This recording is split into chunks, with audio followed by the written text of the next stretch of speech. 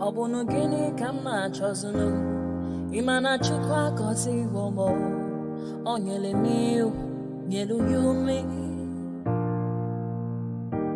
What am I looking for?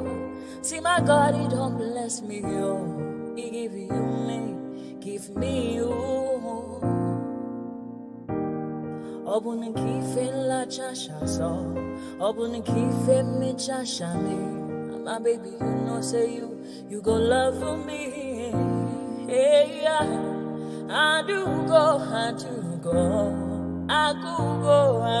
go. When I call your name, Shakara for me. Oh, Roma, I will be your Romeo. You go be my Julie.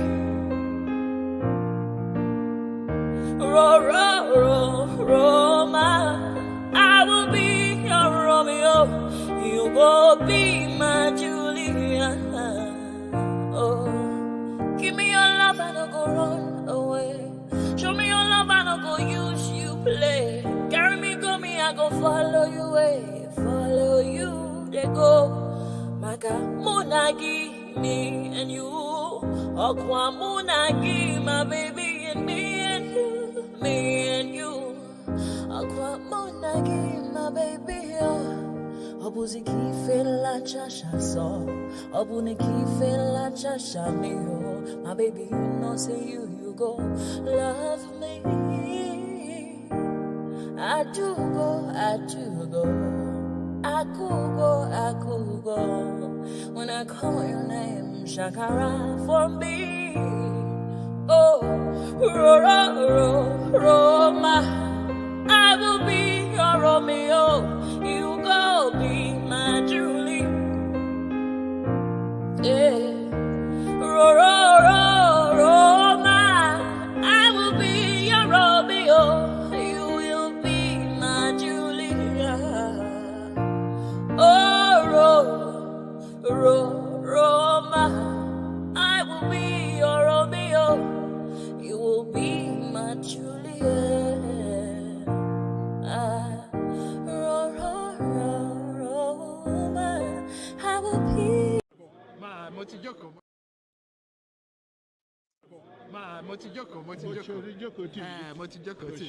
So that last time.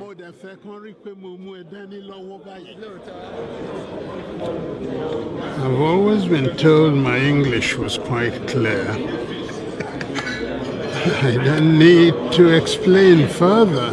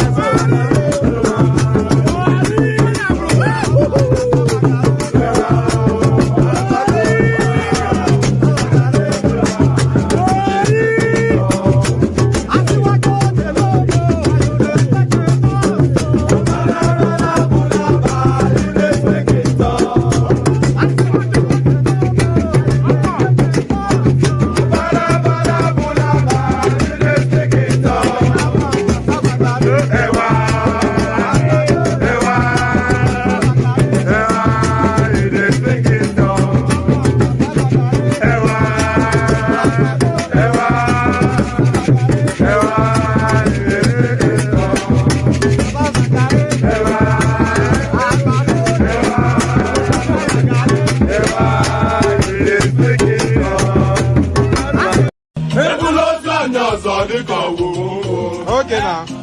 To person between my pen. I see. I see Panamata, the wedding for game. Okay. Papa, you look at him. And then you get ya. Mama, say, I want to go. I can now move the lumber. Oh, where would he get? I got you. nwanne m ọsọ nwoke ya dịka akwa ya chọkwa ọ bụ ẹni bàbá ilé bọ́lábọ́lá ọmọ Tinubu ìgbàlódé yọ̀dù báwo la bìlú mi báwo la bìlú mi ìgbàlódé yọ̀dù àtẹnudí ní àtẹnudẹ́jì àtẹnudẹ́ta àtẹnudẹ́rí àtẹnudẹ́rí àtẹnudẹ́ta.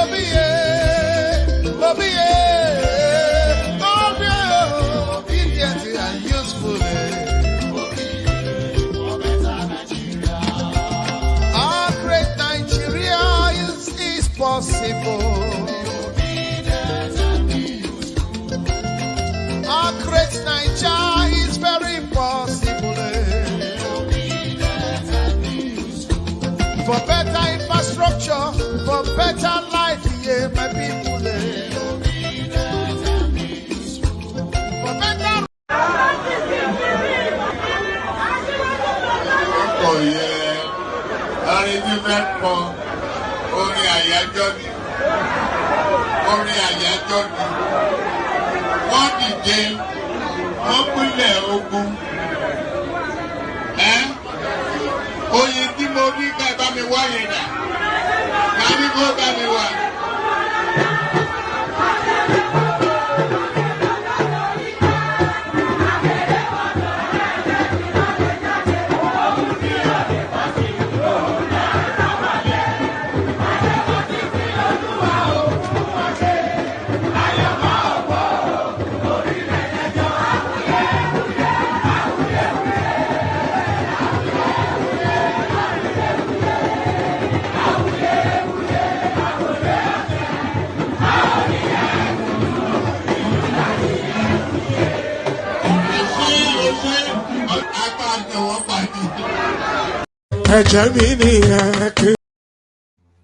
And there it is, Baba Ijebu. There's only one Baba Ijebu that we know, and it's a betting survey. So hopefully it's not referencing that Baba Ijebu.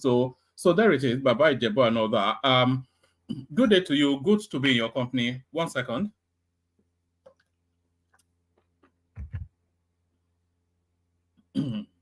Good day to you. Good to be in your company, and how are you? So good day to you. Good to be in your company, and how are you? The usual protocol, click on the like button just as soon as you're coming in. And as I'm saying that, I want to see the like numbers going up on all of the platforms that we're streaming to, Twitter, YouTube, Facebook, Instagram, wherever it is that we're streaming to a multitude of platforms. And I want to see the recognition going up in all of those spaces.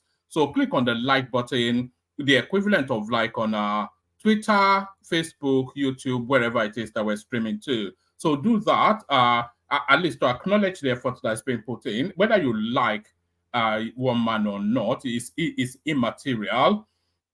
Whether you like one man or not is immaterial. The fact that you are addicted to the sessions and you come routinely and you wait for it in expectation is sufficient enough for you to click on the like button. Otherwise, you're just pickpocketing. Otherwise, yeah, it's almost like you're stealing if you can't even do that. So click on the like button and then subscribe if you haven't done that already. The same argument that I presented still applies to that space as well. So click on like, click on subscribe, and then if you want to participate in the conversation, click on this hyperlink right here that says StreamYard. Up that pops you into a studio space. Soon as I finish delivering the body of the talking points, I'll let you onto the screen, invite your thoughts. So nothing complex, nothing complicated. Click on the hyperlink that says StreamYard, pops you into a studio space. Soon as I finish delivering the body of the talking points, I'll let you onto the screen and engage you in conversation. So do that. Like, and make sure you're sharing the links on your social media spaces as well. You should be doing that. That's just your contribution to the platform. So just copy the link, pop it on your WhatsApp groups, your Facebook groups, and all of those are places that they hate you. So bring all of that hate that you get from your social media spaces to the. I actually know I can handle the hate. So bring it here. Let's have them. Let's be having you, as they say, in the northern parts of England. So click on like, click on subscribe, click on the hyperlink that says StreamYard, and then of course that $sign at the bottom of the screen. That's there for a purpose. So it cannot be the case that we always only mention one name when we're talking about super chats, and the example right there again are your super chatting. So we want to see a multitude of names. I watch other streams and I just see how they super chat streaming just relentlessly, and I wonder sometimes.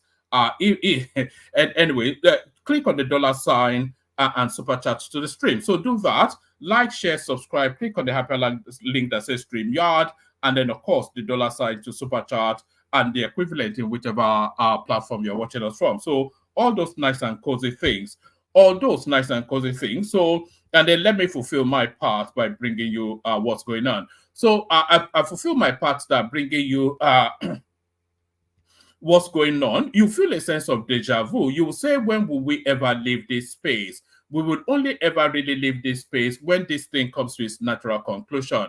So as early as yesterday, the momentum was with Lamido Sanusi, but as ever, the momentum shifts very quickly within that Kano space Emirate battle. So it's just it turns on a dime and it spins in a minute. It does a reverse every single minute.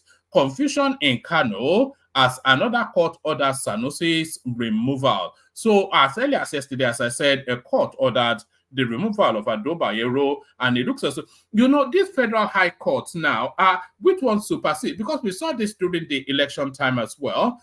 When somebody will go and procure, and these are all bought judgments, by the way. This is nothing to do with law. This is dollars changing hands. So somebody goes to a high court and procures a judgment to weigh in the side of their leaning, and then the opposing side goes to another high court to procure a judgment that weighs to their leaning. So which one supersedes? Is it the latest one that is in play? Because it's a court, they are both courts of equal jurisdiction. They are at the same level of judicial functionality. So which one supersedes?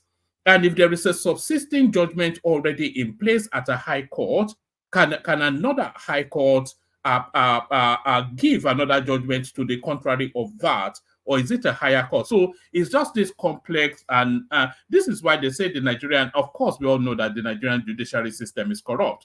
Confusion in Kano as another court orders Sanusi's removal. So there'll be bloodletting in that space, almost a certainty. A federal high court sitting in Kano has ordered the police to evict Lamido Sanusi from the palace of the 16th Emir of Kano. The new directive came barely an hour after a Kano High Court issued an order restraining the police, the Department of State Services, and the military from evicting the reinstated Emir of Kano. The Justice S.A.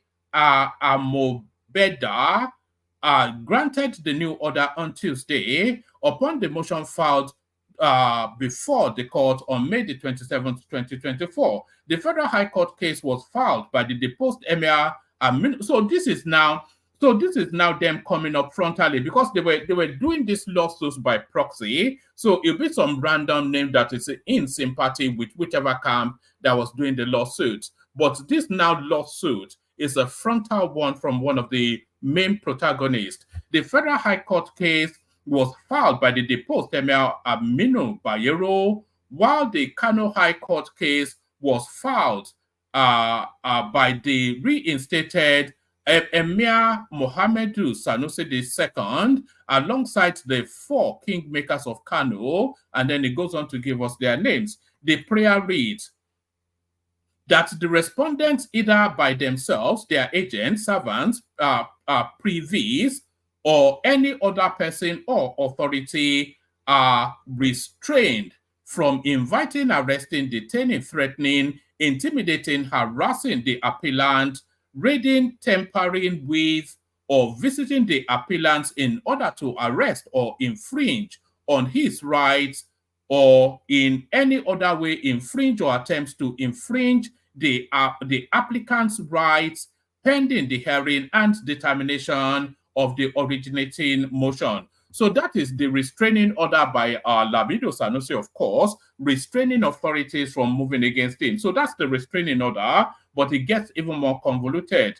That the 3rd, 4th, and 5th respondents and all other respondents are hereby restrained from denying the applicant to use his official residence and palace at the Emir's Palace, Kafor Kadu, as well as enjoyment of all rights and privileges accrued to him by virtue of being Emir of Kano, and to evicting anybody residing within the palace illegally, pending the hearing and determination of the originating summons. That leave is granted to the bailiff of this court to serve the 3rd and 4th respondents with all processes in this suit through the office of the 5th respondent situated at Police Headquarters, Kano Command, etc., etc.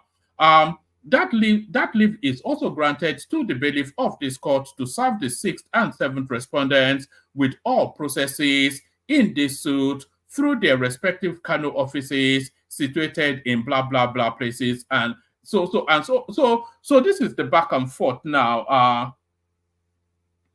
Yes, this is the back and forth now. Let me put up that super tag by Tim Ajay, because yes, as he rightly said, we really should be saying more, especially when I'm coming off another stream and I just saw how the super chats were streaming in. So that's the back and forth in that space, and it's either federal intervention or bloodletting, and I suspect that the federal intervention will come subsequent to the bloodletting. Almost as we know Kano, then we know what is about to play out. So as we know Kano, we know what is about to play out.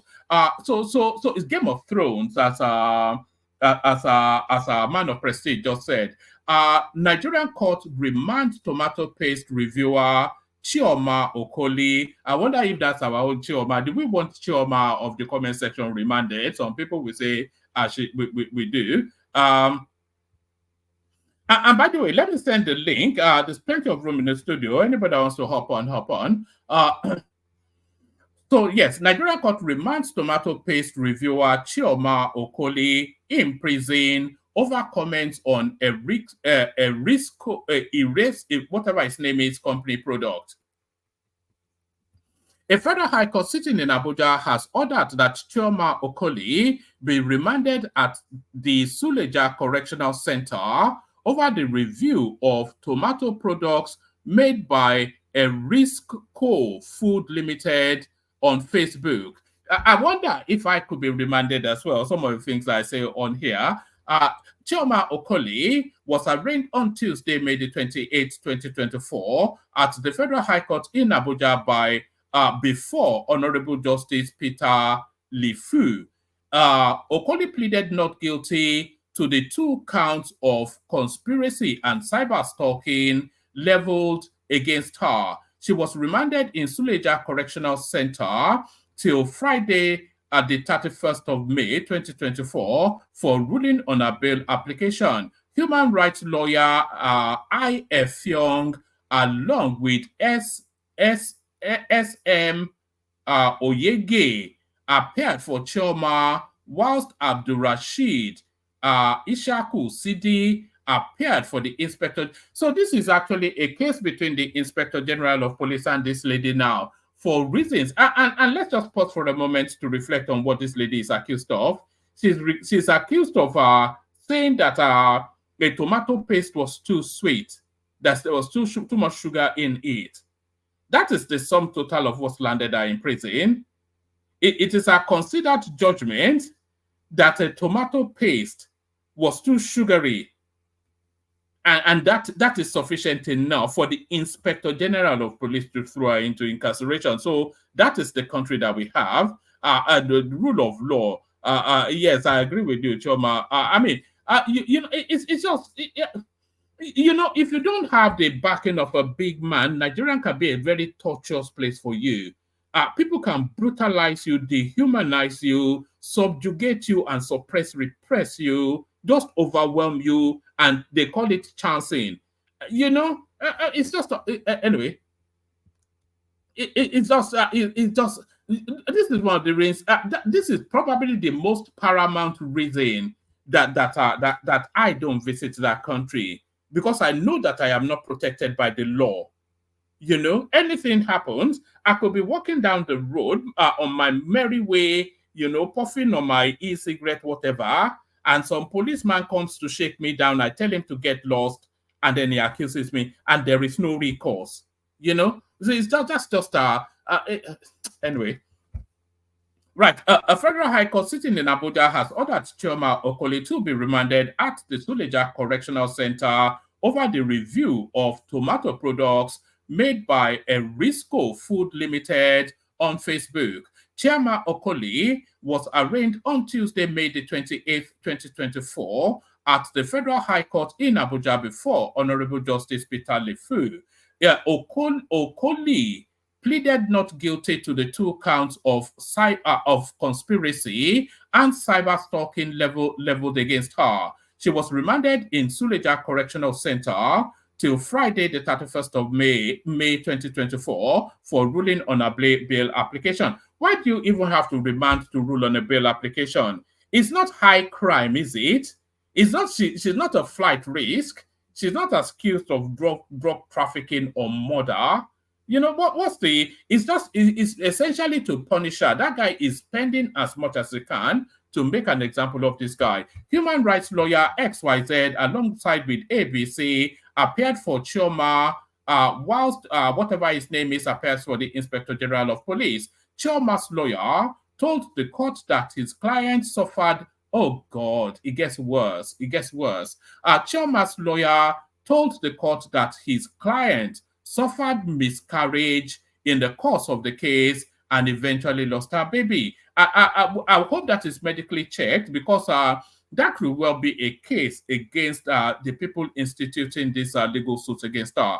Recall that the CEO of the food company XYZ had alleged in 2023 that a negative product review by a customer, Chioma Okoli, negatively impacted his business when she claimed that the tomato mix she bought had too much sugar. Okoli was eventually arrested by the police in September 2023 with her lawyer I.F. Young raising alarm that the fundamental right of his client was being breached by the police and a mere fear. Okoli is standing bordering on conspiracy and cyber stalking leveled against her. The count reads that you, Chioma Edoka Okoli, also known as Chioma Egodi Jr., Happiness Obas. How many names does she have? Now at large, and something or the other, another name, now at large, male, off or on about sometime in the month of September 2023 within the jurisdiction of this honorable court, conspired against yourself and intentionally sent a message by means of computer and social media networks such as Facebook by using your Facebook handle with the name Chioma Okoli Jr. with the intention of instigating people against Erisco Food Limited, knowing that the information to be false. How does she know that the information is false? It is a subjective judgment that the tomato paste was too sweet. So how can that be false? She's made the subjective judgment based on her palate that the tomato paste was too sweet. How can knowing that the said information to be false with intent to cause annoyance, inconvenience, danger, obstruction, injury, insult, criminal intimidation, enmity, hatred, ill will, and needless anxiety to Erisco Food Limited. My God, the management and members of the family thereby committed an offense contrary and punishable under cyberbullying prohibition. That you, Chioma, also known as XYZ, now at large XYZ, on or about sometime in the month of September 2023 within the jurisdiction of this honorable court, intentionally sent a message by means of computer and social media networks such as Facebook by using Facebook handles by name Chioma Okoli with the intention of instigating Erisco Food Limited, knowing that the said information and with the intent to, so it goes on to repeat somewhat. I wonder why it's always so repetitive, but that's Chioma Okoli right there. So let's go on to this one. Nigeria is emerging as a critical mineral hub. Government is cracking down on illegal operations. So this is from AP. I think that's Associated Press, isn't it? And this is by Taiwo Adebayo. Nigeria's government is cracking down on illegal mining, making dozens of arrests of unlicensed, and this is a daily alake, by the way. You know, of course, we reviewed the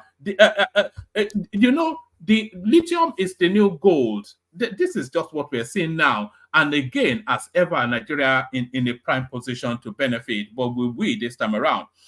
Nigeria's government is cracking down on illegal mining, making dozens of arrests of unlicensed miners since April for allegedly stealing the country's lithium, a critical mineral used in batteries for electric vehicles, smartphones, and power systems. The recent arrests come as Nigeria seeks to regulate its mining operations of critical minerals, curb illegal activities, and better benefit from its mineral resources. The clean energy transition, a shift away from coal, oil, and gas, and towards renewable energy and batteries, has sparked global demand for lithium, tin, and other materials.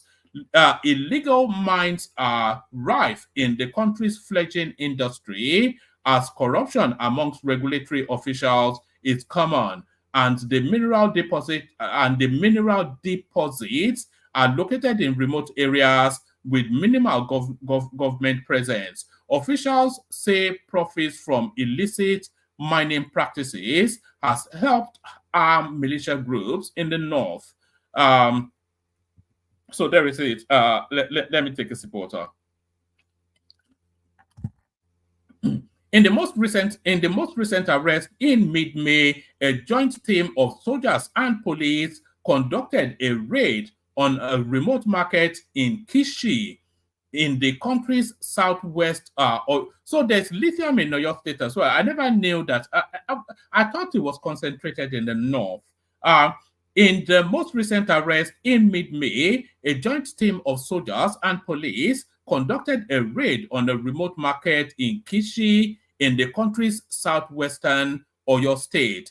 Locals said the market, once known for selling farm produce, has become a center for illicit trade in lithium mined in hard-to-reach areas.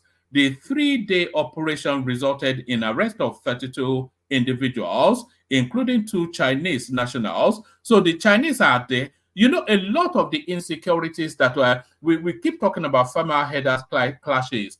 A lot of the insecurities that we're experiencing in Nigeria are these Chinese arming local youths to go and clear areas where mineral resources are. The 3-day operation resulted in the arrest of 32 individuals, including 2 Chinese nationals, local workers, and mineral traders, according to the state government and locals. Loads of lithium were also seized. So this is it. Jimoh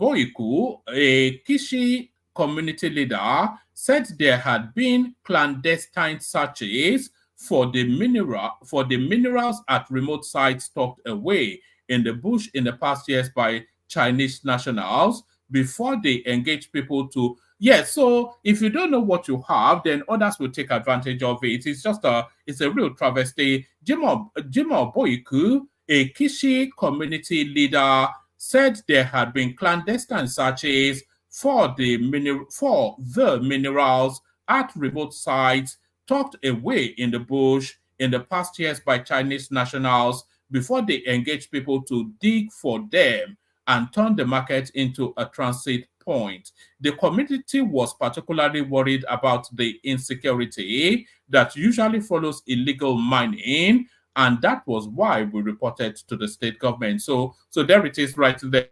So it doesn't stop there, though. If they don't put proper security around that site, there's lithium there. So, I mean, what do you expect?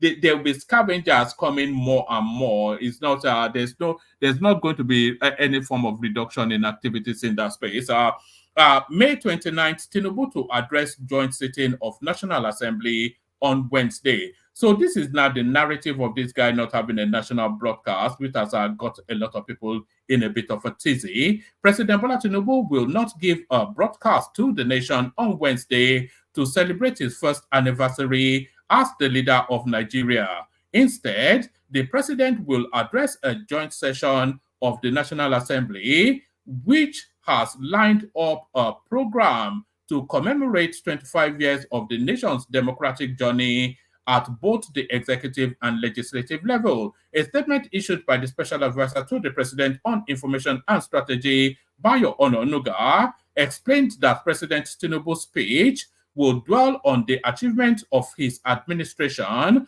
and Nigeria's democracy since the military ceded power in 1999. According to the statement, former Senate President David Mark, a former Speaker of the House of Representatives, and now President Bola Tinubu's Chief of Staff, Femi Gbadabe-Amila, are all lined up to address the parliament. Also lined up to speak is the former military ruler, General Abdulsalami Abubakar, who handed over power to civilian administration. So this is actually the 25th year of this cycle. And we have made a lot of even when Yar'Adua came into power in 1999, he told us that he came in via a flawed process, which by his admission then tells you that he was rigged in. But progressively, the elections are being more and more sanitized to the point that we had probably the best election yet that reflected yet the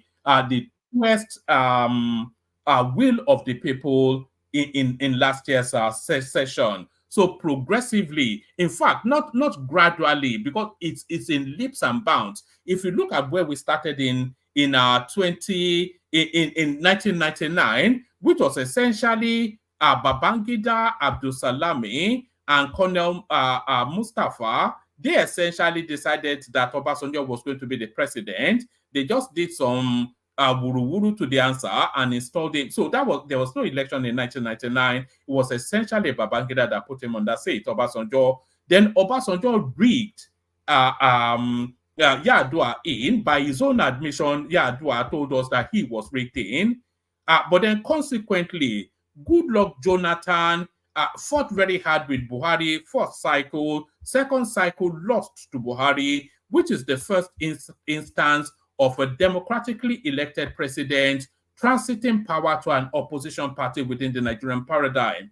So that was a quantum leap right there. And we all saw what played out last year when the rank outsider, the underdog that everybody thought was dead and buried, would not even get the ticket, fought all the way through to that ticket by force of will of his personality and the fair wind of the Nigerian people. So the trajectory of the Nigerian electoral cycle has been in leaps and bounds. A statement by the special advisor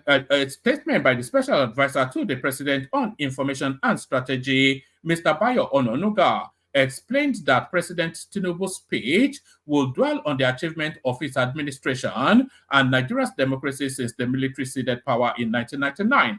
According to the statement,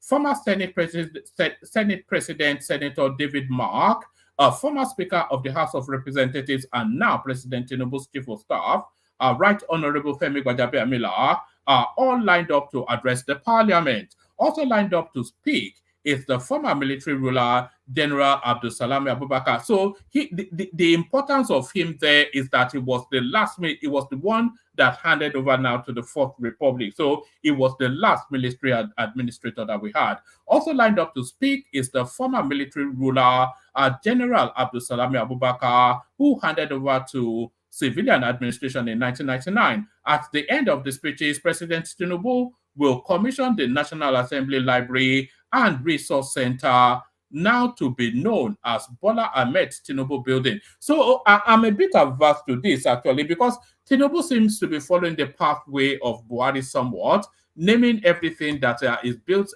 during his administration. Because I was reading a previous headline earlier on when I was deciding on what to bring forward for discussion, and there was this storyline of an important road being completed in Abuja, and Wike naming it after Tinubu. So this is a culture that I'm not sure we want to stay. Court orders eviction of Sanusi from Kano. So I think we've done that already. Let's go on to the next one. Court orders eviction still. I think let me just remove that. I think we do. Which one?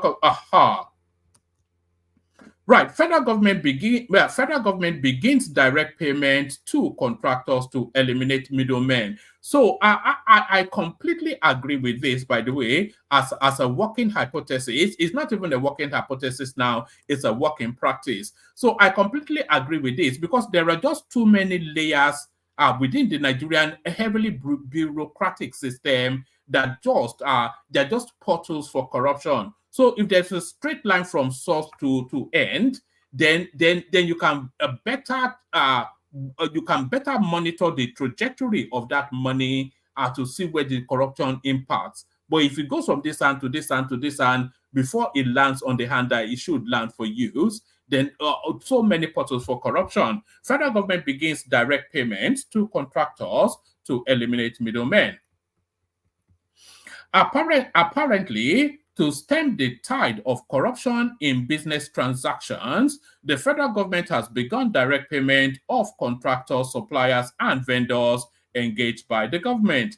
The Minister of Finance and Coordinating Minister of the Economy, Chief, I didn't know that they were calling him Chief now, Chief Wale Edun, who announced the adoption of the new strategy, said it was meant to eliminate middlemen in the process and ensure transparency and accountability in doing business in the country. The minister spoke at the ministerial briefing to mark the first year in office of the Tinubu administration in Abuja. Edu also said that as part of the effort to ensure that the direct payment of cash to vulnerable groups in the country is to be done directly to the beneficiary using bank accounts, using biometric verification of the beneficiaries and the national identification number. So all of that, you remember Sadia Farouk, they used to carry bags of cash up and down marketplaces, telling us that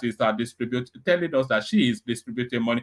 That woman, I wonder why she's not in jail yet.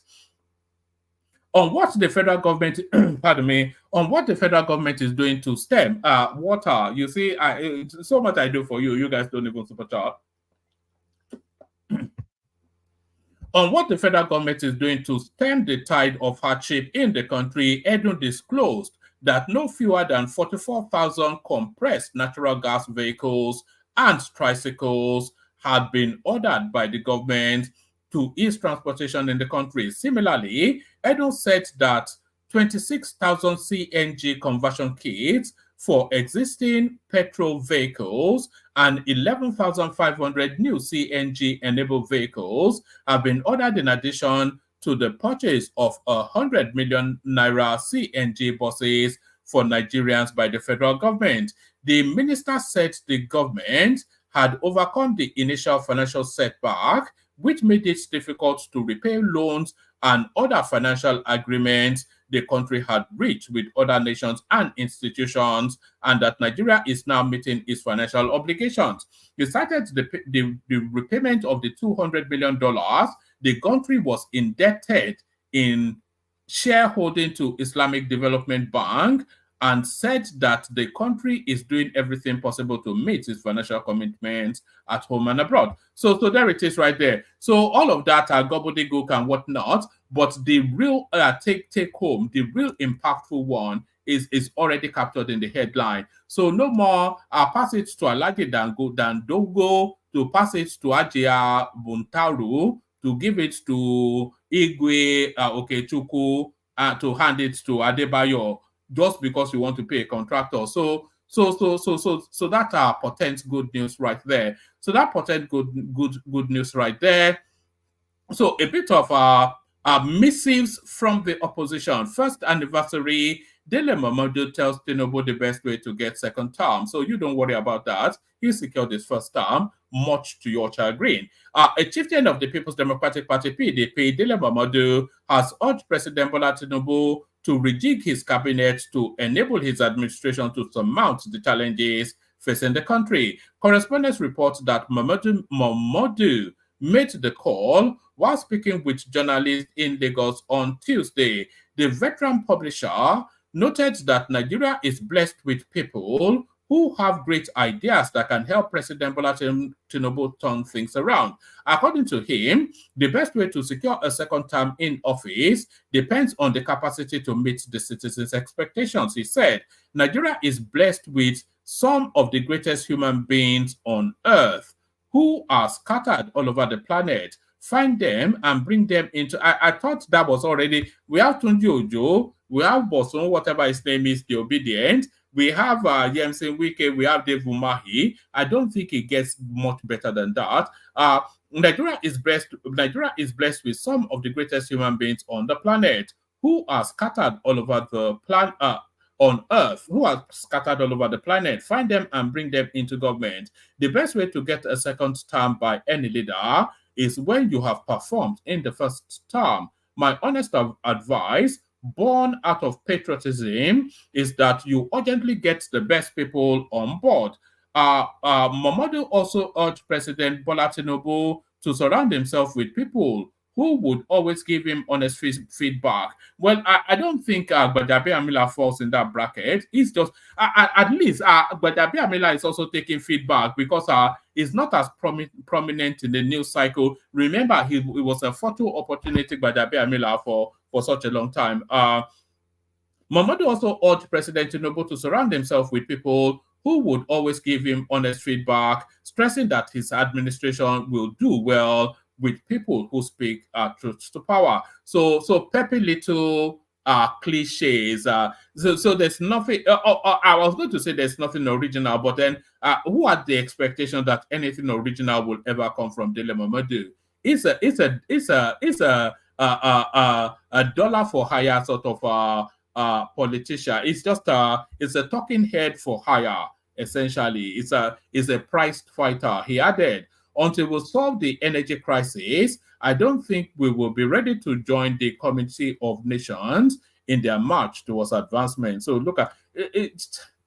I wonder why they quote these people. What has he said now that sheds light? Is it that Tinubu is not aware that to solve electricity is paramount, or is not aware that he has to have the best people around him, or get honest feedback? What has he said that is breaking? What is insightful? I can't even speak. What is insightful or cutting edge or piercing or penetrative in anything that it's just it's just the fact. Anyway, he added, until we solve the energy crisis, I don't think we will be ready to join the committee of other nations in their march towards advancement. So, who are these other nations exactly? Is it like Sudan or Ethiopia? You know, a good 70% of the world are backward nations. A good 70% of the countries in the world, they're way behind where Nigeria is. We also need declaration of a state of emergency in infrastructure, education, food security, and overall security. So this is this half-wit. Is an Edo man who studied Yoruba. So what does he even know about anything? Anyway, that's enough of this idiot. No, let me just give you the last paragraph. Momodu urged the present administration to be focused and consistent in its efforts to fix the country, saying, "Slow and steady wins the race." Look at that. It just so forgive me for reading that last paragraph. I shouldn't have bothered. All right, I'll bring you two more. There's virtually nobody in the studio, so if you want the session to take place, you would have to hop on. It is a participatory sport, as I often say, a participatory sport. So let's go on from there to this one. So this one now, this is the beginnings of the auditing of the Tinubu administration. So we begin the auditing with this one that was sent in by one of the, I think this was sent in by Rotimi. I'm sure he doesn't object to me saying that. Bola Ahmed Tinubu travels in 1 year. So, you know, this was one of the biggest complaints leveled against the Buhari administration, but it looks as though no respite from that, no change, essentially. Bola Ahmed Tinubu foreign travels in 1 year. 2023 number of days. In June, he was in France for 7 days. Still in June, 3 days in the UK. July, Guinea-Bissau, 2 days. July, still Kenya, 2 days. He was in and out of Benin Republic. India, he was there for 6 days. UAE for 2 days. United States of America for 11 days. So those 11 days, I think they actually cascaded into a space that nobody knew where it was. Saudi Arabia, 7 days. Guinea, in and out.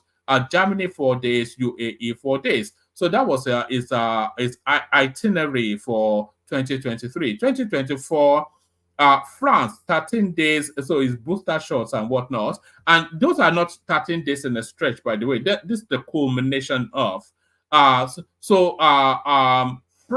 13 days, Ethiopia, 4 days, Qatar, 4 days, Senegal, in and out, Netherlands, 3 days, Saudi Arabia, 12 days, Chad, in and out. So it was out of the country 50 days, 2023. When did it take over? Was he? Yeah, of course. It took over on the 29th of May, didn't he? May, June, July, August, September, October, November, December. So anyway, so it was out of the country for 50 days in 2023. It's been out of the country for 36 days, 2024. Total days out of the country, 86 days out of 366 days are spent in foreign on foreign trips. Approximately 1 in every 4 days spent outside the country. So this is how statistics and data are manipulated. So if you look at that 1 in 1 day in 4 spent out of the, it reads differently from he was out for a stretch but in for longer. But that's just how that sort of thing plays. So this one now is it's a public service sort of a thing. So this now speaks to that students' loan thing, which has now opened. And this lady now, I think she's about to talk us through how the process works. So let me put her on the full screen and have a listen.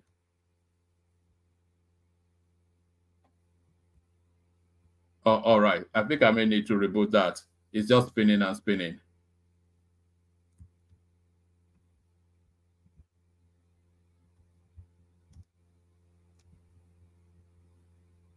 Creating an account. Step 1, visit step. How to apply for student loan NG. First of all, you start by creating an account. Step 1, visit nelf.gov.ng. Step 2, click on the Apply Now icon. Step 3, click on the Get Started icon. Step 4, answer the questions on this page, then continue by clicking on Yes, I am a Nigerian. Step 5, verify your educational information. You will be required to select your school from a drop-down and provide your matric number to check if your school has uploaded your details. Step 6, click the Verify with JAMB and enter your JAMB details on the screen. Note that students whose NIN have not been registered with JAMB will have an input field where they can enter their NIN for validation. Step 7, create an account by entering your email address, password, and confirmation password in the fields provided and then click Create Account. Step 8, click the email verification link sent to your email, and this concludes the process of creating an account. Secondly, how to complete your profile. After successful registration, log in by clicking the Login button. Step 1, enter your email address and password to log in. Step 2, click on the Proceed to Contact Details button. Step 3, update contact details with the current information of your phone number, your full residential address, state of residence, and local government area of residence, and click Proceed to Educational Details. Step 4, update your educational details by selecting your higher institution and inputting your matric number, then click Proceed to Account Details. Step 5, verify your BVN by entering your BVN, select your bank name and enter your account number, then click Save Changes to complete your profile. Lastly, loan application. Step 1, click on the Request for Student Loan button at the top right of the screen on the Home or Loans page after logging into the application. Step 2, if you want an upkeep loan, click the checkbox and click Continue, and if all you need is the institutional charge, click the Continue button. Step 3, upload your supporting documents. The admission letter is compulsory, however, the student ID and institution invoice are optional.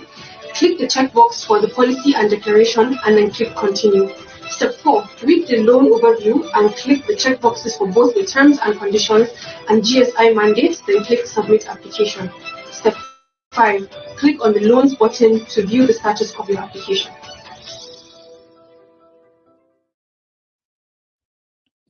So there it is. So that's the process for applying for the student's loan. It'd be interesting to see if the government releases the demography that applies the most. I suspect it will be our brothers and sisters from the this is the link. Oh, the link to what? The link to what are you asking for? MIDI, my DPs. Well, that's the link to the studio. If that's what you're after. Yes, I suspect it will be our brothers and sisters from Southeast that will apply for that the most.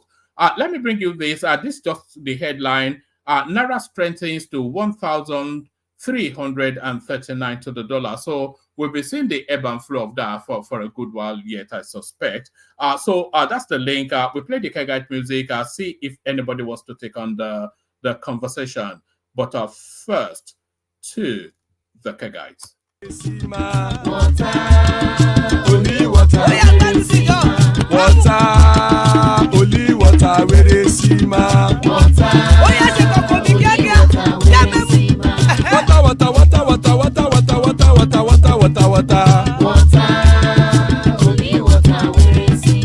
Hapa o naido.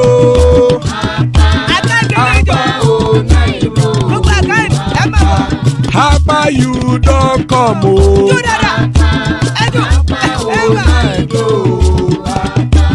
Hapa o naido.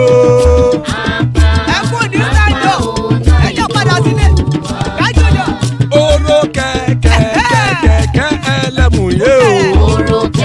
Ide shodi ya kekere elemu re o. Obi master kekere elemu re o. Chifu Latif kekere elemu re o. Eruku lele elemu de. Eruku lele egbe elemu dodo jare o. Eruku lele Ghana ti de everybody o. Ọmọ ẹlẹ́yẹ ẹ̀yẹ o ó dilé o. Odúyẹ̀lá ẹ̀yẹ o ó dilé o.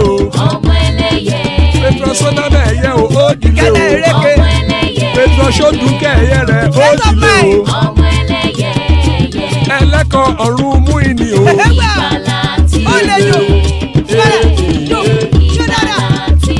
Àkùkọ ọ̀run méje. ikú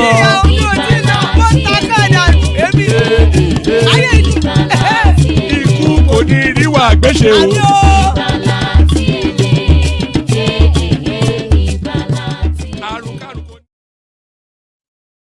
And there it is right there. Ikoko Niru Agwesheme dead.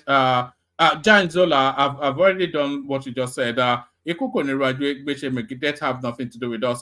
General Thomas with us. Ajan Lekoko with us as well. So that kicks off the conversation for the moment.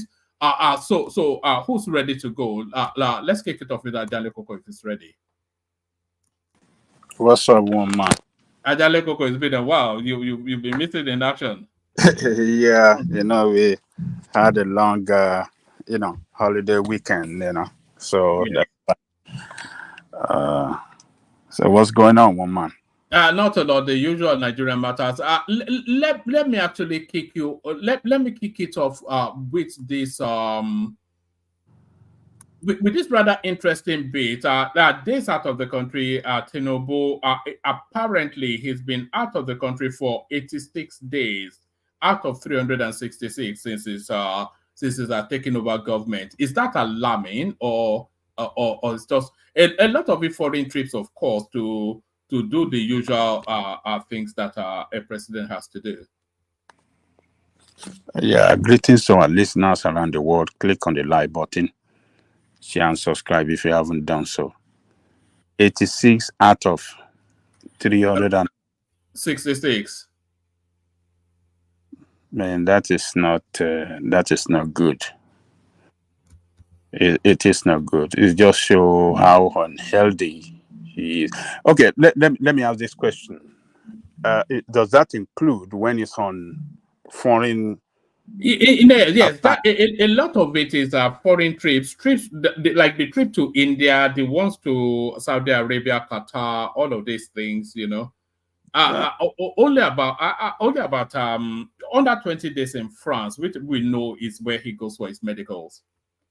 Well, I don't think we have to be very critical of this. Reason because most of those days, out of those 86 days, are for official assignment. Going around the world and trying to remarket Nigeria. That his new administration that is ready to do business with the world, a new administration that is business friendly, a new administration that is putting out policy that is attractive to investors. So it's tour around the world is necessary as far as I'm concerned, because what Buhari did for his 8 years, I think it killed, our how do I say it? Buhari painted Nigeria so black to the whole world. So Tinubu,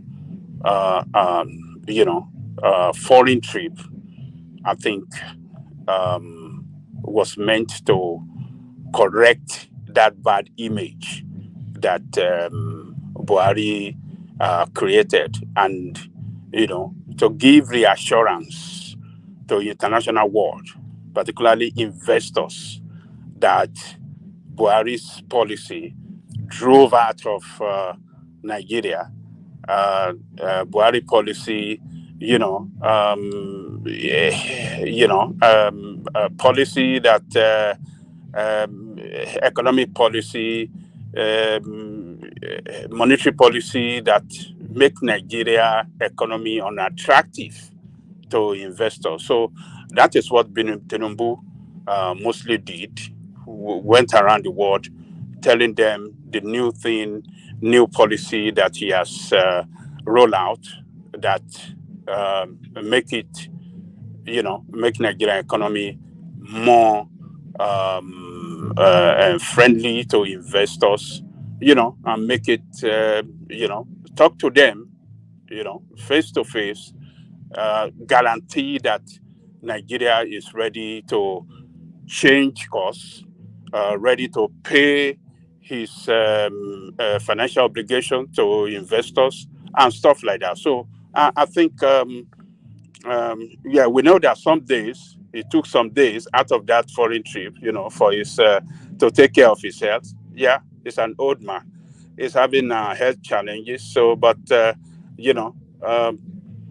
to me, I think we don't have to worry our head over that 86 days. Most of them for the next. Most of them were on national service, Oh, and they're accounted for. So, yes. so We don't have to worry our head over that. At least, what is most important, what we should look at on that foreign trip, has it succeeded in achieving results that the foreign trip meant for?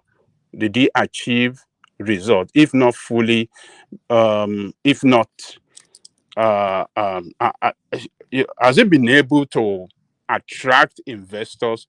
Has it been able to remarket Nigeria? Has it been able to, achieve, the desired mission for that, foreign trip? That is what we should evaluate. So, and I think that it's been able to achieve some considerable achievement, if not huge. I think largely a lot of his foreign trips have been successful. You'd have to say that. Yeah, it's we can say it's successful, if not achieve much as expected, but at least it's been able to correct some image. It's been, and which a response from IMF and what do you call it? What do you call it? This financial, I mean, what do you call this rating company? What do they call it? Fitch. The Fitch. So it's been able to achieve some level of, success that is responsible for that positive response and positive remark from IMF, from Fitch, from international financial organization, and investors and stuff like that. So it's I mean, he has achieved some level of success better than what we had during the time of Buhari reign. So it's work in progress. So we just have to keep on watching his what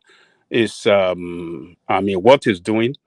But so far, so good. He has been able to remarket Nigeria to investors that we are ready to do business, that Nigerian youth are available, to take up any a job responsibility when investors come, and that they are what do you call it? They are what do you call it? They can repatriate, or how do I use it? They can repatriate their money. They are yeah. Is it repatriate is the right word? Yeah. But yeah, we go with that. Yeah. Is it repatriate? I think that's another word for it. Where that remit. Yeah, they can remit their profit to their homeland. So that's a good reassurance to international investors that Nigeria is ready to do business in the way that is done internationally. So it is we shouldn't worry about that 87 days. I think it did it. Most of those days, it used it for marketing Nigeria, and I think it did very well. I will say that confidently that it did very well. Wherever most of this country, or wherever that he went, he's also telling them that Nigeria is ready for business. So I think that is good. So I'm not worried about that. It's the 7 days. It's I think he achieved good thing for Nigeria for that 7 days moment. All right, brilliant. To the next headline on the screen, Ajan Lekoko, May 29, Tinubu to address joint sitting of National Assembly on Wednesday. So a lot of people had the anticipation of a national broadcast, address the people, not the parliamentarian. But coincidentally, the anniversary also ties in with the 25th anniversary of this Fourth Republic, the longest stretch yet that we've had with the democracy. You see, one man, I think before now, like maybe some weeks ago, maybe a week ago, 2 days, 2 weeks ago, the spokesperson said that they want to go low key. They don't want to do extravagant anniversary, what do you call it? So, which I think is a very good decision. It makes sense, particularly this time that. But a national broadcast is not extravagant, though. Or is it doubling the address to the? I thought he would have stood in front of a press corps rather than in front of politicians. Well, I think he should have done that too, to sit in front of the. While he addressed the Congress, he do a separate interview with, pressmen too. I think that would be better. But well, maybe his team doesn't want him, to fumble before the media, and that is why they didn't organize a special chat between him and the media, particularly if some of these tough media are invited to come and have some chat with him, like Arise News and the opposition media houses, particularly our own Sahara Reporter. I know they won't invite Sahara Reporter because they'll be scared of some tough question that will be asked from him. So they don't want him to face some tough question that might throw him out of board. Maybe that is why they didn't organize that. But the address,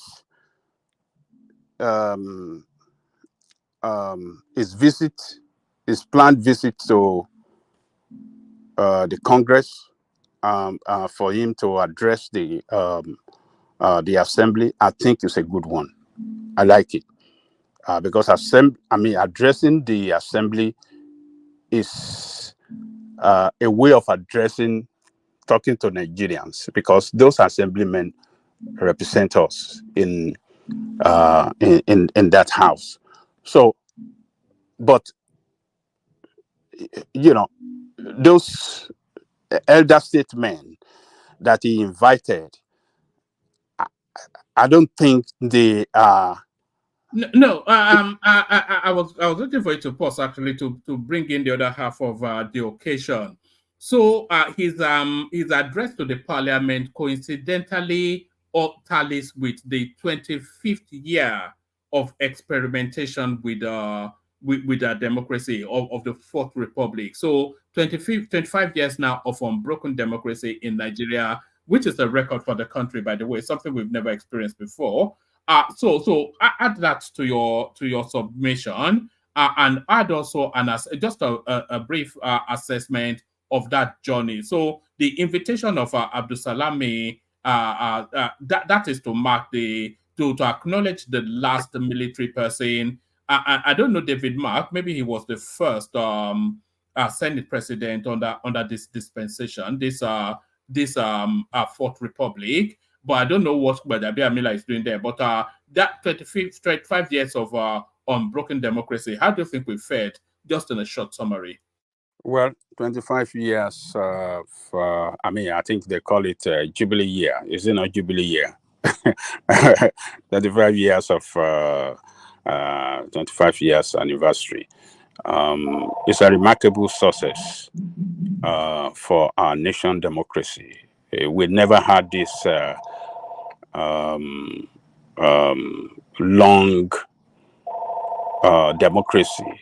We never had it long like this before. So that on its own is a success.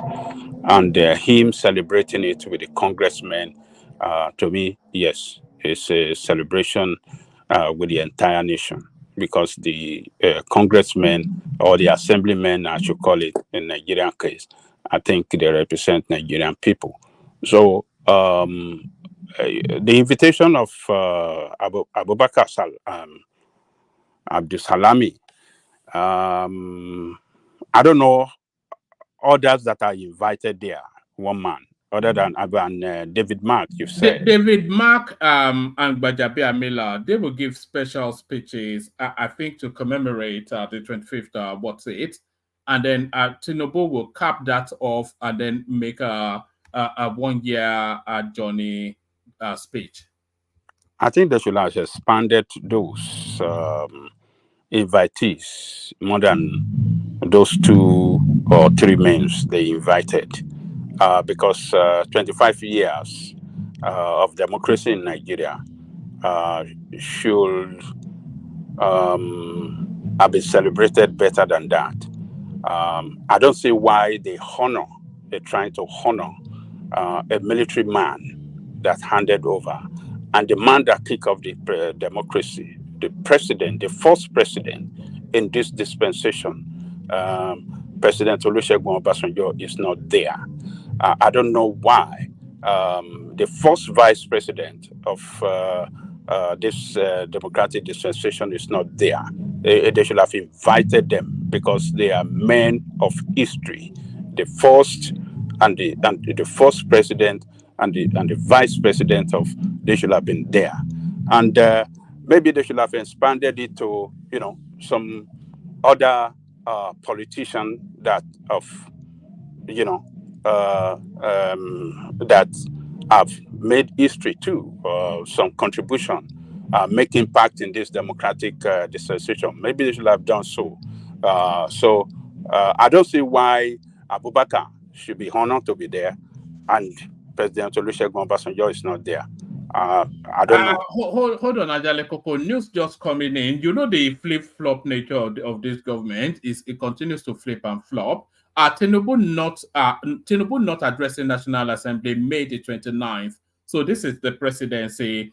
It says that the presidency has described the statement that President Bola Tinubu will address a joint session of the National Assembly on May the 29th as false and unauthorized. The president said that the presidency said that the office of President Tinubu was not involved in the planning of the event. Recall that the special advisor to the president on information and strategy, Bayo Ononuga, had in an earlier statement said that President Tinubu will not make a national broadcast, but rather would address the joint session.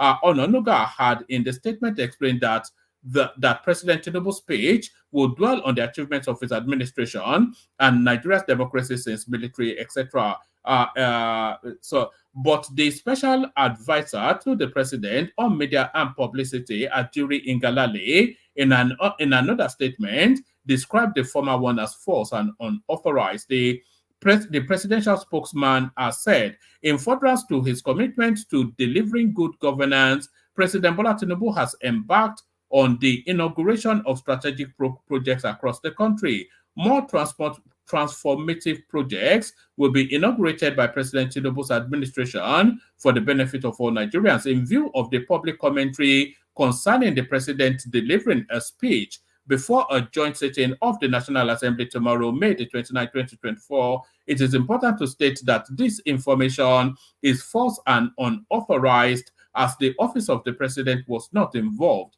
in the planning of the event. So they are saying it's not addressing the assembly, but they're not telling us if it's addressing the nation. Is it going to bed? Just so what's going on, Ajanle Koko? This conflict of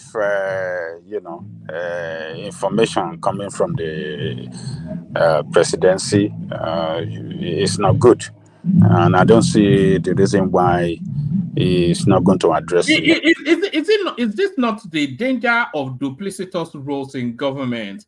So you have Bayo Ononuga, who is an information guy, and then you have Ajuri Ngalale, who is information guy. So who exactly is the information guy? I don't know. I don't know why they are not well coordinated in the release of information from the presidency. Why the clash? Why the up and down? Why the hula baloo? They have to get themselves right. They shouldn't be releasing one information and another counter it. It's just so uncoordinated how they are in that presidency. It's very bad. So they just inform us that the council that is a fake news, or maybe they are not doing it whatsoever.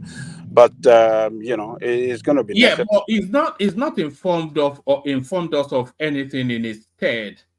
So it's not addressing the. So what is it? It's tomorrow now. So what's the it's plan? tomorrow. Yes, you're right. What's the plan? Is tomorrow. What's the plan? So what's the plan? The plan is not the plan. So what is the plan? Well, I mean, you see, these people, man, they are 1 year in, so we cannot say they are new and it's just unacceptable, isn't it? Yeah, I agree with you. That's unacceptable. The president should be able to address the country, should be able to tell us on the direction that is, taking the country, the challenges ahead, success of his regime, and his accomplishments for the past 1 year. He should be able to, talk to the country. So I don't know. Could it be interpreted that they don't have any good thing to tell us that they have achieved? Yes. No. They clearly have achievements that they can brag about. They can tell us about the Lagos Calabar Coastal Road. We just saw a clip of how the students' loan will work, the credit and consumer credits, all the wonders in Abuja, so many things that they can boast about. So why is it not out there boasting?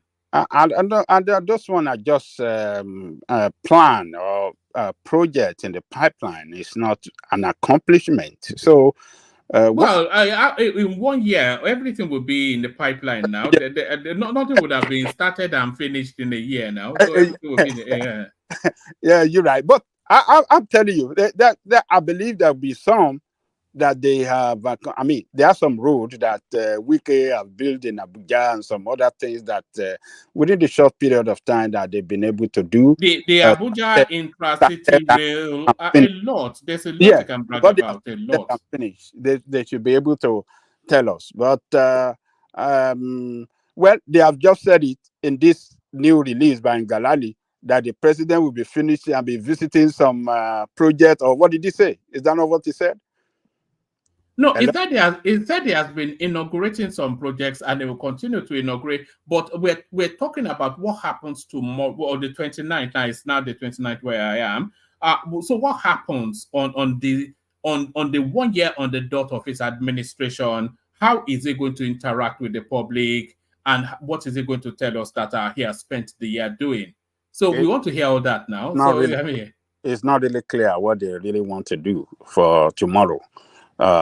Though, like I said earlier, they said it's going to be low-key. They said they're not doing anything extra. Yeah, but the national broadcast is low-key now. All they need is a seat and a microphone. Yes, yes.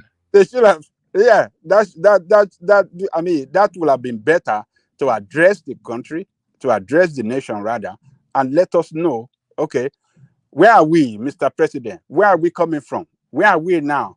On the march to where, So it should have made a national broadcast. But let's wait. Let's see what they're going to do tomorrow.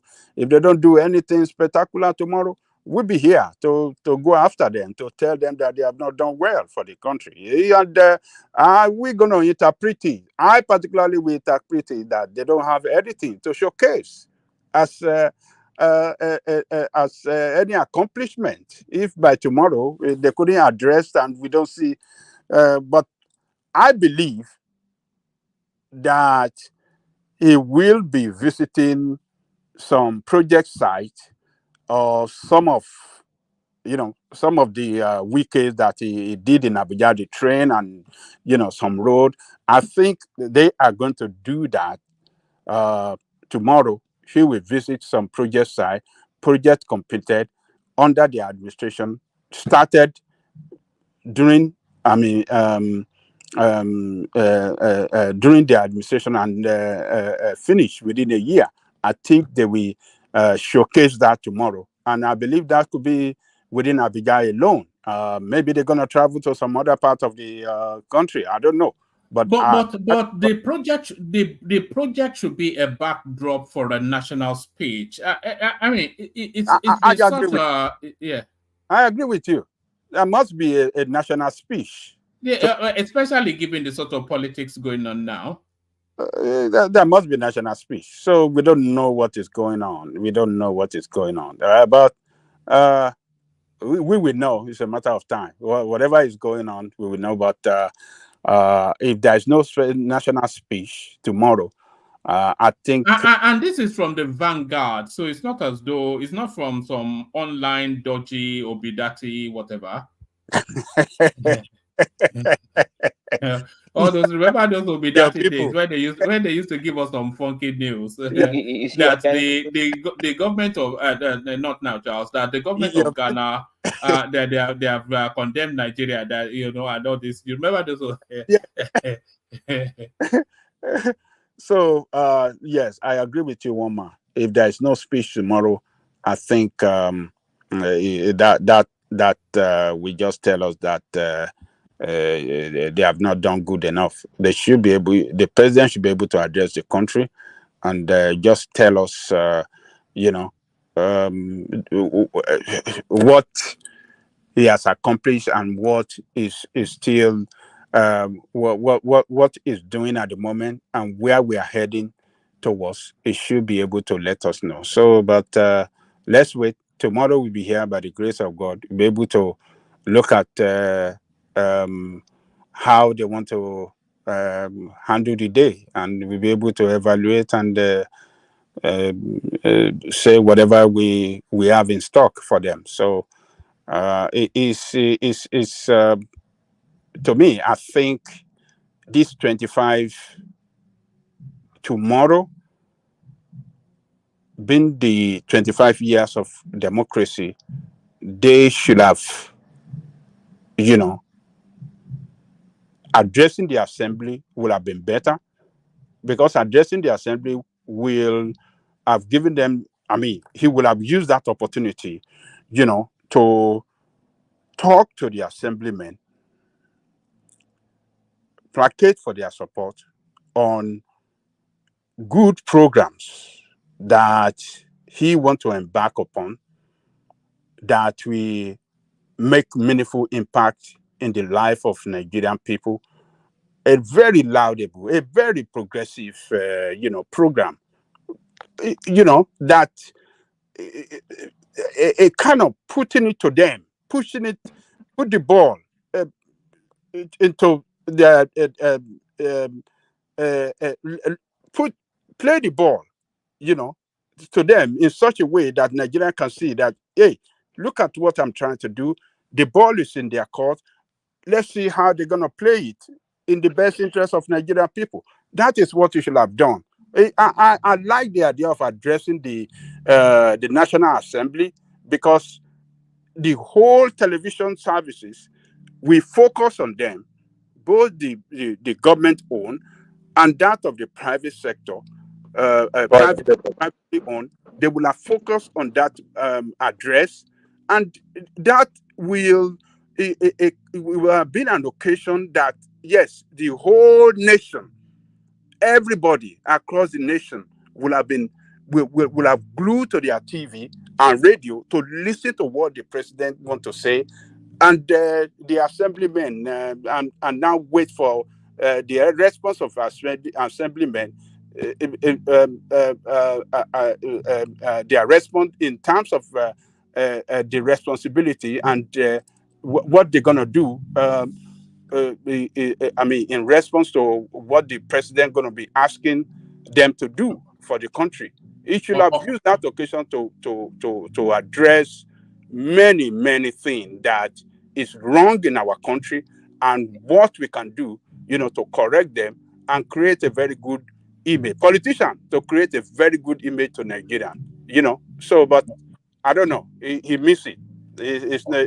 All right, Ajale Koko. If it doesn't, hold on. If it doesn't address the nation will certainly be addressing him. So tomorrow's session is on the screen. Ajale Koko. President Bola Ahmed Tinubu, a year in government, the good, the bad, and the ugly. So that's already set up. I'll send the link now to the comment section. Go and bookmark it. It's going to be an epic session tomorrow. So you miss it and then you miss out. So and it's better when you watch it live. So just go and bookmark that session now.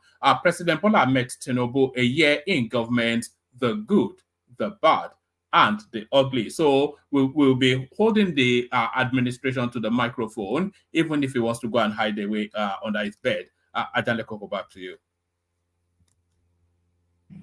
I think somebody is trying to say something. Who? Yeah, I was trying to interject, but the one back kind of like. So sorry, I didn't even know it was you. I wanted to flash up that tomorrow's session, but yeah, good to see you, Dewale. Yeah, good to see you too. About Jaleko, just to ask a question or to have a different perspective, don't you think these milestones and what bills are kind of unnecessary distraction? The government that have 4 years to deliver a project, but we kind of put this expectation on things that ought to have been done, whereas they have, some other things that they're dealing with. I'm not saying that at least for May 29 is significant in the history of Nigerian democracy, but for him to be addressed in the National Assembly, which has been scrapped now, or addressing the nation or rolling out what they've done, don't you think it's an unnecessary distraction? I'm just saying. You mean what is unnecessary distraction? What will they have done that will have constituted? And also your connection is quite grainy. I'm not quite sure if you're on Bluetooth, but yeah, say what you said again. I think Jaleko can hear me. I don't know. Yeah, I can hear you, but what is that unnecessary reaction? That I'm saying that addressing the nation based on the significance of May 29 is quite different from them, accounting for every things they've done since they've been in the office for 1 year. I mean, addressing the nation for May 29 significant is enough rather than just talking about what they've achieved, what they've done within 1 year. That's reason why I said, don't you think it's a necessary distraction? Talking about. No, it wouldn't be. It would not be unnecessary distraction. It would have been a way of marketing himself, his administration, to Nigerian people. He will have used it to, inform Nigerian people what he has been able to do for the good of the country, and areas where they are having challenges, and on the way forward, what they will do more better for Nigerian people. So this is democracy. In a democracy where the administration doesn't communicate with the people, it just shows that administration is a failure. You have to effectively communicate what you are doing and what you are doing good for Nigerian people. Where you are having challenges, explain to Nigerian people, this is our areas of challenges, and this is what we are doing to overcome those challenges. Look, democracy and governance doesn't. I think it is paramount that he addresses a government that has been so heavily criticized, so vehemently Yes. opposed, with so many people wanting it to fail, and so many people day and night demarketing it. I think it is paramount that he addresses the nation. Oh yes, one man. It doesn't. I mean, addressing the nation have its own advantages and disadvantages. So the advantages aspect of it is guaranteeing hope to people that voted for you, and people that did not vote for you. Maybe you can tell them, maybe you can show them, look at what we've been able to achieve, and just tell people where you are taking the direction you are taking the nation is very, very important. You must inform your people. Forget about people that are going to criticize. There's nothing that is going to do right. The opposition, their job is to oppose you, no matter what you do good. But you must not allow opposition to overrun you in communicating, effective communication better than you, the what do you call it, the ruling party. The head of the ruling party, the president and his office and the administration entirely, should be able to effectively communicate to Nigerian people areas of success that they have achieved. If they don't communicate it, we are not going to know. And May I interject, please? Yes, sir. When they don't communicate, it shows failure on their side. Even when they are doing good things, when you don't communicate, it's a failure. So, Baba, yes, sir. Shall I hear any? Yes, sir. Oh, okay.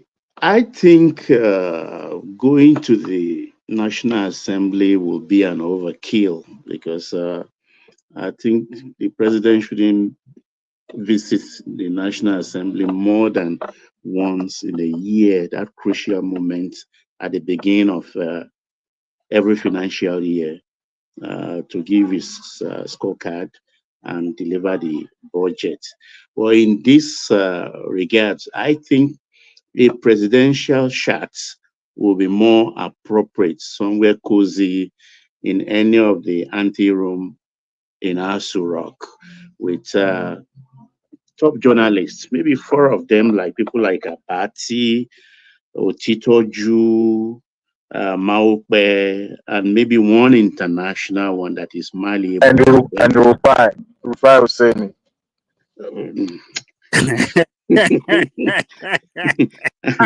Obedient. I bet you if Rufai Husseini was in front of Tinubu, he would not be able to do his monkey boy routine. It will be too starstruck. It will be too intimidating. He will go to Abuja. He won't be able to come back. He will do it to He won't be able to do that monkey boy routine. I think that will be more appropriate, and I suspect that is what will happen because the 1 year anniversary cannot be wished away without that kind of undertaking. Though the ministers have come up to present to the nation what they are doing, and it's there for us to score them accordingly by what they have presented. But I think more of the commissioning of projects will go on tomorrow. But I suspect there will be a presidential chat. A day like that cannot go away waste just for nothing. I think it's in the offing. So Aja, please carry on. Sorry for the interjection. All right, bring that space to Majan Lekoko, and then a very brief commentary on this so that we can move the conversation around. Well, we might be surprised tomorrow with early morning broadcasts. Maybe they don't want to tell us now. We might be surprised. It might make a national broadcast tomorrow. I will, if it's not sitting down with a journalist, I think a national broadcast will be good, to mark the Jubilee year. I mean, 25 years of democracy. So let's just wait and see what tomorrow, what they're going to do tomorrow. But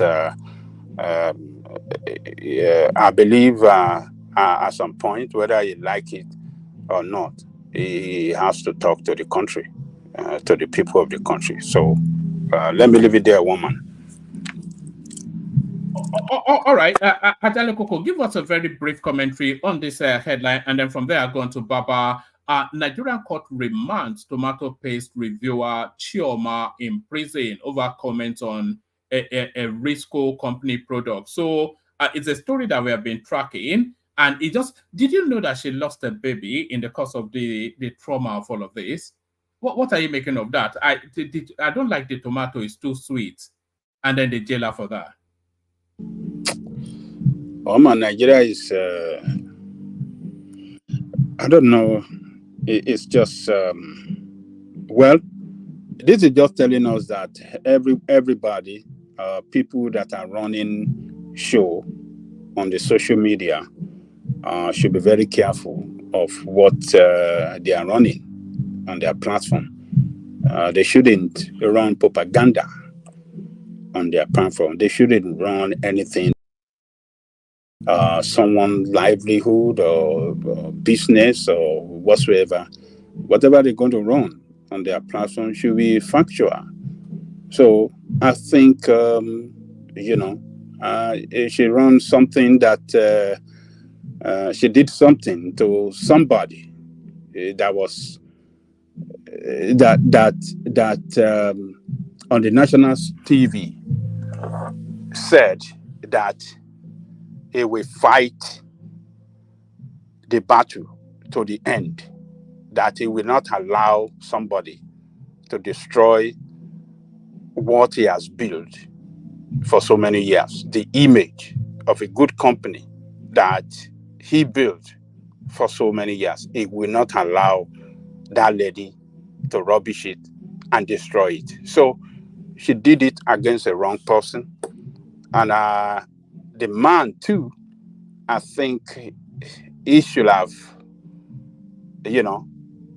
soft pedal at some point and not take it too far. I know what he's trying to achieve.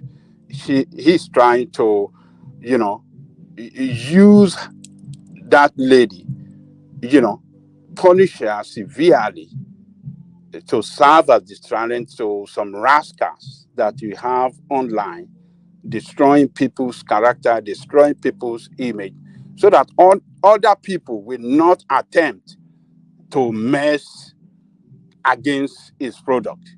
That is what he's trying to achieve. So, and it's so sad that with what you said now, that the lady lost pregnancy due to, during this time, this is trauma. So that is very, Ajale Koko, sorry for interjecting you. This country you are, can this thing happen in your country you are because of what the lady did and was sentenced on what ground? Are we building a country or a mafia country? She was remanded in custody, not sentenced. She pleaded not guilty.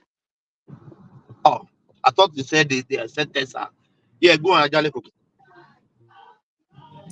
So but is it not bailable offense that he committed? And Yeah, what no, happens they if remanded that pending bill is my argument is that it's nothing excessively egregious. She said a tomato paste is too sweet. So I don't think that needs any great consideration to grant her. it went further than that, yeah. one man? There are, 3 people were arraigned and 2 on the run. The conversation she had after that first message was exactly at issue here, where she talked about destroying the product and, by extension, the man and his business. Carry on, Aja, please. Sorry for the interjection. No problem. I'm not happy that she lost a pregnancy as a result. I mean, due to the trauma that she went through. I mean, I think this man, what do you call it, the Risco man, if this information that this lady lost a baby, I think he has to show, he has to be human to, withdraw this case and let this lady go. This lady has gone through the worst of that she can ever experience in this life. She was illegally detained for so many days, humiliated by the police, and this punishment, this illegal punishment by the police, and the illegality being carried out against this lady, I think is bad. It's very, very bad. Like Thomas said, it's a bailable offense. It shouldn't be an offense that should warrant somebody being detained. If it's just a matter of charging person to court, invite her, take statement, and follow, let the law follow the due course. In such I mean, in accordance to the law, not the abuse of power, using the police to abuse, to maltreat, and to humiliate and punish a woman particularly, and this resulted to her losing her pregnancy. This is outrageous. This man should withdraw this case and let this lady have peace of mind, and the family. The family, the husband, they've been through the worst they can ever imagine. That, this is the worst thing that they can ever imagine will happen to them. So, but the man is trying to achieve something to, send message to any other person that want to mess with him and his business, that look, I will punish you. I will destroy you. Before you destroy me, I will destroy you. He said it on the national TV. So, and it's just because we have a lawless society, a lawless country, a country where some people can use the police to punish others without respect to the rule of law. So respect to the rule of law has not been effected on this. They disrespected her right, they abuse her, and that is what I don't like. I'm not saying that whoever that carry out, how do I describe this offense? Is it libel or libel? defamation of character? What they are calling it is cyberbullying, and yeah. One man, is it not even civil case? This could be a civil. It doesn't need to go to the police. Police must surely handle any matter before, and after police they throw it to court, and then the prosecution team will take it over from there. So, I think this is enough. I'm not happy that she lost a baby. pregnancy due to this trauma. So this man, people should let him know that what has happened to this lady. She lost pregnancy, and she should forgive her, and let peace reign. And this will teach her a lesson too, not to do this kind of cyberbullying, as they describe it, to any other person again. So let me leave it there, woman. Sorry, can you hear me better now? Yes. Sound clear? Yeah. Okay, where is Ekene? Because this man is his brother. Without his monkey jacket. Where is Ekene? Only I was defending him the day we spoke about this topic. Where is he? Mama, you need to call Ekene to come and defend his brother for subjecting this beautiful woman into this punishment. You need to call Ekene because he was and defending him. Too. And the woman is an Igbo woman too. Eh? You can imagine. Igbo man doesn't care about when it comes to money. Whether you are Igbo, Yoruba, doesn't matter. It is about his money. So we need to have Ekene here. All right. Ekele will join us in the after our session, I suspect. That's where he usually joins. But thank you, Ajanle Koko. Let's go from we go from Ajanle Koko to Baba, then Pansat, Patoski Dewale, and then we continue to move it on. So Baba, you're up next. Good to see you, Baba. Hello, woman. Hope you had a nice holiday yesterday. Anyway, you're here, there, yonder on YouTube. So I think that's your place, zone of comfort. I salute you. I think people wonder if I have a life sometimes. I'm never here, but carry on, Baba. Yeah, I salute your panelists. You're welcome to the one-man show. And the Gidi scored in the comment section. I greet you all. I follow.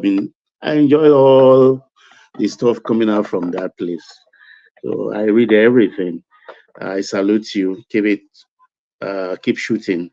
And our viewers, don't forget, have you clicked the like button? That's the most important thing. Don't forget to do so right away. You can share and subscribe much later. I hope you're enjoying us. It's a place where ideas, views, content, and the flower of ideas flourish to your relish. Yes, one man. Let me start with the Risco thing. I think we are missing the point here. First, when you are in trouble, seek wise counsel. Don't allow rabble-rouser to take over and mess you up. Because when you are in a hole, stop digging. That is what is happening here. You made a comment trying to destroy the business of a man. One, you are not entitled to, you are not qualified. I don't think you have any degree in manufacturing or how to grow tomato or how to can it. Just by taste, you arrived at a conclusion. You ran with it because social media is the refuge of scoundrels. Here is a man who has been growing this business, according to Chief Eric Umeze or something like that, for about 40 years. You can see him on several forum rather. He has the wear and tear on his face. He had borrowed money, built a brand. Yes, sir, Mugo.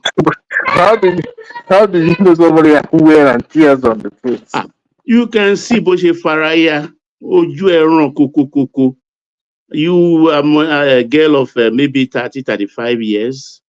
You want to destroy a man of 60 something or 70 who has been building that thing. Look, let us face it. I'm not saying because you're a manufacturer, you should manufacture anything substandard. No, by all means, I'm not saying that. But if you look at every product that has NAFDAC certification, there is that code behind. There are phone numbers behind.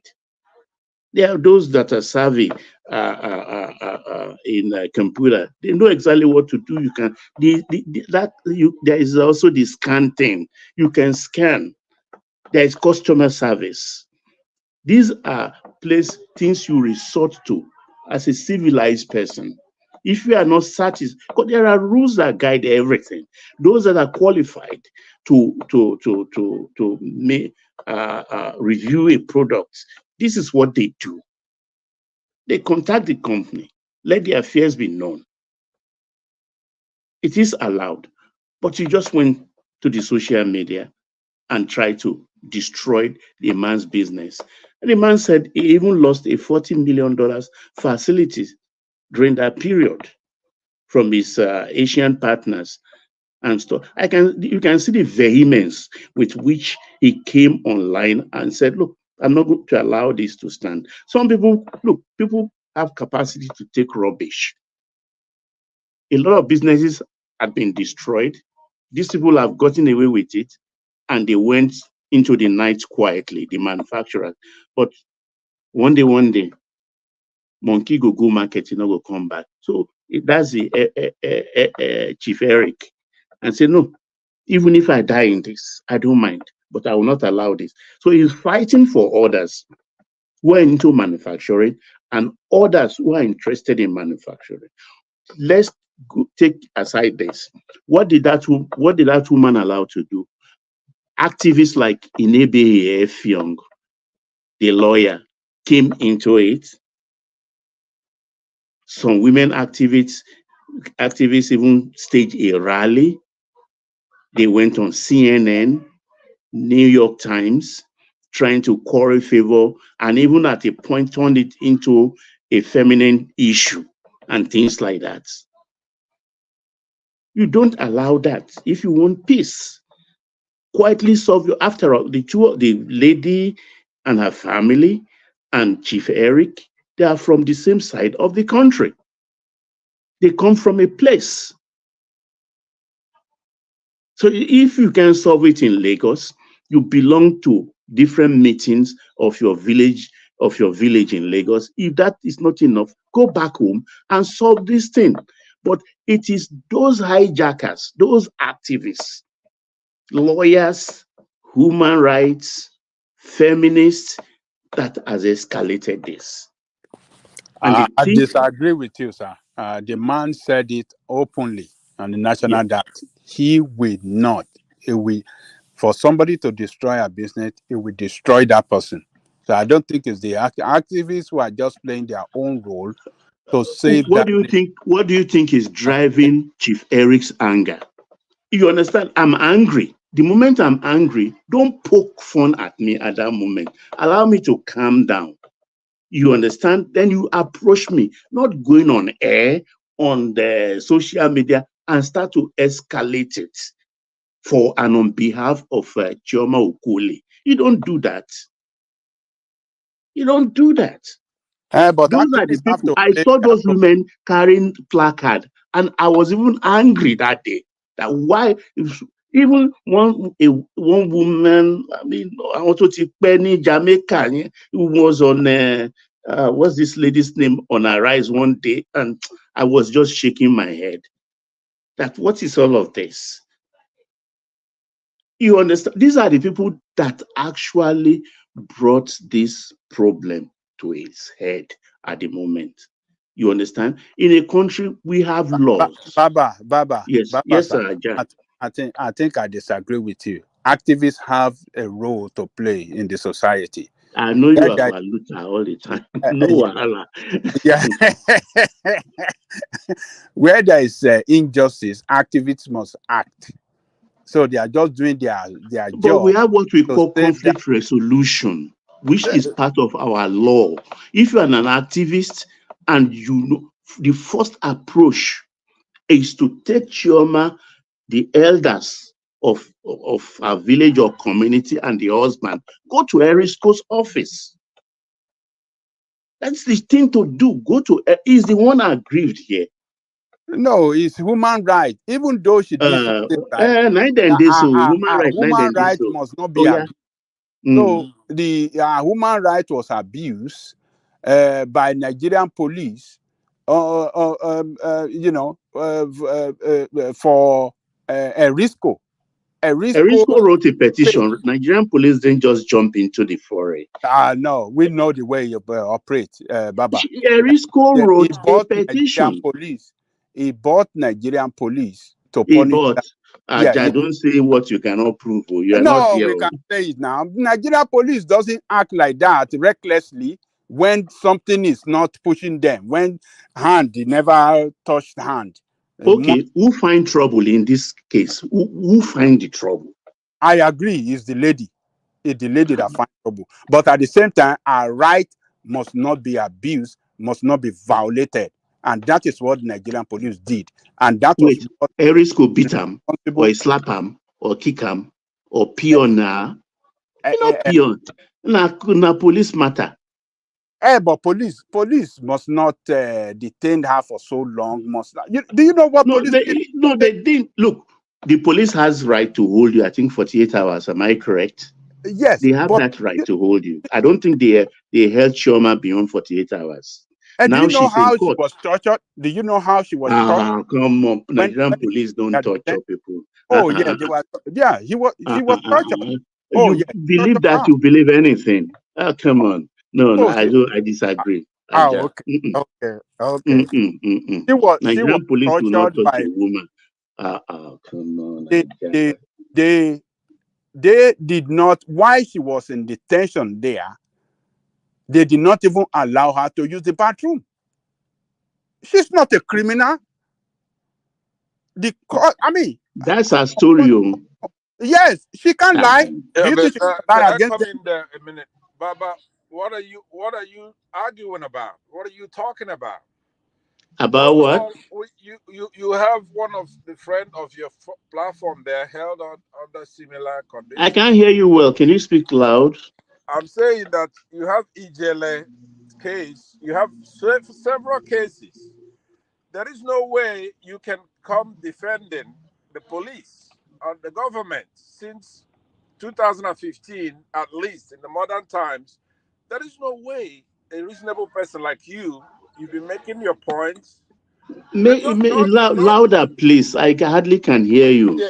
All right. Sorry about that. I'm saying that there is no way you can be making the kind of arguments you're making. Ajay Lekoko is right.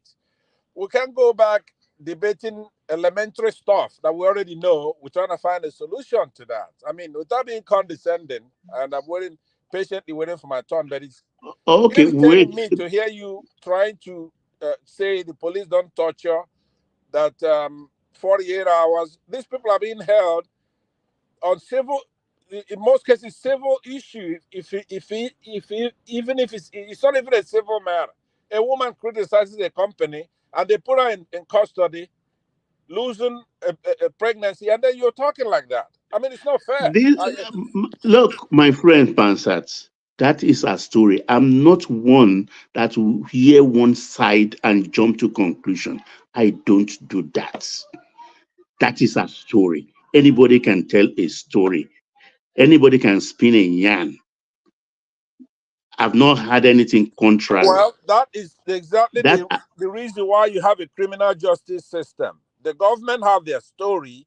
The woman has her story. Unless she's a flight risk, she's entitled to something like that, at least self-recognizance bail. So that she's going to make appearance. You cannot hold somebody in custody and you're talking nonsense about... Don't tell me I'm talking nonsense. This is where I'll quarrel with you.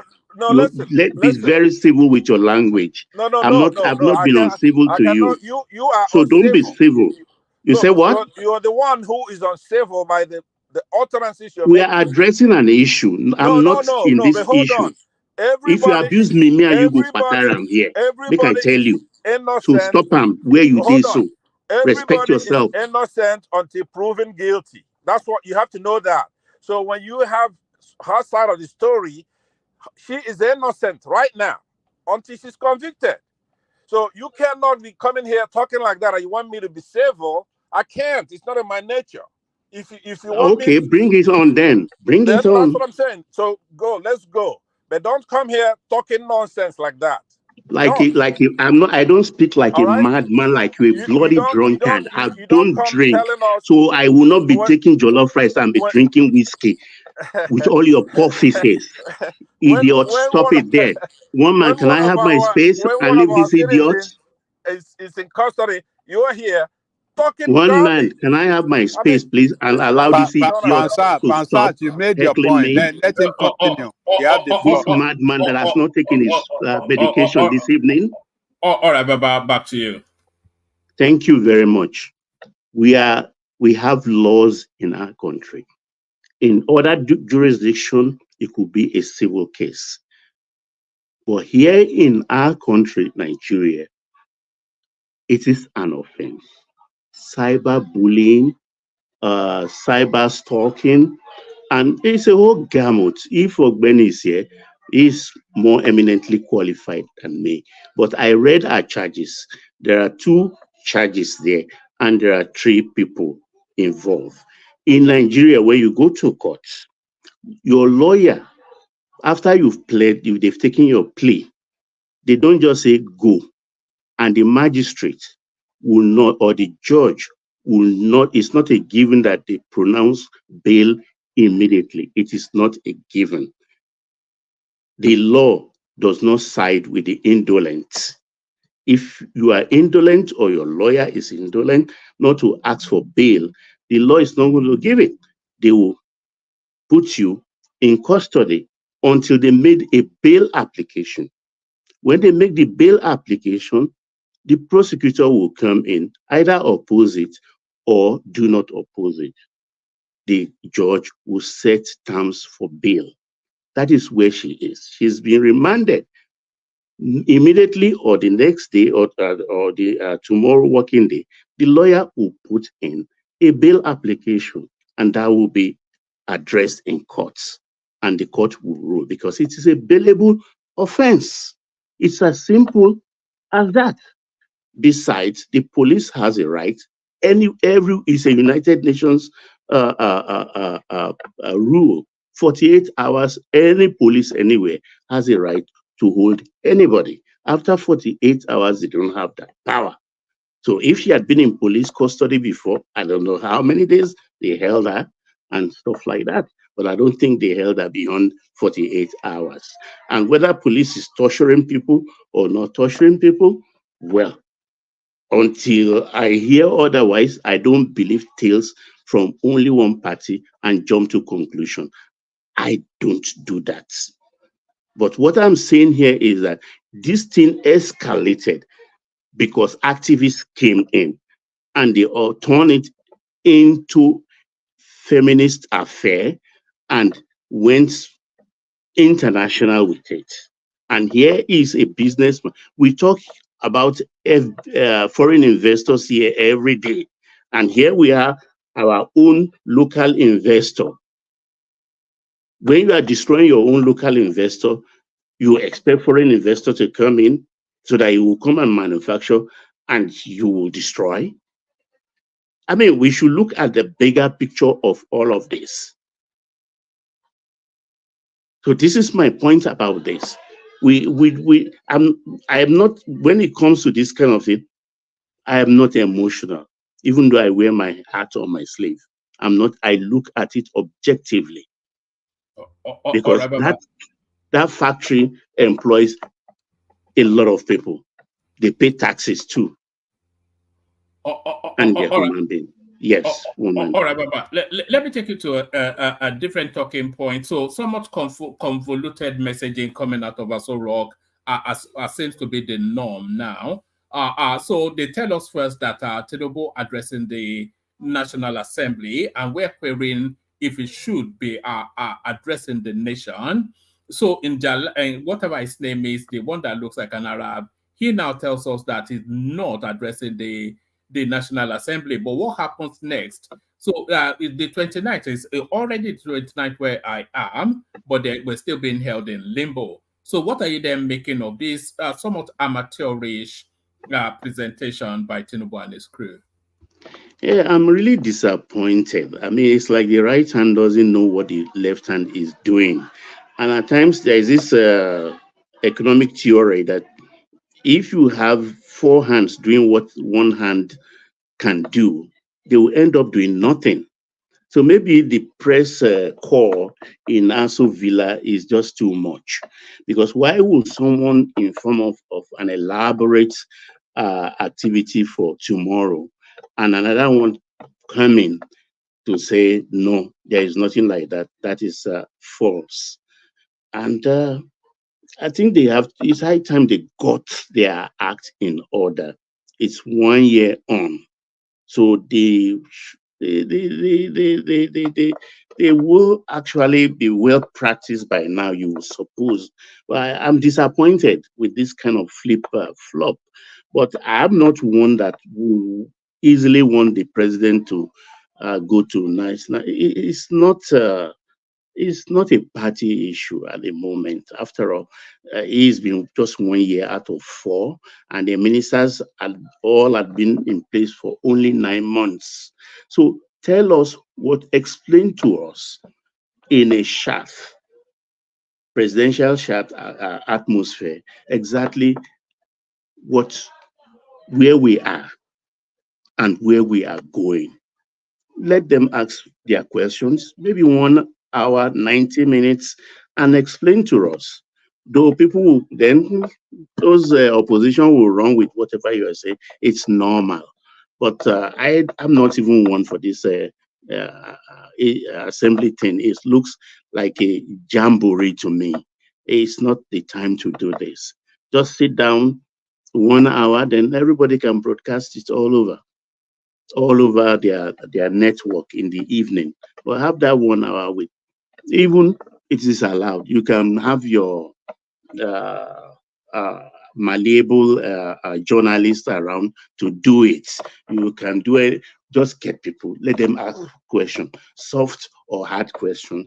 Tell us something, because you are obligated to do it after 1 year in service. I don't believe in 100 days, but 1 year you need to tell us and reassure us, try and allay our fears and stuff like that. So that is what I think should be done. And it's 9 o'clock here. I don't know what time it's in Nigeria. So there's still few hours to arrange that. So let's see what happens tomorrow. You know, it's the lack of clarity, and this seems to be a recurring decimal somewhat. I don't like after 1 year of practice. Come on. Yes, so there's no excuse that maybe there are just too many, and actually there are too many, and it's like they don't know their offices. Yeah, especially Bayo Ononuga and Ajuri. There's an overlap in those. Those are big name personalities. But Ajuri is the chief press secretary, and forgotten chief Bayo Ononuga's information and strategy. It's information and strategy. Bayo Ononuga. That's Bayo Ononuga, right? Yes. But there's somewhat of an overlap, because if Bayo Ononuga would tweet that this is the government's position, but now he tweets and Ajuri then tells us that he says it's false news. Can you imagine that? That word he used, I think I don't like it too. I think that hints at internal fighting, doesn't it? Yeah, that's what I realized. As soon as I realized it's false, why should you use that? That's heavy stuff. It's like you rubbish whatever the guy has put out in its entirety in a very malicious manner. You could have easily said cancelled, or will be rearranged or rescheduled. The government, they know how to tell these PR lies and things like that. Oh, they'll say it has not been confirmed. Then that leaves exactly. I mean, too many. Maybe he doesn't understand enough English. I don't know. I think they have to get their house in order.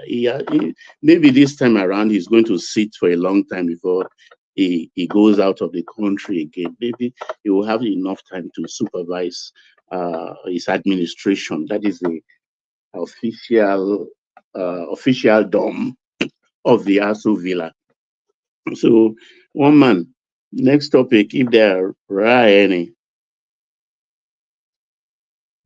Yes, we're still staying with Tinubu and somewhat an overlap again with the Buhari administration. So this is from Status Sense, which usually collates. They just put out. I recommend that people actually follow them on Twitter. It's just entirely about raw data. So some of the data will bring you a lot of them from this space.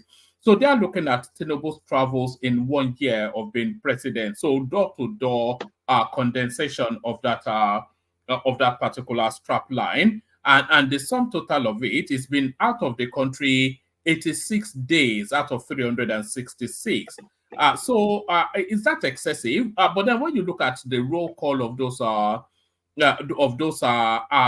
foreign visits, very few of them actually to do with personal. So he was in France for 7 days in 2023, and he's been in France for 13 days in 2024. So roughly exactly 20 days it's been in France. So those we will say, and some of those French visits, by the way, they are couched in some sort of official, but those are private visits, we all know. But the rest of them, they are essentially doing government work. So what are you then making of this Ajala narrative of Tinubu? Well, I think I don't have any quarrel with that because the 8 years of Buhari, the damage done to the economic fabric of our nation and the well-being was too much. I wish Tinubu is 10 years younger because there's a lot of work to do. Buhari actually damaged this country. What he even came to do, I don't know. For the life of me, I just don't know what he came to do, because if that was the fourth time he was contesting, I'm sure, he must have a plan. But he came in, just let's leave that aside. But I think Tinubu's junketing is a little bit slow in coming in terms of profit for the country. But we're seeing results because, and they are learning too. We know full well, if we don't even know anyone, the commonest one will be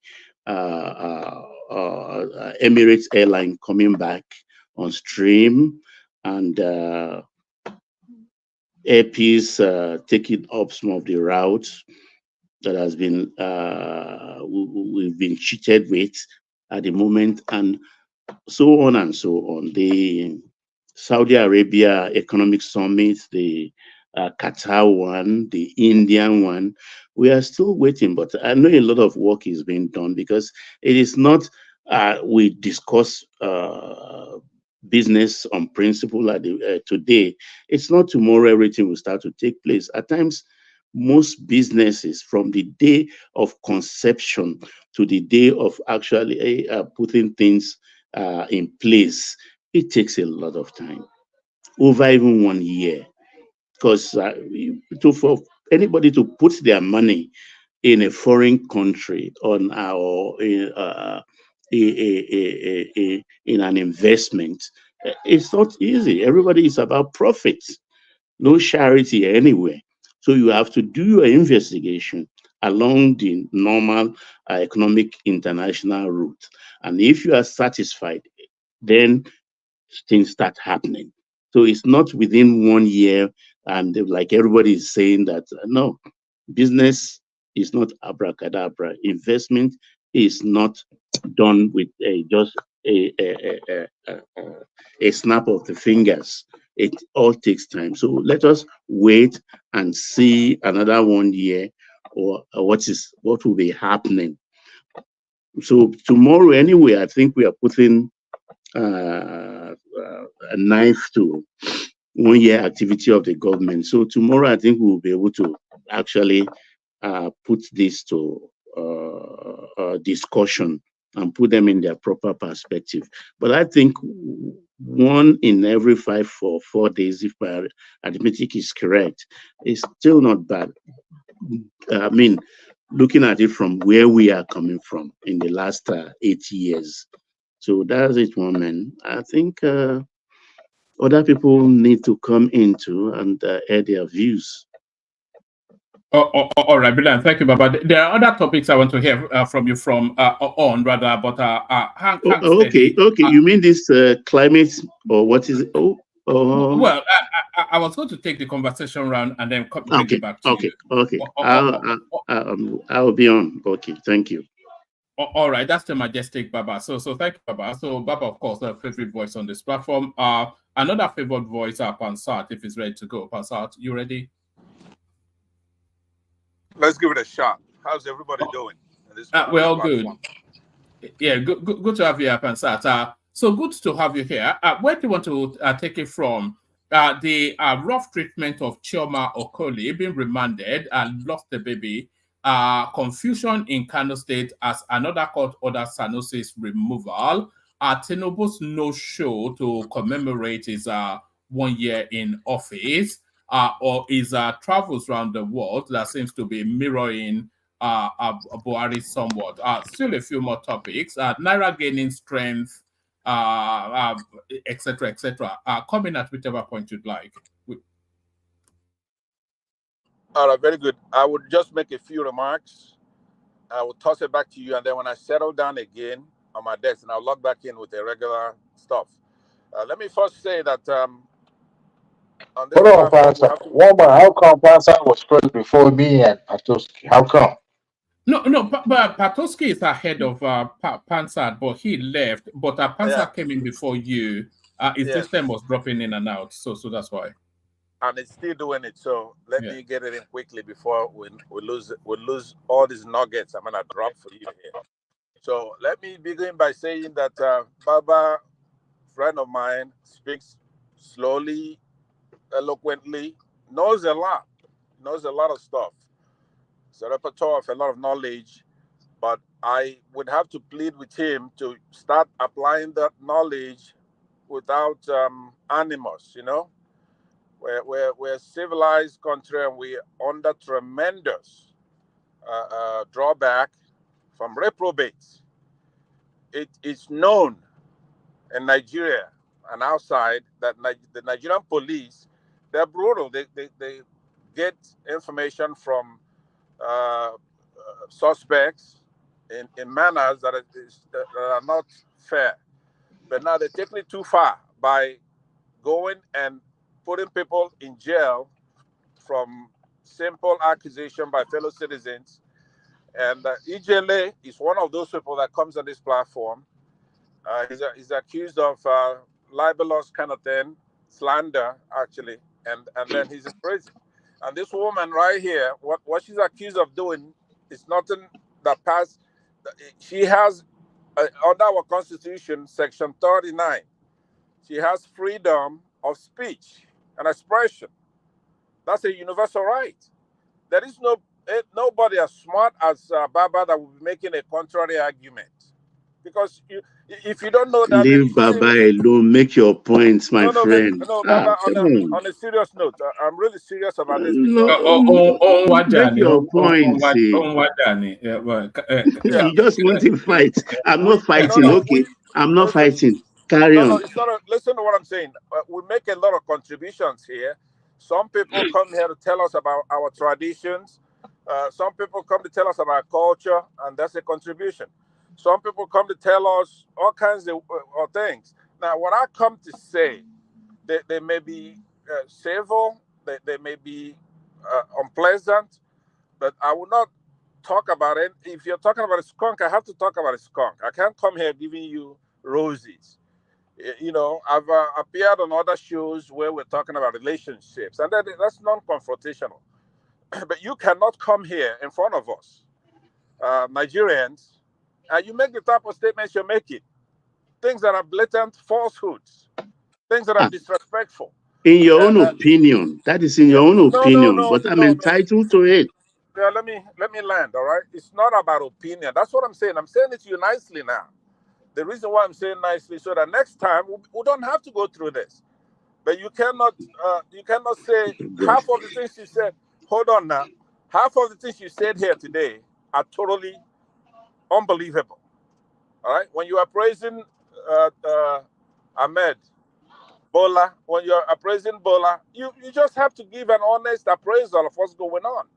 There's no, I mean, we are beyond that now. We're in the government phase. Don't come here talking the way you're talking. If somebody goes overseas to France, you have to put it together. Who's in France? His partner, the one that's building that road. He goes over there many times. A jamboree that is totally uncalled for in these sad times. He doesn't show up with the press. What is it that you want? There is no virtue in this government. Anything you say to praise this government, You're making your point. Why not stick to your point and leave mine alone? I've made mine, and people have listened. So you are making your own good point right now. Just keep on that track and let people make their own deductions. I understand, but I am making the points because we're talking about two things simultaneously. One is your own deception, propaganda. That's way over the top. So if you and I use this moment, I don't know how many more minutes I have on this topic, to resolve, to agree, to be progressive for the country, to tell the truth. You don't have to praise. You don't have your own truths may be different from my own truths. Not so. No. The truth is the truth. Now, your opinion may be different from my opinion, but I'm not talking about my opinion yet. I'm talking about the truth and the facts. That is one thing people confuse. You're not entitled to your own facts. We could spend all day here talking about elementary basic stuff that is already known, or we could accept the facts and then go into the move forward. There's no way you're gonna expect to keep talking like this when we're thinking. But let me leave that to go into the other. Thank you for leaving that. Go ahead. Yeah, I think you and I need to talk. I don't know, maybe one day we'll exchange numbers and talk. I wanna talk to you because you can't convince me, Pansat. No. Listen, what I'm saying is the spirit, right? What we want to achieve. Okay, yes, you have a point there. Can we do it together? That kind of thing. Can we work together? Maybe you convince me. I need to talk to you. And I want it to be in that spirit. I don't want to undercut your locals. You know what I'm saying? So I'll leave that at that. Now, on Tinubu, let me say to you, one man, even posing that question, that the way you're looking at this administration and you're talking about building a road and stuff, that's insulting. There is no virtue in this administration, and there's not going to be any. It's not a year. Things are not measured by the year when it comes to the presidency. It's measured by the first 100 days. So at that point, we have three branches of government. They're supposed to be adversarial, but they give the president, the executive, about 100 days to put his program together. This man doesn't have any program. He doesn't even, he doesn't have any shame. What is gonna change? Because even if from today,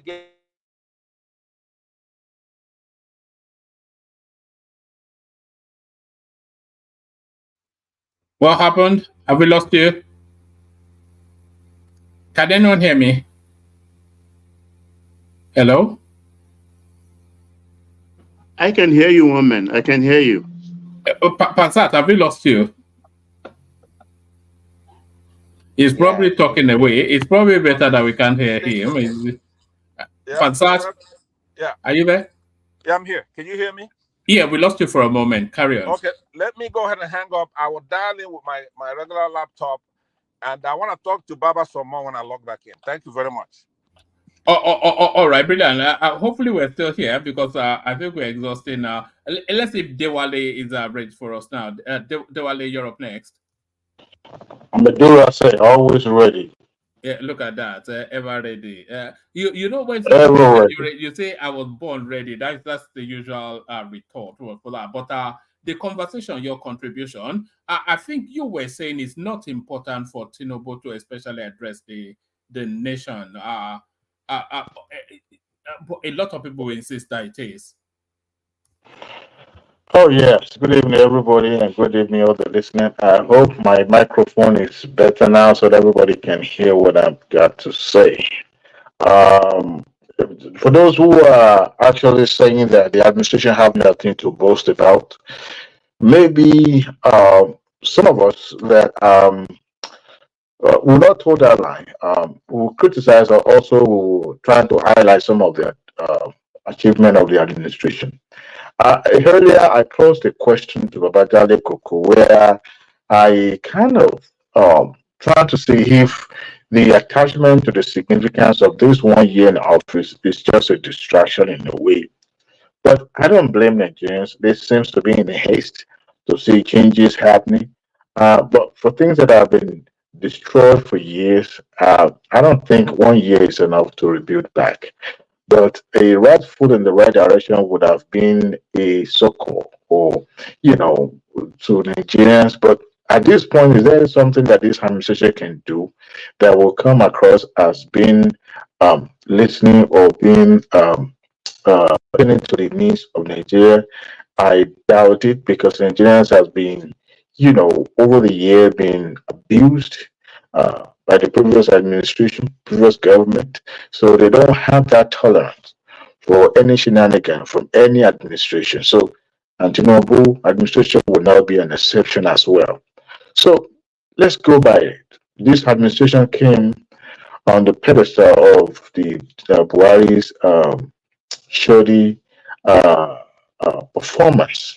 And when they came, they felt there's no point in living on a borrowed or living a fake life. So what did they do? The administration decided to haste the stoppage of subsidies. So they put a stop to paying, individuals the huge amount of money that are being hemorrhaging every year. So they stopped that. But number one thing mistake that they made was for the president to have made that announcement. So they tried as much as possible to explain that no matter how they put it, it's still going to reflect, and people are still going to feel the impact of that policy. So, and also they look at our currency. Before now, our CBN governor was into a shady deal, conniving with some scrupulous friends, and milking the country. And dollars that being paid or being subsidized for these folks who are being brought back in the parallel market and then destabilize the market completely. And these folks were making humongous amount of money at the detriment of Nigeria. So he put a stop to that by ensuring that no such things happen. There's going to be a unanimous rate, and also for the high and E window, both the parallel market and the A and E will be almost at the same, but will be subjected to the market forces. So he did that, and also to look at some of significant achievement in the power area. It seems that it's not that significant now, but I heard that they're actually trying to build new plants.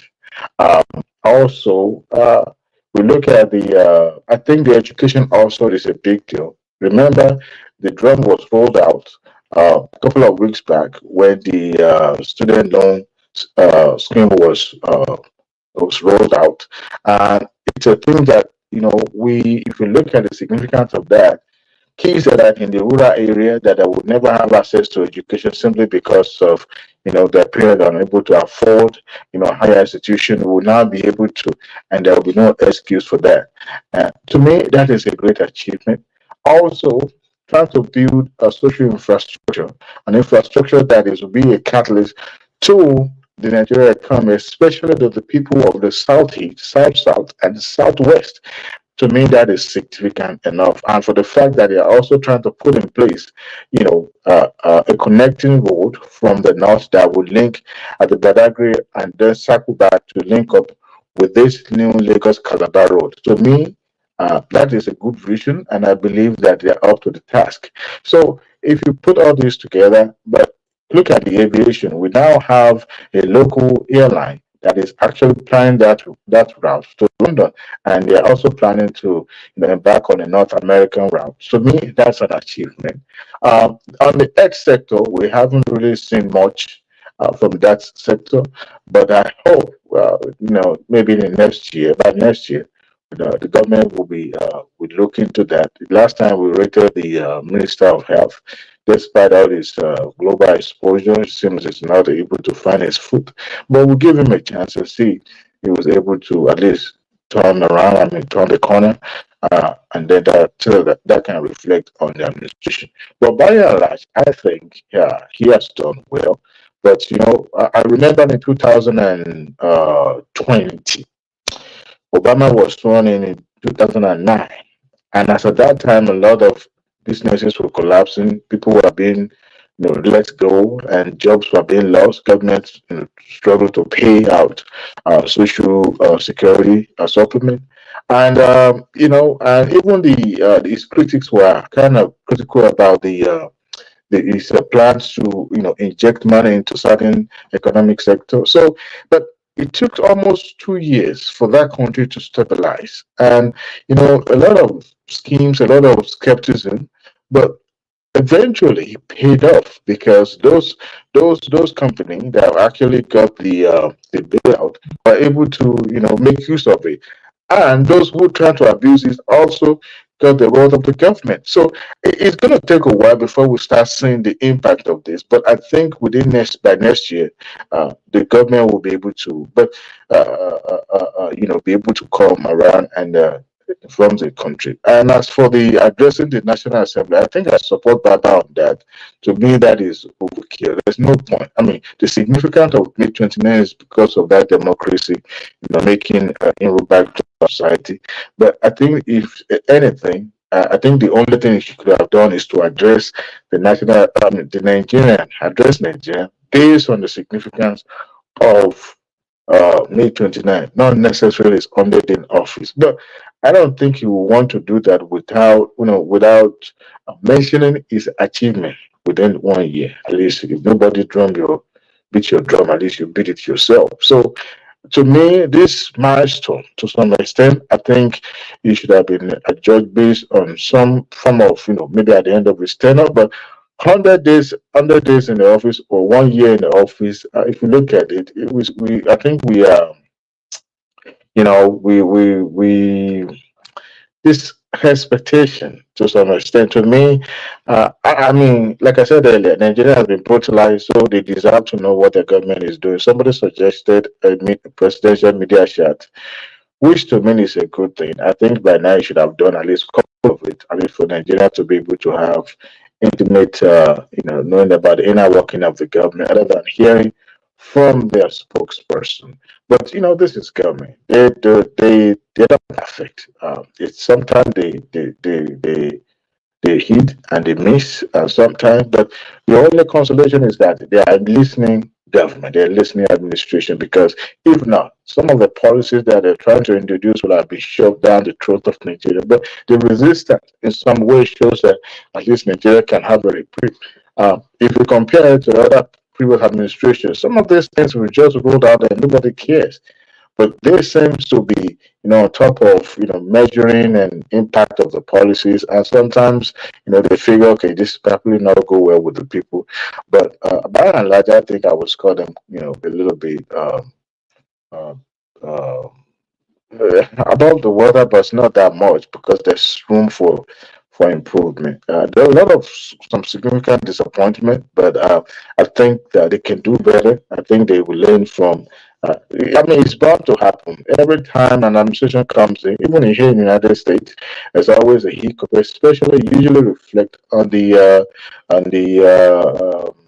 what do you call it? The election in the second year. So, and that is where they usually have a scorecard of any administration. So for this one, if I thought there's nothing like election, but I think, they themselves will be able to, intimate Nigerians about their achievement within 1 year. It may not be significant to some naysayers, But I think by and large, they've done pretty well in some Yeah, areas. could I ask you a question then, Adewale, based on what you I just thought said? you disappeared to oblivion. Why are you still here?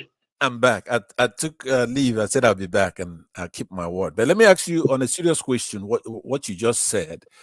I'm gonna ask you just a series of questions. Just tell me yes or no. Do you see presence of insurgency in Nigeria right now? Insurgency. Insurgency, no. There's no insurgency in Nigeria. Do you see political corruption in Nigeria? That will always be part of who we are. Okay, but you don't see insurgency though, right? Like Boko Haram. Insurgency like Boko Haram, Boko Haram has been decimated.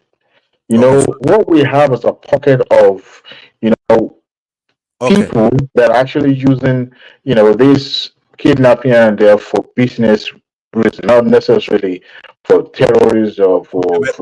If you say yes or no, the audience they could then determine if your judgment is No, right. I don't trust the audience. You have your likes in the audience that are there just to count everything they would say. So I don't trust their judgment. But it is obvious that compared to what was recorded. If you don't trust our audience, right? All right. Where are we going with this? Because I wanted to show him. We have to still get back to you. Paddy joins us as well. So yeah, what I was expecting was just some snappy yes or no. If he sees these characteristics of a failed state, I was gonna name them all off. But he was going to be honest, he's going to find that we have every single one of those things in that country right now. But if you have a guy who's saying he doesn't trust our audience, Nigerians are very smart people, especially those on this platform, in that comment section, listening from outside, in diaspora, and in the country. Now, somebody's going to say, and I'm the bad guy, right? He's saying that our audience are dunces. I'm saying they're going to judge his answers if he's being honest. Now, he says he doesn't see any insurgency. I don't blame him. He's probably not in the country. He hasn't gone back home. We have insurgency. We have extreme political corruption in the country. We have overwhelming. Okay, woman, take me away from Pastor. What's the next topic? And impenetrable and inefficient bureaucracy, judicial ineffectiveness. Oh, man. Military interference. All right, go to the tomato sauce lady. The tomato sauce lady. Yeah. It's so unfortunate, just like Babanjali Kuku put it. For those who are supporting the prosecution of this young lady, look, in some way, I support that people should account for going above or beyond the boundary. Earlier on this show, somebody posted a statement, was making reference to what Baba was saying, and towards the end of his statement, he said Baba should check his brain, and that was where I have problem. We have this culture of not knowing the boundary, and also most of the people that are actually culprit of this are the obedient. This seems to be there seems to be not well trained to some extent. I'm not talking about the reasonable ones that join this show from time to time. I'm talking about those who don't know how to, engage online. Now, as far as this lady is concerned, she may or may not have posted those what do you call it? Those review online, perhaps maybe in good faith, maybe not. But you see, somebody said it on this show, I think it was Chioma in a comment, that Erickson or whatever his name is, that multicolored Joseph Brothers, should have used that opportunity to turn around, to use for his company to be, at least that would be a free publicity. It's somebody who criticizes your product, and you're able to invite that person to at least come into your industry and just take a look around. Then take them to the lab and take them to the factory where those things are being made or being packaged, and Let them be your spokesperson in a way. Make them sign a contract. Use them. I think that would have. But right now, it seems he's winning by hauling this young lady into jail. Yes, he may be happy that she's in jail, but at what cost to his business? Nigeria is not hasn't developed enough to the point of that, that council culture of a thing. It seems everybody just because not everybody's aware of what is going on except a few people that are online. But it's shameful that something that should have been handled in a civil way is now being, resulted into criminal case. It's unfortunate, and to even say that You she know what, not, Adewale? You know yes, what we have not even looked into this matter. Suppose Chioma Okoli was sponsored by a rival manufacturer of tomato. It's not, we can't discount that too. Erisco has not come out to say that because that could be libelous if he no, cannot prove he it. said that. He said that. Baba, he said that. Okay. In his interview on Rise or China, he actually said that he believes that Shioma is being sponsored by the competitors. Yeah, go ahead, please. Go ahead. But even with that, um, it's unfortunate. But you know what I deduce from this is that the law that applied in other countries does not apply in Nigeria. Here in America, you can review people products. If, as a matter of fact, some of them will even get back to you online and try to see how they. 'Cause one time, I bought this what do you call this sleepy mask? The one you put on while you're about to sleep. The one that they hand out in inside aircraft. I forget what they call it. A high mask or something like that. And I used it for a couple of months, but I realized that it was peeling. The cover over the phone was peeling. And I so much loved it because of that comfort that it gives me when I sleep. And I don't know, I just went online, I view it, and I made innocent, innocent, uh, innocent review. And and they reached out to me and they tried to give me and they sent me a new one. Hold on one moment, just hold on 1 second. All right. Let's use that window. I could use it. Yeah, I could use it. I was going to go to Paddy and then come to you. I was okay. It's okay. No. You're a member of the team, but Paddy often is just flits in and out. So when we have him now, let's see what we can because you'll enjoy Paddy. He is a high functioning. Paddy, are you ready after all that build? Paddy. Yes, one man. Yeah, good to have you, Paddy. So you might as well kick it off with the headline on the screen. I think they're trying to give some sort of a coloration. 86 days out of 366 spent on foreign trips. Approximately 1 in 4 days spent outside the country. So this is purely data-led, and there's no word of a lie in this. But the devil is always in the detail. So if you look at the condensation of all of it, what you would attribute to personal trips would probably not up to 2 weeks. But what are you then making then of this Ajala travel narrative that they are painting around Tinubu? Oh yes, I think I'd also seen this stats online. I was actually in transit, but I could access my apps. Shockingly, I think I was in mid-air, and then I saw the stats. Yes, I think the when one would look at the summation, it will seem quite like it will have appeared as though it were an excess. But then the breakdown just somewhat makes sense. Personal trips are very much allowed. He had to take some personal trips, and I think the vast majority of it, his intent was to get some sort of investors or try to have some sort of functions, global meetings, global symposiums, global seminars, and it's very normal compared to what we had within the past. The administration. I think the only piece where I'll probably just a little bit bothersome for me is all those trips. I haven't seen them yield fruit. I haven't seen that fruition. I haven't seen those deals come in. I haven't had those partnerships, come in as well too. I think it just kind of it makes the Uh, trip, uh, do, do, do, appear you, do, being. you, do you think you are being corrupted somewhat by the relentless demarketing of the opposition space? Because you can't have the expectation that you see the immediate germination of this. Are you being Yes, I am. unwittingly being led by the obedient noise? Yeah, I mean, yes. I think, I mean, even beyond the obedience, so I'll still have people like Kolata himself, and I think even myself, I've been consuming quite a number of information lately, and it's bothering.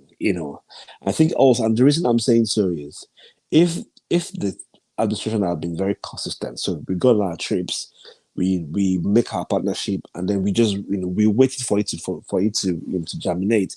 It will seem like it has purpose, but then once they have any little bit of trip, next thing they're already blovating themselves. They're already talking about, oh, Dubai is about to cancel our, can't try to lift up the ban. We are bringing in so much investors. Maersk is bringing this, this is doing that. It makes me feel as though even the administration are trying to hang on to straws, and that itself is what's making the opposing noise seem like it's actually very valid. If they indeed, like yourself, or almost like how I too was thinking before, is that you've made a trip, investments won't come in within the next 6 months, 5 months, 1 year, however it is, and then you're genuinely waiting. Then it will seem like it appeared to me as though this is quite it's purposeful. But then if the very next thing, just any glimpse of win, they are trying to grasp onto it, then it's meaning to me like, are you sure they even know what they're doing? Because it feels as though they too are desperate. And so even beyond me, what it proves further is that even the administration and the people around them are also allowing the noise to influence them. And that's why I think this is bothersome. At least I would want something. If you've been to India, if you've been to Holland, if you've been to Germany, at least something should have happened. Some sort of MOU should have been signed. Something of repute. Because one of the key things that I always expect is whenever there's a new administration, whenever there's a new change in office, it always feels like it's always the best times for investors to come in because they understand that the new administration are definitely wanting some sort of major win. But if nobody's taking in that window, if they're not taking the opportunity, it means that we haven't sealed it yet. I'm not happy. Yeah. All right, to the next headline, Paddy. So, at best convoluted, but in actual fact, somewhat amateurish. What are you making of this? Just on organized way of messaging of the Tinubu administration. So they tell us that he will address the National Assembly, which we were still not pleased about, but still some form of address. Now they say he's not, but they're not telling us what he's doing to mark a year in office. Did you have the expectation of a slicker sort of operation from these characters?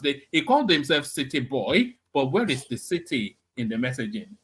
This city man has become a rural man. He's become rural, and I think this even for that kind of like stretches out. The last point I was trying to make is, why is there no unison in every messaging that comes out? I mean, it's over a year. But okay, so I'm not trying to equate, but every Sunday we know Dupsy is going to come and have a talk show. From Monday, you one man already letting us know what's going to happen on Sunday. But why is the presidency, with all the plethora of media aids that they have, cannot have a unison of information after an entirety of a year? Do you think that itself is the problem? The duplicitousness of so many roles, too many communicators, and not enough coherent communication. Ajuri says this. Onuga says that. Yeah, it's almost as though there's a desperation to prove something. The cartel is very obvious now, and I'm saying this as somebody who is butterfied myself. I don't know. I'm actually exasperated. I'm overwhelmed. I'm not impressed about the entirety of Sorry what's if I going can on in the. interject real quick. Yeah, So, sure, go ahead. yeah, one man. I mean, how you the presidency, but you don't control the bully pulpit? You know, it just how you the presidency, but other people are speaking for you. Meanwhile, those people speaking for you weren't the ones they voted for. You know, this was Tinubu's flaw during the campaign. It's his flaw now. Okay, you want to institute policies that will be hard in the short term, but beautiful in the long term. You have to sell it to the Nigerian people yourself, not anyone else. And you have to do a good job selling it. He failed in that regard. You understand? So it's not a function of obedience. He gave obedience the platform to criticize him. They didn't make it, right? He had the bully pulpit. He could have drowned the obedient noise with the bully pulpit of the presidency. They didn't do it. One interview this entire year, Tinubu has not done, right? I know Ajani Koko was saying, we'll wait and see. I have no expectations he's going to address anyone because he doesn't feel like he needs to. You know, it's just that simple. And there's no one that's going to hold him accountable. He's not going to lose the election in 4 years or however, the 2027. There's no accountability. So we're at the whim of whatever he wants to do. I'll leave it at that. But meanwhile, one man, I'm still seething because they changed our national anthem. Those bastards. But go ahead. Has it passed through? Yeah, it is passed first and second reading. They're going to send it to the presidency for assent.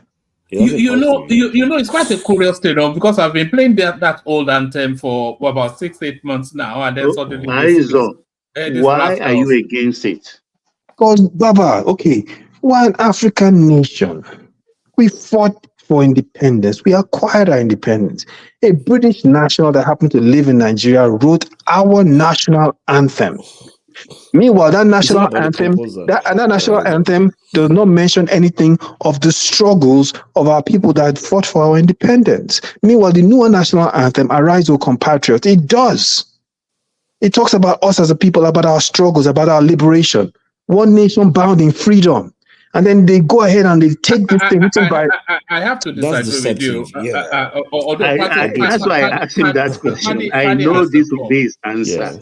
Naturally, he has a point, and those who are in support of the old one, I don't. It all depends on the era in which you grew up and as per your experience about the Nigerian space, actually, and also looking a national. I think the only national anthem in the world without wording is that of Spain. Every other country has some lines, but this new one and the old one, which one inspires you more? Which one arouses you? I don't know. I'm old school though, so I'm biased, and you are in zone. I don't know, but you sound at least you sound younger than me. So maybe the Obasanjo one. Obasanjo did the right, Baba. Sir, Obasanjo did the right thing. Arise, O compatriots, O God of creation. That is our anthem. I won't sing this new anthem. I promise you. I'm one man. I'm not going to sing this new anthem. No. I actually have the old one. But let Paddy continue with his thought. But I'm going to tackle you after on that, because I take the opposite view. I think we are bogged down with minutia saying so. Right. The lyrics of it of that independence anthem, I thought it captured the essence of hope. But back to you, Paddy. All right. Yeah. So thanks, man. Yes, I think quite a number of things that the gentleman had mentioned eyes on is, Tinubu is the one who should have come with the message. I think sometimes early in the year or towards last year, he didn't make. I think probably Democracy Day or something. He had made a speech. He gave a tone of asking people to just have patience with administration. He understands that things are tough, and then with time things will get better. So yes, once he puts such stuff out there, many people will hear his voice. I'm not the one who I'm not so vast to the media pally. He needs to be in front of the TV. I think those ones are just for fanfare, especially when it's coming from obedience. They just want to mock something. They're just trying to grasp onto some sort of mockery. Oh, he didn't say this right. His hands are shaking. I don't know. I think I've gone past those things. I just want him to give that voice of calmness, and even if and when he's not going to. My own angst is I would rather whatever is coming out from his office should be clear, concise, and in unison.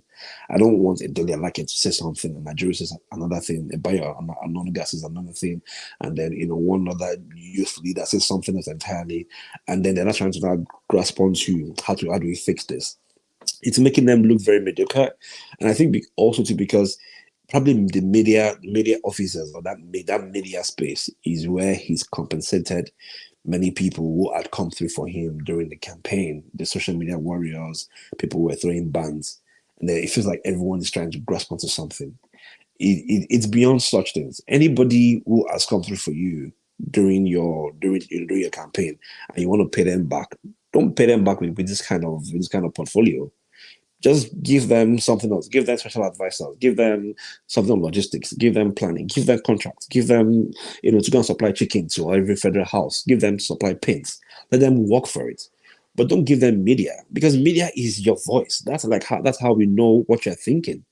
Today I think was it today? Today, yeah, I saw an email. I missed it.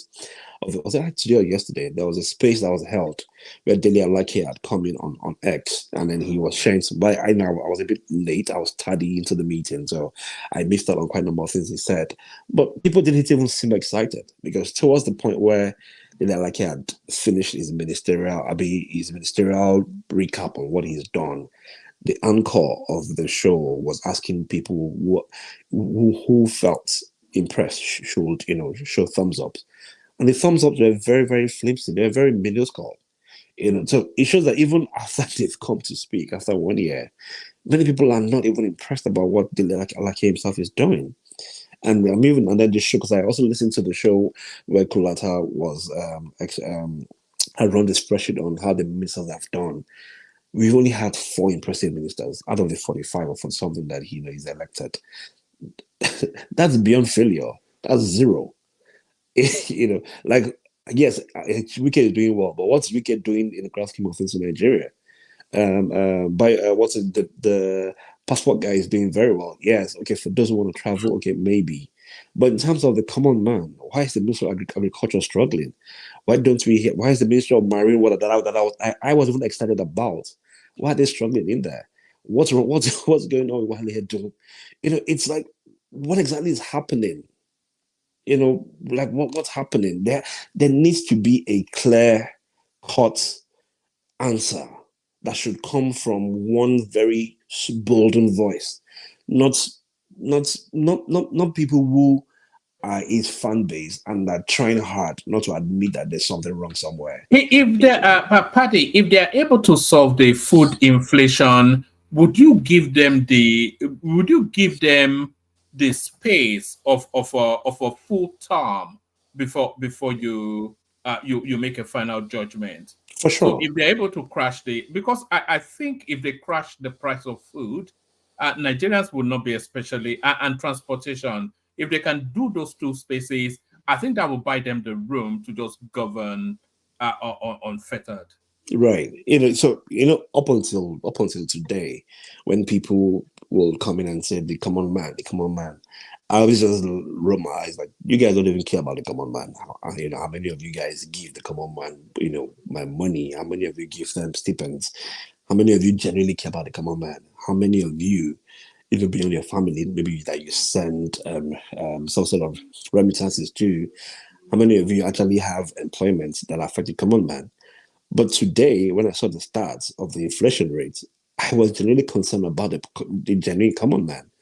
The common men actually, yes, they're somewhat somehow able to afford these things. They're still buying, but to what end?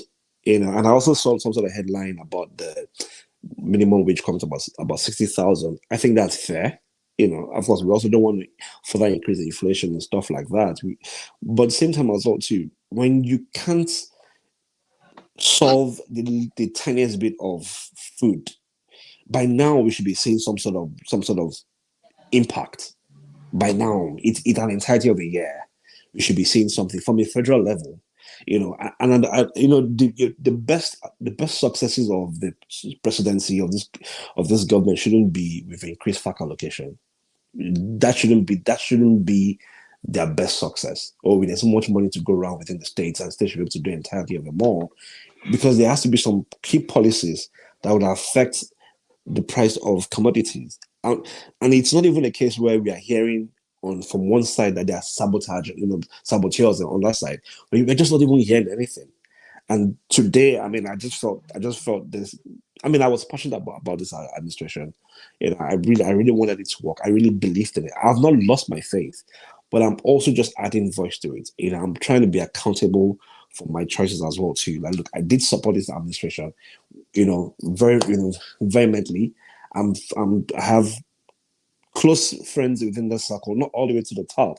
I do have close friends. I've played polo with, siblings or offsprings of the presidency and stuff like that. But nonetheless, I won't now say that I see that things aren't going the way it ought to be, and I'll just keep mute. So that's my piece on that one.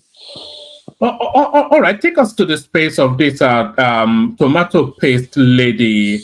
It's just a cameo of the Malays. No, it's even more than a Malays. It's the affliction that docks us down. The abuse of it's always money led, isn't it? They call it chancing or oppression.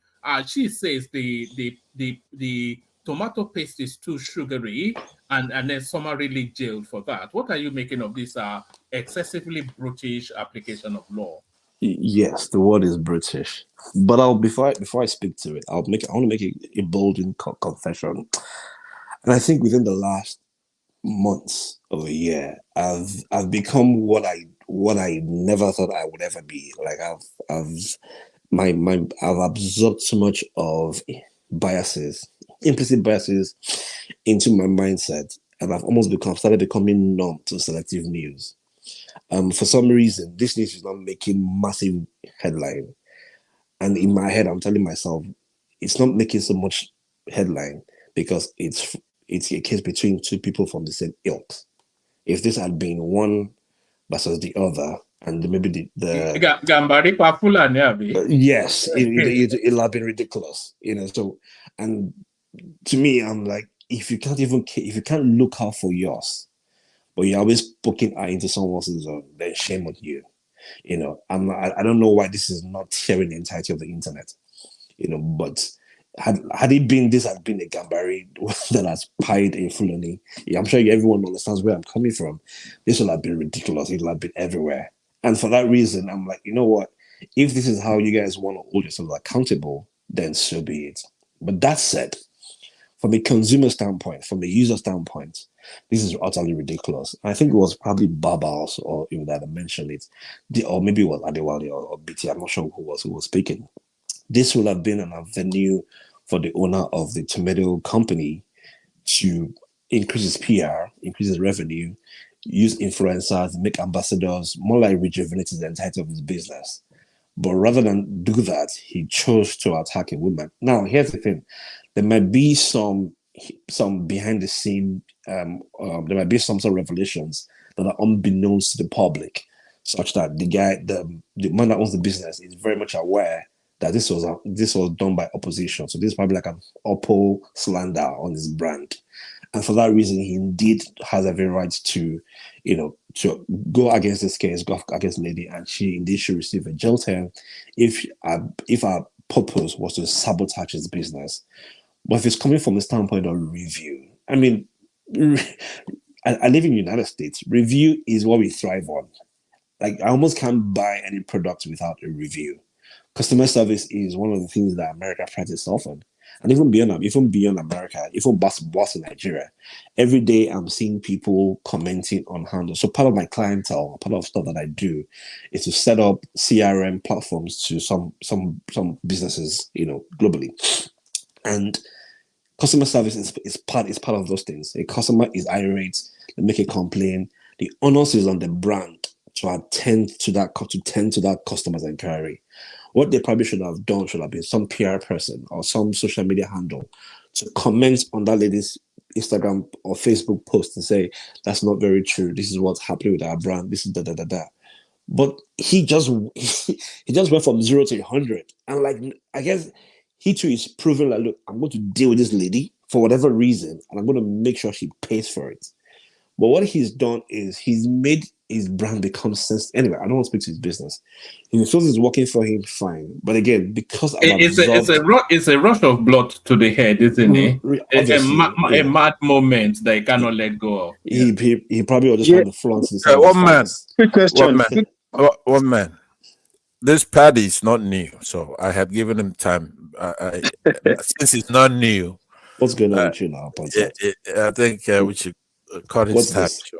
But I agree with his last comment. But he's not a new guy, dude. We gave you a chance because you're new. You're not new. He's not new. He's an OG. Well, it doesn't come off to now, but carry on. I know, but Yeah, let him land. I'll take him to one more topic, and then I think Aizon wants to engage with you. Yeah, one man. I wanted to ask a question. Actually, it's for both of you. Because we've been hashing this issue with this guy dragging this woman through the law enforcement area and just making her life miserable. What specifically verbatim did she say that warranted? And I'd like to, when he's not here, of course, but I'd like to see exactly what our laws state as it relates to what she said and if it warranted the kind of treatment she's receiving. If it's just... I couldn't give you verbatim, but the broad strokes of it was that she criticized a product that the company manufactures. But Baba was saying in his earlier submission that she extended beyond that, and she was intent on destroying. Yeah, this what happened. I think on her page, she was holding on to it. Her own story. She wanted to buy tomato. So she went to the store. She didn't get her own regular brand. So according to her, saw the Erisco one and bought it. She went home in her kitchen. She opened it and tasted it before using it, and it tasted sugary. So she went on the internet with it. And the brother of Erisco contacted her immediately. She became disagreeable. These are on messaging something. Then one other party now encouraged her to go ahead and destroy, that's the word, destroy the brand. And she responded, done already. That done already. That is what Erisco took umbrage to. And one thing led to the other. And Baba, all of this was in the public space. Let me just add one more point. Unfortunately, according to Erisco, that branch, because there are several classes of tomato paste, that one particular one she said is sugary. That if she had taken time to read the mixture or something, that thing they write behind, how they came about, there is sugar there. That particular brand one is sugary. So this is where. So it's a statement of fact then. The point, she's deleted that stuff a long time ago. Even in this country or anywhere in this world, the most you want from a court is to give you some kind of injunction even before a trial or whatever. They've deleted this stuff. It's not Erisco, it's us. It's us Nigerians. The kind of questions we're asking, like Aizon asked, it's the heart of it. She, under our constitution, chapter 39, she has a right to freedom of speech. Period. What kind of question? What else do you want to know? She deleted her page. The most any court would do is to ask her to delete it. Why put somebody in custody and she lost her baby? Why chew it around? There's nothing to chew around. It's absolute. There are many provocations upon today David Hyundai quit. He's no longer going to be writing anything because he says about 200 million idiots. This is provocative. I mean, it's not. I don't know how you guys could stand this, man. This is a country that should be destroyed. You can't. You go to secondary school, you pick up 200 girls, 300 girls. Now, somebody reviewed something where somebody just said there's actually sugar in it. So it's not slander. It's not if it's true. That's one of the elements. What are you trying to do by chewing it around? It's annoying more than anything else, even more than what Pansa, just hold on one second. Lest I forget, she added something actually again that I think this is how they buy people with bad products. She used the word, she used that buy, that's the KILL. She used it. Yeah, okay, but look, Paddy, don't know overstay your turn. I want to talk. It's my turn. No, let Paddy carry on. Let me coordinate. But back to you, Paddy. Yes, back to you, Paddy. Thank you, man. Pansabi, if you go Jesus, by the time you're done, I'll be done too. It should take more than 2 minutes. All right. So, is there any other headline you want to speak on? So let me just quickly drop my 2 cents on the national anthem piece. I think one thing that sorry, drop your 2 cents on the national anthem piece, but then round it off with this headline on the screen. The goings on in a Kano state, the Game of Thrones. I think it's a good distraction for the North. That's on the Kano train. They should get stuff that they want to get done. I think Ogbeni had made some sort of interesting approach to it, and I tilt towards whatever it is that he said. That he, for some reason, his submission on it has changed my perception. So if I'm going to speak on anything, it's going to tilt towards whatever it was that Ogbeni has said. His opinion just changed my perception of the entirety of that throne. And like you rightly said, it's just a Game of Thrones or Game of Thrones that's happened enough. And I'm more curious to see how it ends, much more than give him an opinion whilst the matter is still brewing. But I think I like it from an astrology standpoint. It's a good distraction for the North. Let them be handling what they think matters to them.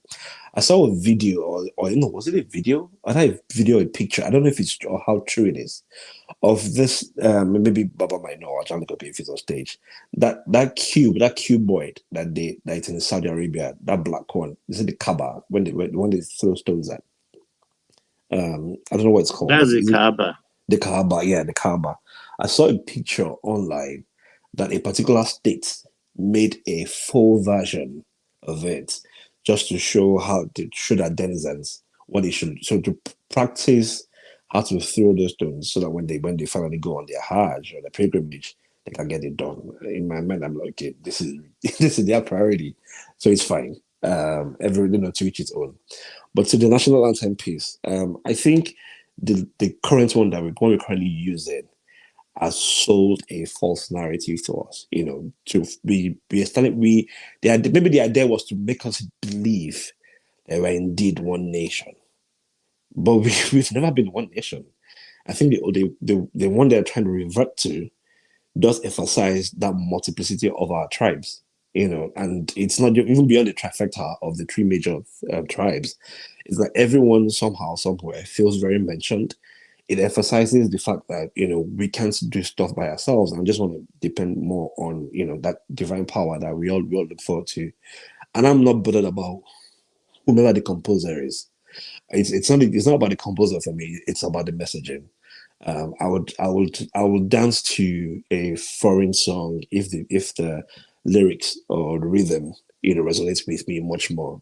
I mean, the Bible that we carry, or the Bible we all, if our holy books aren't written by us, but we are fervent believers of this thing. So why are we perturbed about it being written by some lady, who's probably late or something? That's not my own concern. But the messaging, I think it's right. The fact that it emphasizes the division, our individual nations, and we're trying to make it work. I like that more than trying to sell the idea that we're indeed one nation. When every day I check online, every day within, when I try to do different things that has to do with Nigeria, our but divide Paddy, don't you think the one nation thing doesn't have to be where we are now, but it's an ideal, a Nigerian ideal that we're striving for every day. It doesn't mean that because we're stating the one nation that we've arrived and everything's uhuru. No, it's an ideal, it's a Nigerian ideal. We are a microcosm of a larger African continent because of our diversity. And the Nigerian ideal is to make us one nation with everyone seeing the next man as his brother. Right?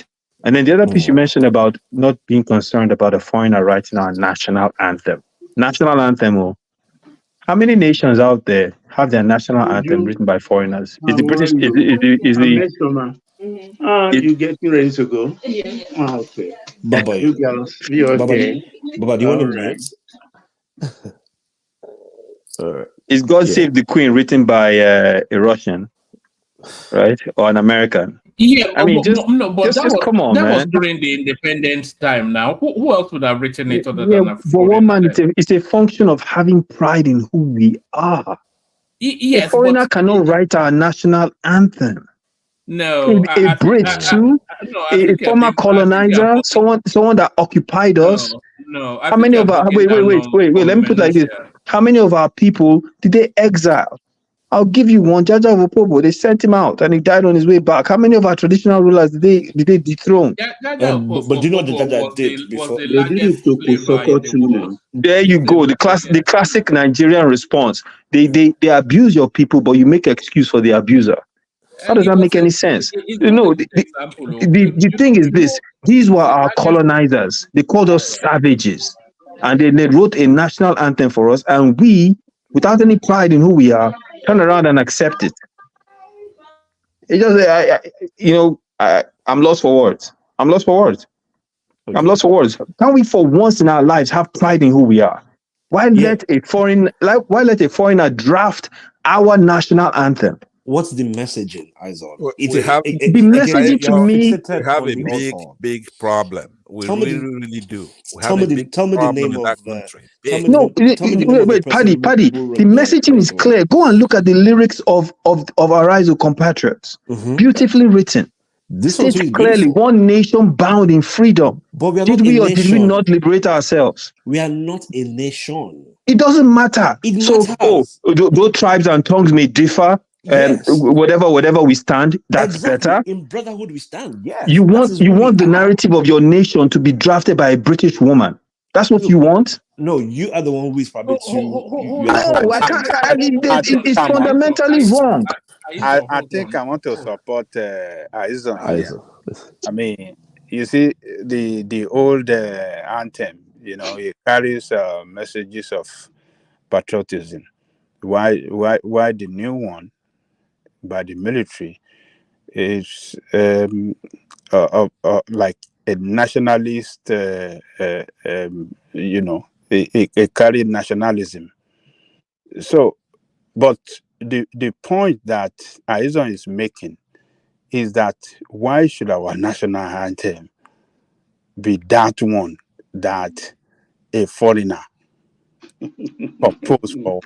I mean, we are a sovereign state.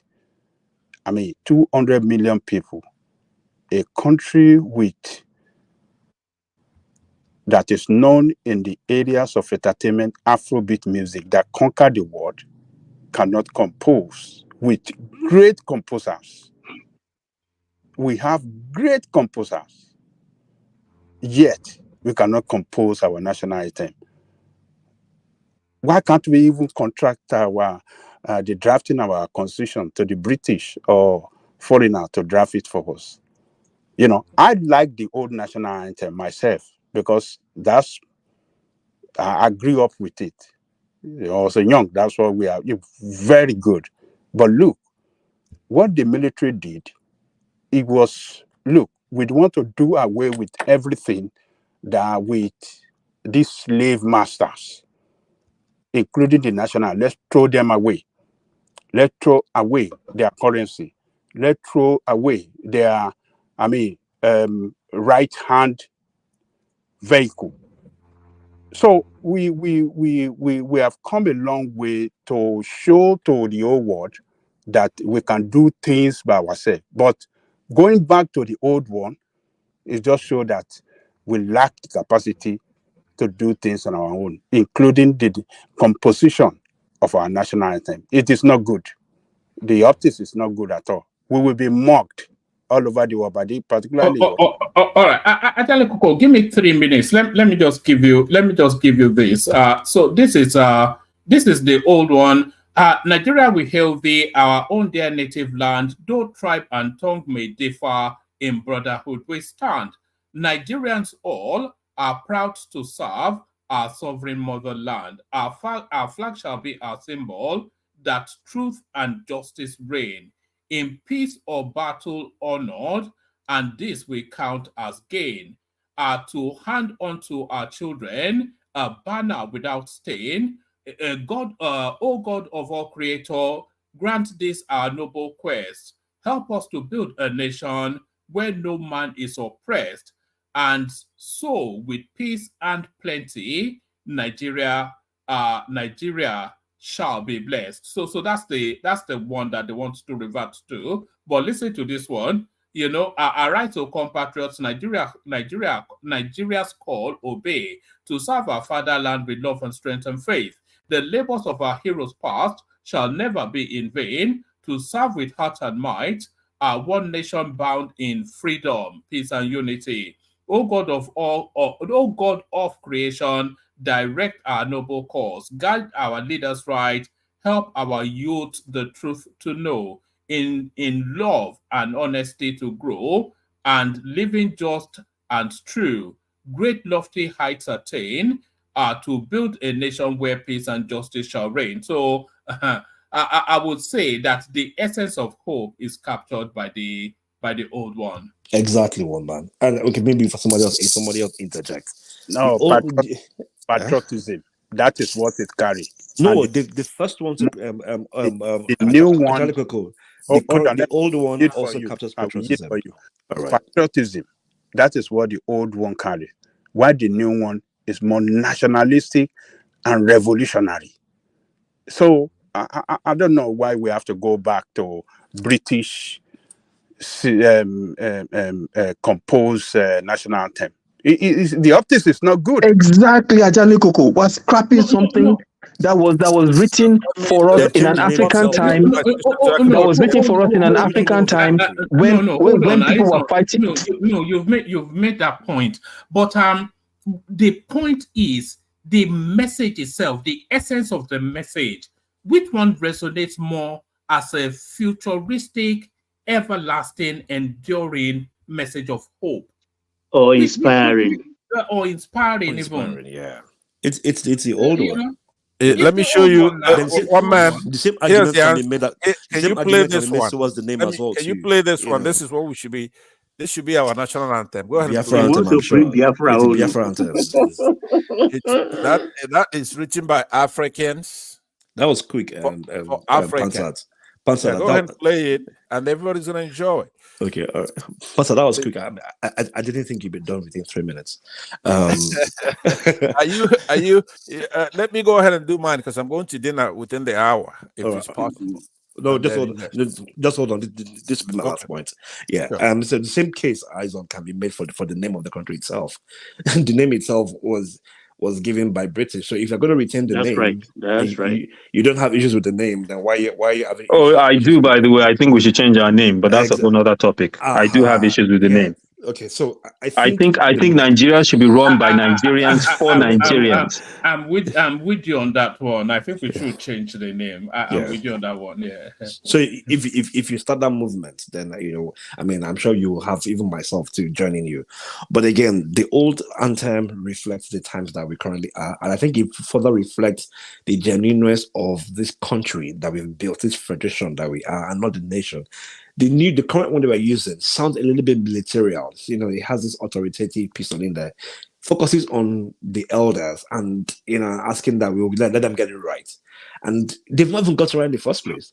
This other one has clearly shown who we are since the 40s or 30s that we've been together. The fact that we've been multiple nations has always remained ingrained in us. We have, even today, I saw a headline, I don't know how true it is, that Abia State has kind of like, is it disqualified or downplayed the use of Denison? So meaning that everybody will reside in Abia, and now Abians, so they're no longer citizens. And I saw Uptown, he made a tweet about it, saying he's showing the video of quote unquote Yorubas in the Yorubas in Abia State.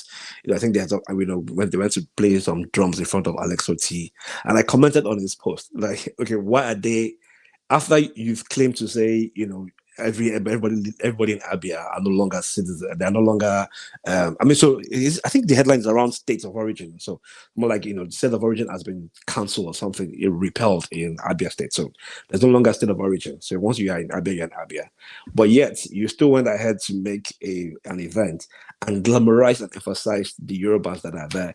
Why not address them as Abians? if that indeed were the case, why did they have to stress that they are Yoruba? And they look more like they were brought there for props. Small crowd with talking drums. They probably bought them from Badon, in one small truck or something, and then that's what they emphasize. Sorry, Baba. Sorry, Baba. But let me ask you a question now, Paddy. What do you call a Yoruba man in Abia State? Yoruba man in Abia State. Yoruba man. What do you call a Yoruba man in Abia State? A captive. You see, my situation here is, or my thinking is, why do we want to run away from our history?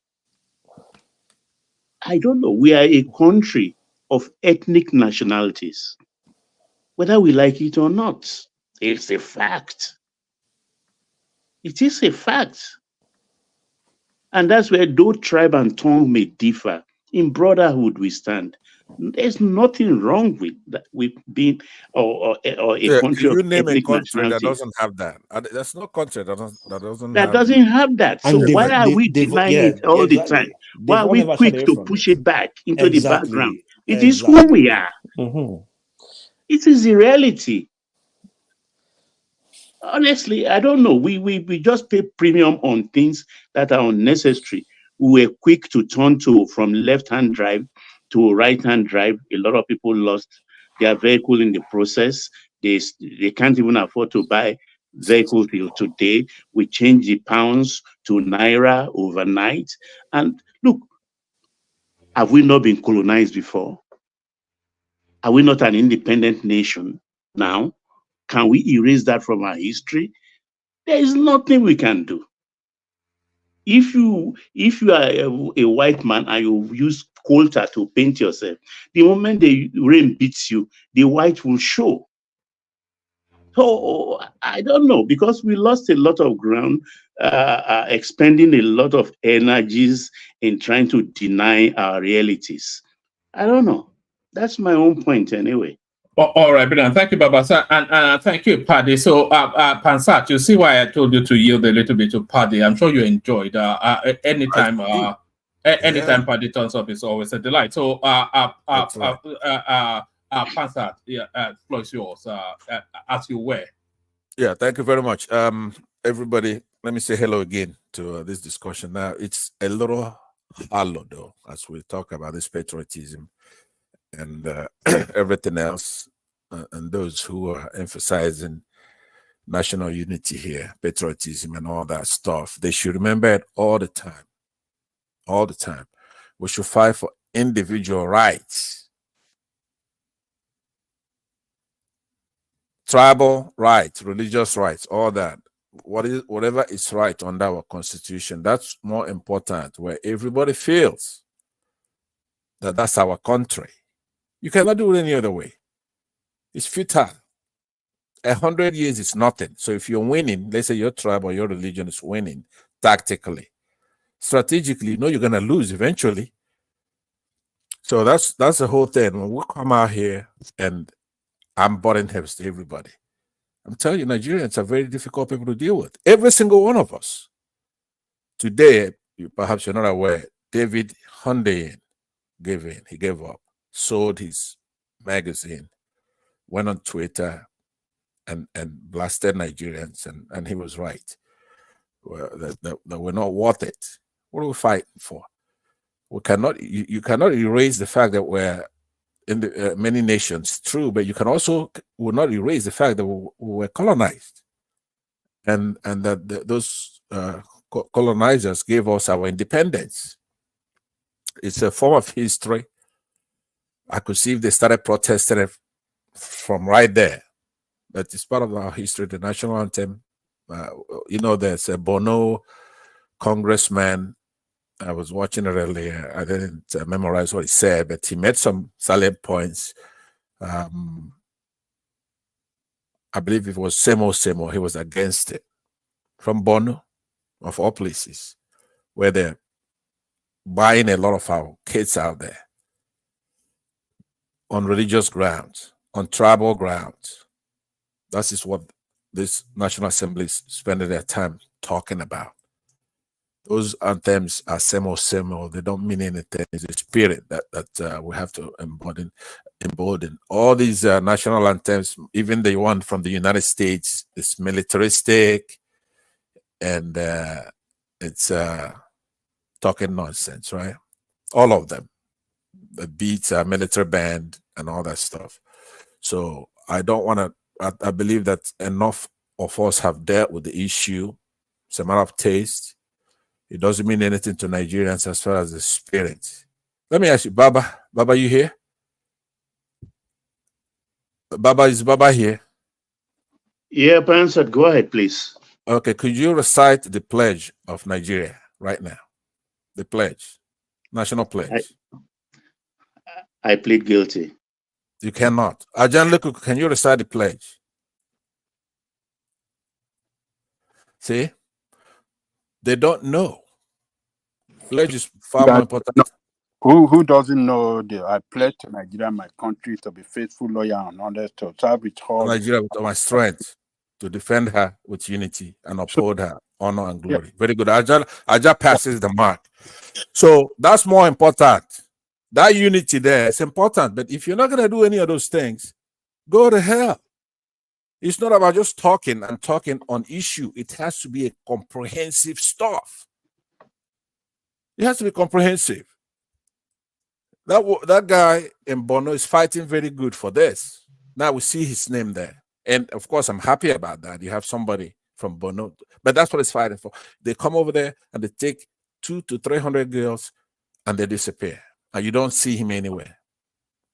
So I know that, especially this week, it's been acrimonious. Everywhere I go, I'm fighting. Everywhere I'm fighting Nigerians on their platform. Every single day this week.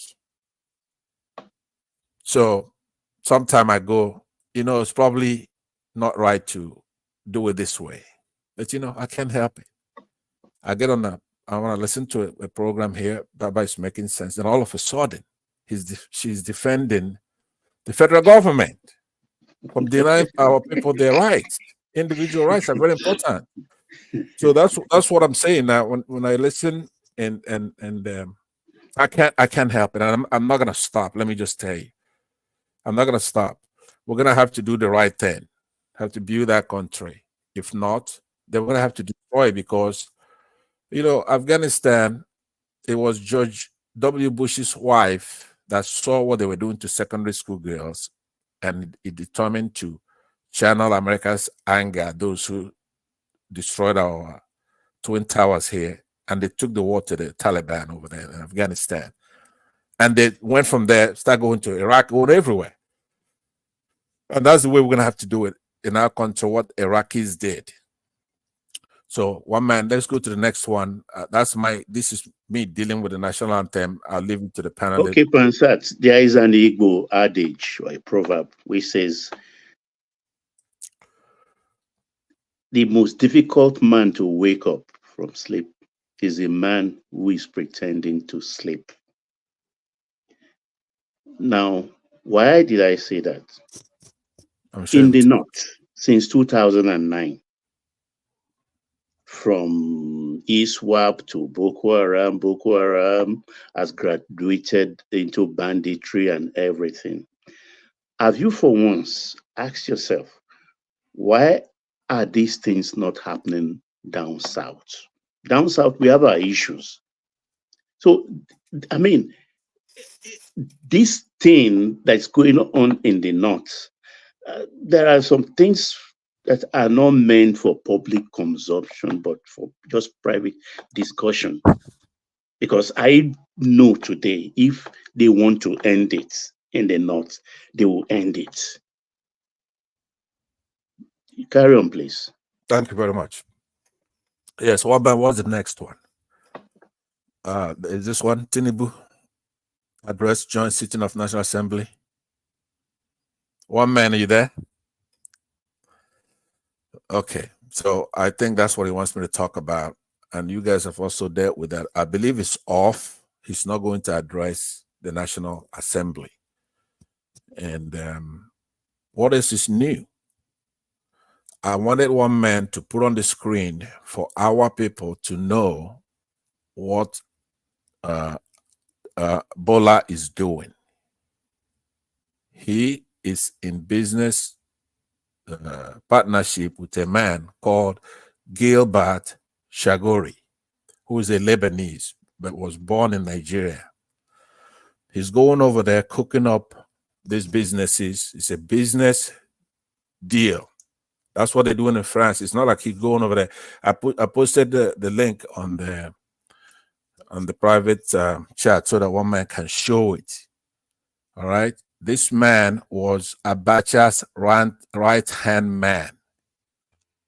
When Abacha died, he returned $300 million to Nigeria so that he wouldn't be prosecuted. That's how far back. We're going right back there. Have we not cycled this? Have you not given us this before? Yeah. No, it's not done because there's a little. I want our countrymen to understand. Is that not how you brought us the fake story of Sanusi's piece that's been debunked? Which one? Just carry on. No. Let me know because I don't want to be a vector of carrying a news that is not true. And Pansat, there's some irony in that, isn't there? That a man who headed Nadeco or was a big part of Nadeco fighting against Abacha is now best friends with Abacha's main launderer. You know, it's something that we should think about. We have a finite amount of money. We have a finite resource. It's not uncountable. It's finite. That's a figure that is 100% of our resources. That's how much it is. So if you have somebody, that the reason why records are made is so that bad actors are identified, punished, and then you learn. You can't go back to somebody who returned that. You know what? How much 300 million US dollars was back then when Abacha was stealing our money. He was the actual man that was safeguarding and investing the money for him. I mean, think about it. Not only that, he's been ambassador to many other countries. In the United States, he pled guilty and paid a stiff fine so that he won't go to jail.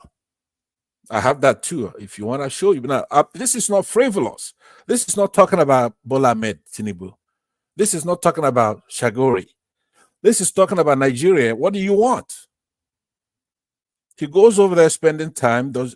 If you know the companies this man owns in our country, the companies in construction and insurance and all kinds of things, we don't have a chance.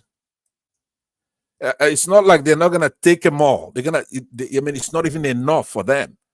This man includes with Jonathan, includes Bill Clinton. Let me show you this. Why am I just post this one on the screen when I'm talking about it, because it's not a small thing. It's not a small thing. You see it now. All our money will be gone. Please post that last one there on the screen so I could show him with Jonathan and Bill Clinton, right? So when you see Tinubu go to France, it's not like he's sick or he's a mumu or he's resting. It's nothing like that. They're taking all our money, all of it, and it's not enough. So what we have to do is to convince the skeptics, those who they don't know, they're ignorant. But more importantly, those who know, such as Baba. Baba knows. I said, I want to exchange phone numbers. What? You know the Shagori group. Since Babangida's time. Gilbert, you know his brother, and you know what they're capable of doing. You know that is no way we can survive it. Wait, but this is a man who has transcended all regimes, starting from IBB to Abacha, to Abdul Salam, to OBJ. And the only question I ask myself is, what makes this man tick? Because everybody is falling in line. He distributes and redistributes his largesse as the new regimes comes in. So they are all friends. Like somebody pointed out a short while ago. I mean, he was Abacha's friend when Tinubu was being hounded. Today is Tinubu's friend. I mean, you can see that. I don't like to quote Dele Fatiromi, me, but there is one word he used to say that resonates with me. Don't die in their war. It's actually a book that he wrote. Yeah, and he said you don't quote Dele Faro to me. I mean, sorry, Pastor. What you just said then is no different from the Dangote template now, and I'm not sure where the criticism is. Okay, Baba says. What makes him tick? No, high functioning businessmen always straddle the corridor of power. Their only alignment, their only loyalty is to their business and their growth. And that is a global norm. So I'm not quite sure. Even if we talk about him, what about the other Italian, Nakutis, what is this? I've forgotten. The guy who Baba, all join. They're all wrong for our space. All these foreigners. What's the name of that man? We can't make money like this in their countries. We can't even try it. But there are men like go to Lebanon and try it. This one is different. It's a Nigerian though. It's not a Lebanese man. One man. He takes money from Nigeria and invests in Lebanon. Look, this one is different. We had a Nigerian. Is different from all that. Can you just give me 1 second? We had a Nigerian, Chief Dende Fernandez, a Nigerian. But this man is Zaire, Congo, I think in about 5 African countries, he was their ambassador at large. I think he had a yacht. He doesn't even use private plane then. Yemoja was the same size as that one of the Queen that was sold to Adnan Khashoggi later, some many years ago. So it's not new. There are unique businessmen like that. Are they good for a country? It's not business. That is the debate. This is different. That's what I'm trying to make the point. I don't want to give him a soft landing on this. I know about all that. For example, the Dangote is taking $2-something billion from Nigerians since 2021. He hasn't delivered any refinery. It's importing crude. He's doing whatever he wants. Nobody goes to arrest him, but they arrest him fairly, and they do not kind of that. That's different. All right, so this just yeah. But this I appreciate you at least letting somebody mention it. I posted about 4 days. No, you can mention it, but when you're saying Dangote did not build the refinery, Tinubu did not, you're just taking us to. Okay, yeah, but that's what I'm saying. That is even benign, right? But it's okay. Like I said, I'm gonna be like David Hunter very soon. I'm gonna give up and say, you know what? First of all, after what do I need? I don't need anything. I'm all right. If you don't want to build the country, right? You don't want to talk about this stuff. You're hiding it. Was in Aso Villa today. Yeah. But Pansa, nobody's hiding anything. Now, when you are saying things as ludicrous as Dangote did not build the refinery, then you are just taking us to no, I said he took the money. He took billions of dollars. Yeah. You know how much $1 billion is? You probably don't have any clue what $1 billion is. I know took what our $1 billion is. And then it's 2024, middle of 2024. That have you bought any gasoline that is refined from that? It's already distributing what was it called, diesel. That's what he said. And jet fuel. But like I said, though, the first day. This is getting tiresome, though. No, it is, because here's the thing. It's a stickler, because the very first day I came here, we had this debate, right?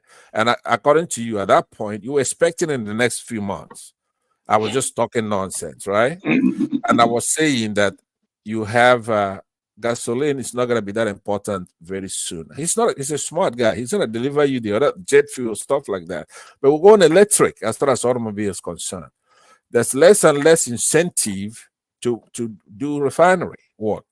You know how much? $9 billion. Do you really believe that? Well, it's okay. Let's leave that. That's not what I'm talking about. But my problem is that I have stuff there that you should just show on the screen, so it won't be my award. These are sources that nobody's denying all these activities of but let's see, Mama, let's see the stuff that he's the evidence. Yeah, I'm talking because all our money we're done. It's just something. They're just stuff that will take us down some. Okay, go to the next topic. Go to another topic. It's okay, because I don't want to speak. And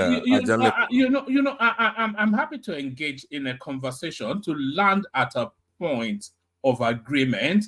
But when we are saying things like that, Dangote did not build any refinery and all of that, where do you even begin to come into that? So it's just maddening stuff. Just maybe you do it to annoy people. But let me ask you: do you recall us having that conversation the first time I came here? The conversation I recall is you saying that Buhari was dead and it's a hologram. That's how I remember it.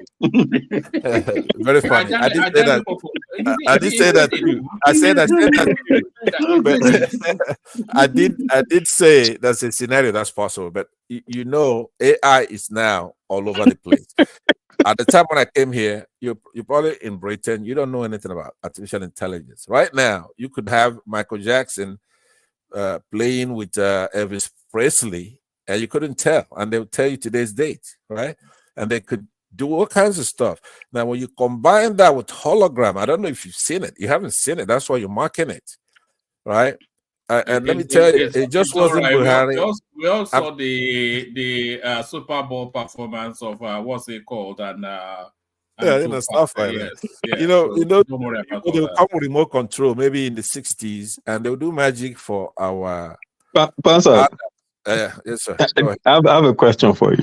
No, don't you think Hundeyin retiring from his media outlet and blaming Nigerian people is disingenuous? Because the money has dried up. The money is not flowing these in. Things, but Baba, these things, there's no money. The top journalists in the world, if you listen to Glenn Greenwald, all this, they're not making money, but they're doing it because they truly believe in the cause. So because they are being funded. Yeah, if Hundeyin was committed to his cause, that he wanted to have transparency in Nigerian government, he could have continued doing it. And then to turn around and say, oh, 200 million people are not backing me up. And so, I mean, come on, man. No, I agree with him. You know, he disclosed, for full disclosure, he disclosed how much money he was getting. And actually, part of his anger is that they're not self-funding. Nigerians are not funding people such as him. Sure, he didn't say that, but I'm just saying our activists, he could be thrown in the slammer. You have people talking about you like this, two of you right now. This guy, he disclosed about 300 million or something like that is how much he's gotten.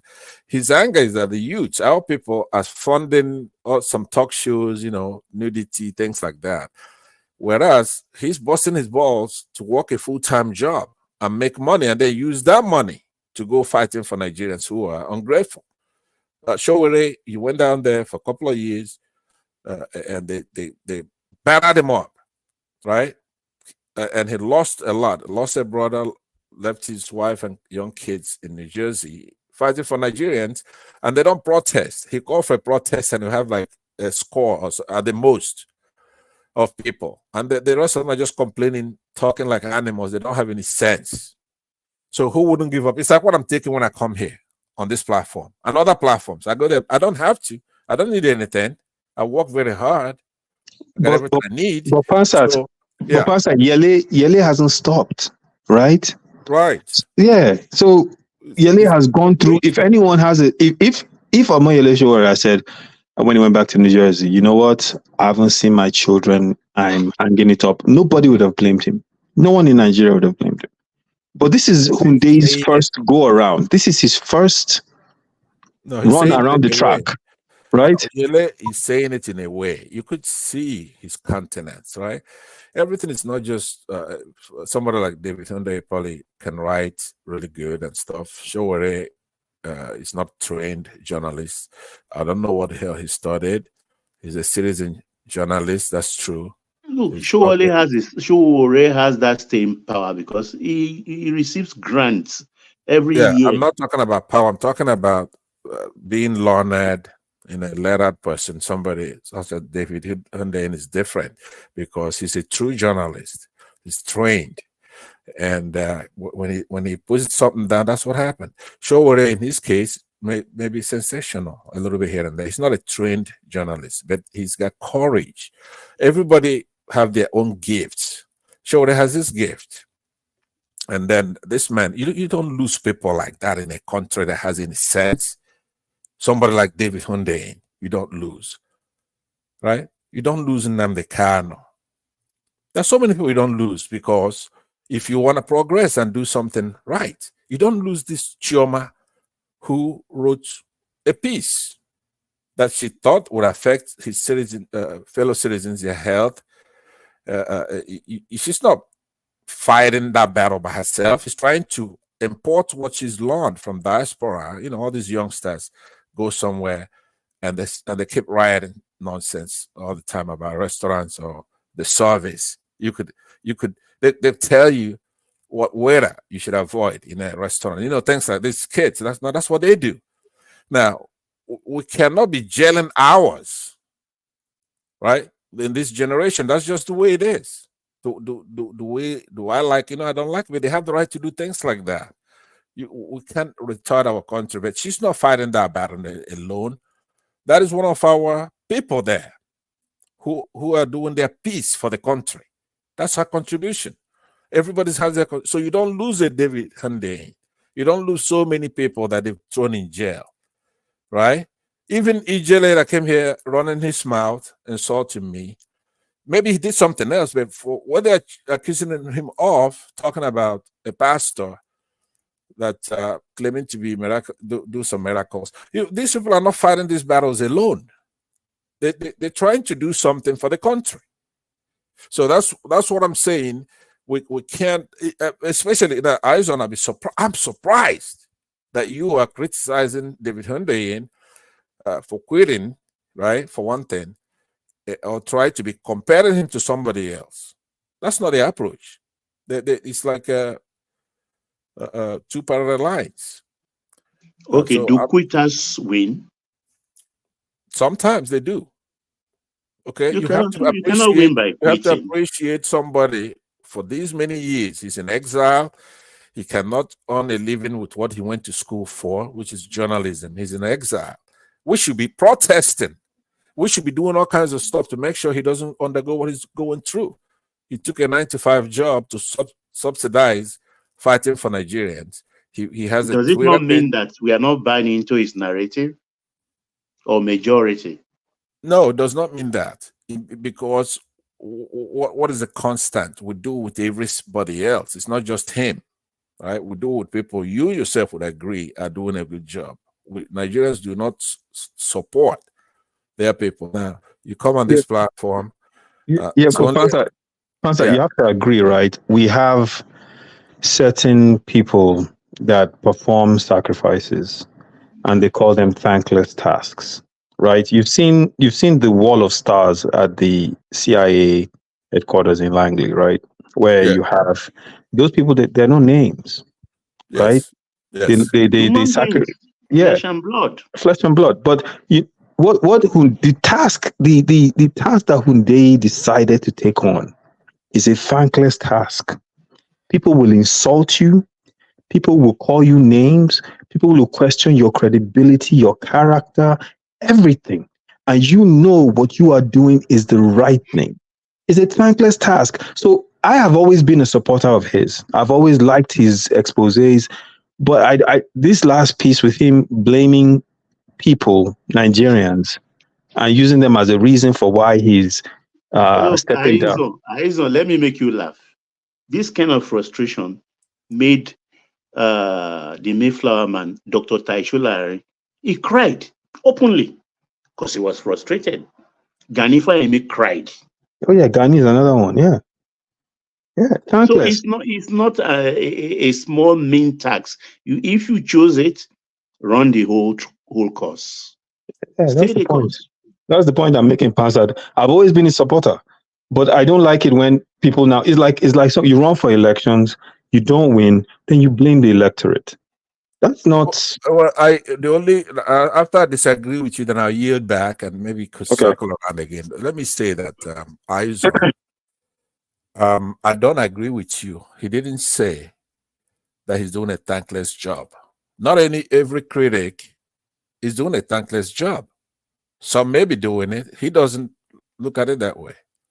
He's doing his job trying to help the country. But the people he's doing it for are not listening. They're even worse than when he started. They don't appreciate anything. It's not just that he's quitting because they're not funding help fund, right? He started off, he didn't think that the state would be that hostile as to actually do some of the things they're doing. Because, we just went back. We went like this before. The country's been in a military thing, and you had people fight, including the Bola fought the military government. And then we got into a nascent democracy. And it just wasn't like this until 2015. Right? What we have now, under Jonathan, Showore was a huge critic of the government. Everybody was corrupt as far as he was concerned. And he wrote it. Right? And I was pulling his ears. I left him messages. I was active on his website, telling him that our only problem is not corruption. And it's not. But he won't listen. Just like Ijele that came here and was winning me in a debate by insulting me, right? And I'm telling him we need to change the country. We have to have rights. We have to do things properly. But he was just running his mouth, right? So now, Showore is the same thing. I told him, hey, look, Buhari and Jonathan, they're two different animals. He doesn't believe so. As far as he was actually convinced that the same thing, just like he believes that Obi and Tinubu are the same thing. That is a lack of judgment. They're not the same thing. We're not going to jump from Jonathan to a Jeffersonian Democrat. Yeah, step by step, you build it up. So I was in another platform earlier this morning, and I was trying to tell him about democracy. Even if somebody come in and all they gave us is that division of that three branches of government, so they be adversarial. That's it. That's all he achieved.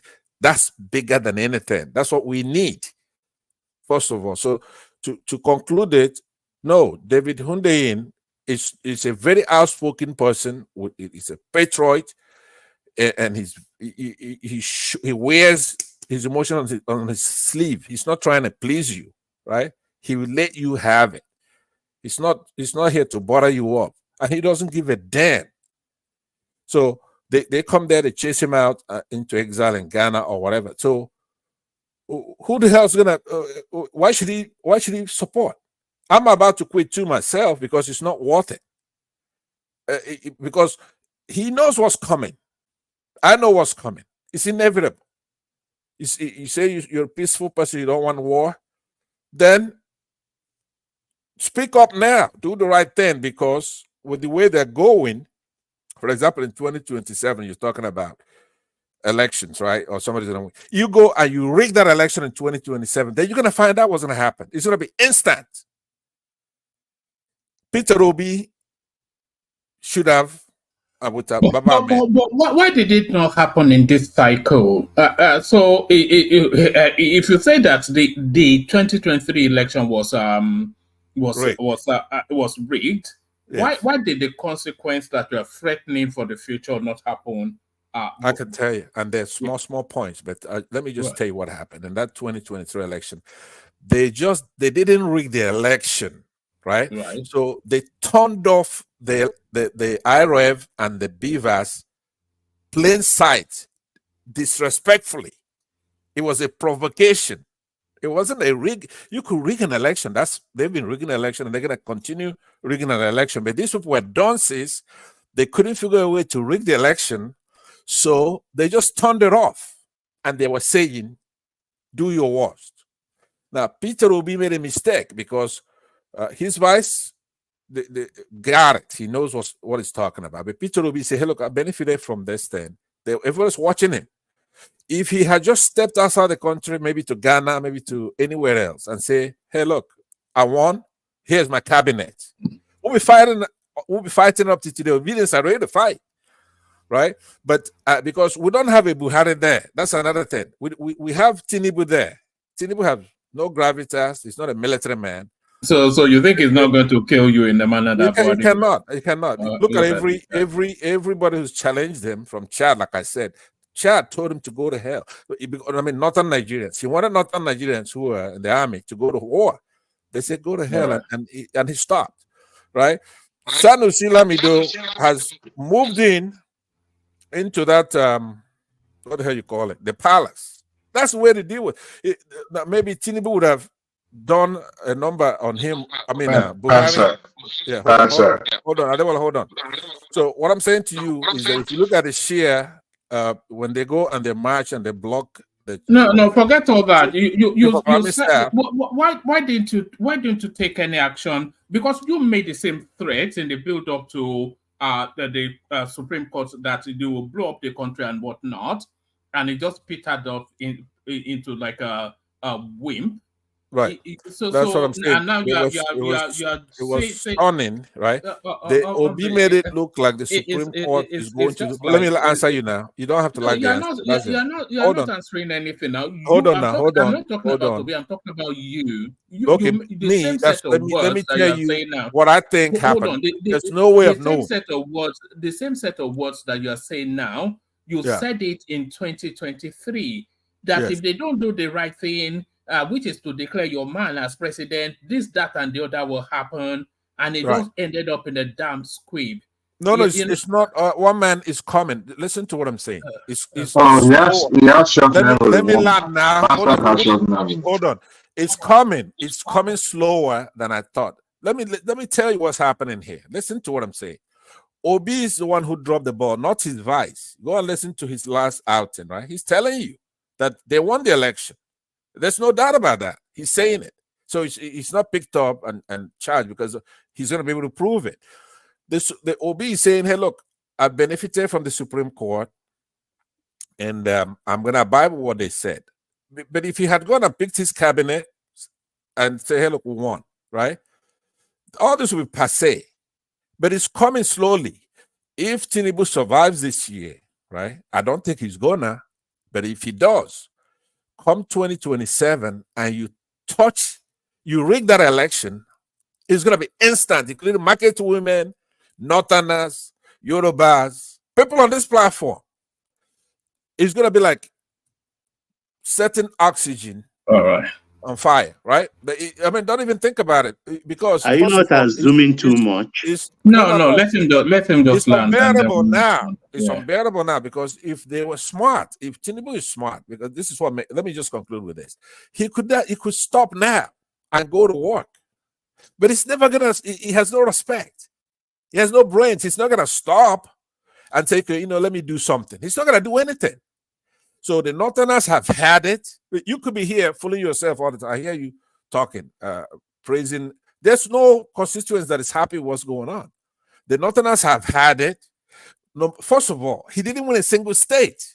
He didn't win any state in the north. He didn't win any in the southeast. He didn't win any in the southwest. He won 0.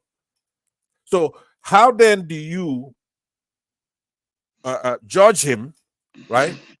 Now that he has shown that he has nothing. Before he was lying. He was saying, I built Lagos. I could do this. And people had great hopes that he's going to come in, at least be better than Buhari. And he's not. So we should leave these elementary discussions and the basic stuff that's already known by the market women. If he tries it again, right? Even if Obi come out there and talk the same nonsense he talked after this one, right? He's going to be a victim of what's going to happen, because you have to understand that a lot of people are starving. They're dying. A lot of people. So that's the whole last time you're in Nigeria. No, don't take him on. Just let him land. He doesn't come and say to Nigeria and say, look, I'm sorry, we're doing this and doing that. It hasn't started, but it's going to kick in. He doesn't show up. He has no respect for our journalists. He has no respect for our National Assembly. He has no respect for the right thing, the Constitution. Nothing. He goes to France, or he wants to go fight Chad, or he's going to have France build a road with this Shagore guy from Lagos to Calabar. He's talking nonsense about that's going to make the economy better. We're at 30-something% inflation. Do you think inflation stops at just high inflation? It could go to hyperinflation. You have to do something. If you don't do something, there are a lot of forces that are automatic. They're going to keep going. Zimbabwe, do you know what their inflation was? Right? They have $1 trillion bill sometimes, like you have a dollar bill, right? Or a Naira bill. So by the end of the year, maybe inflation will be at 200-something%. Now, how are you going to talk if people are going to buy Gare for like $500? I don't know what that translates in Naira, right? Right now, it's like about, I don't know. Rice is like 80,000. So if they have to pay 1-something million for a bag of rice and you come rigging an election, a mumu-looking person, he doesn't address the country, has no style, has no class, it's a lie. How are you going to win an election? How are you going to rig it? The only reason they survive. Don't forget, we are going to June in another 1 week. Baba, please just let him land. Yeah. What did he say? What did you say, brother? No, you just carry on. Land and then we're going to Diwali. Yeah. Okay. All right. No, I yield back. I know when you're not happy. No, it's just when you hear the truth and you. It's impossible to have a conversation with you because I'm not here there are no parameters around it. It's just wild. No. I yield back to you to do your program. But look, one man, don't have that in your mind. I'm saying this for you too. Right? Maybe they hear us. Maybe they hear us and they change, right? I'm not going to lie on them. Nobody is going to change on anything that you have to say. Well, then he's going to get it. If he doesn't change, he's going to get it. It doesn't cohere. It doesn't sequence. Anyway, it's once you say cohere, then I know that you're really sad. It's just when I say gibberish, you get upset. But when you say cohere, I know you are really hurt this time. No, it's just gibberish, isn't it? No, I yield back. We'll go to Adewale. Adewale, remember now, I'm yielding back just for you. So don't forget it next time. But when we'll come on here. That's the last time you. All right, thank you. That's the majestic Pansat. No one else. Thank God there's only one of him. Dewale, you're up next. Okay, well, man, okay, I don't want to go back. So that's going to be Pansat, man. I wanted to ask him when the last time he was in Nigeria. All this thing that he's saying, if you get picked up by the by DSS, I won't go and bail you. Nobody you saw will bail me calling when I was voting in Nigeria. I went to vote. That's how much I dedicated to You did? Nigeria. Yes, I did. You didn't see Show me us, calling to the show there. show us your, show us Show you what? show us the evidence that you did travel. Usually with me, when I say it, it's true. That's the evidence. Is that I said it. Okay, you should take it on the face value. Okay, good. Let's move on. Woman, what happens to Ndeng? So sorry, what happened to what?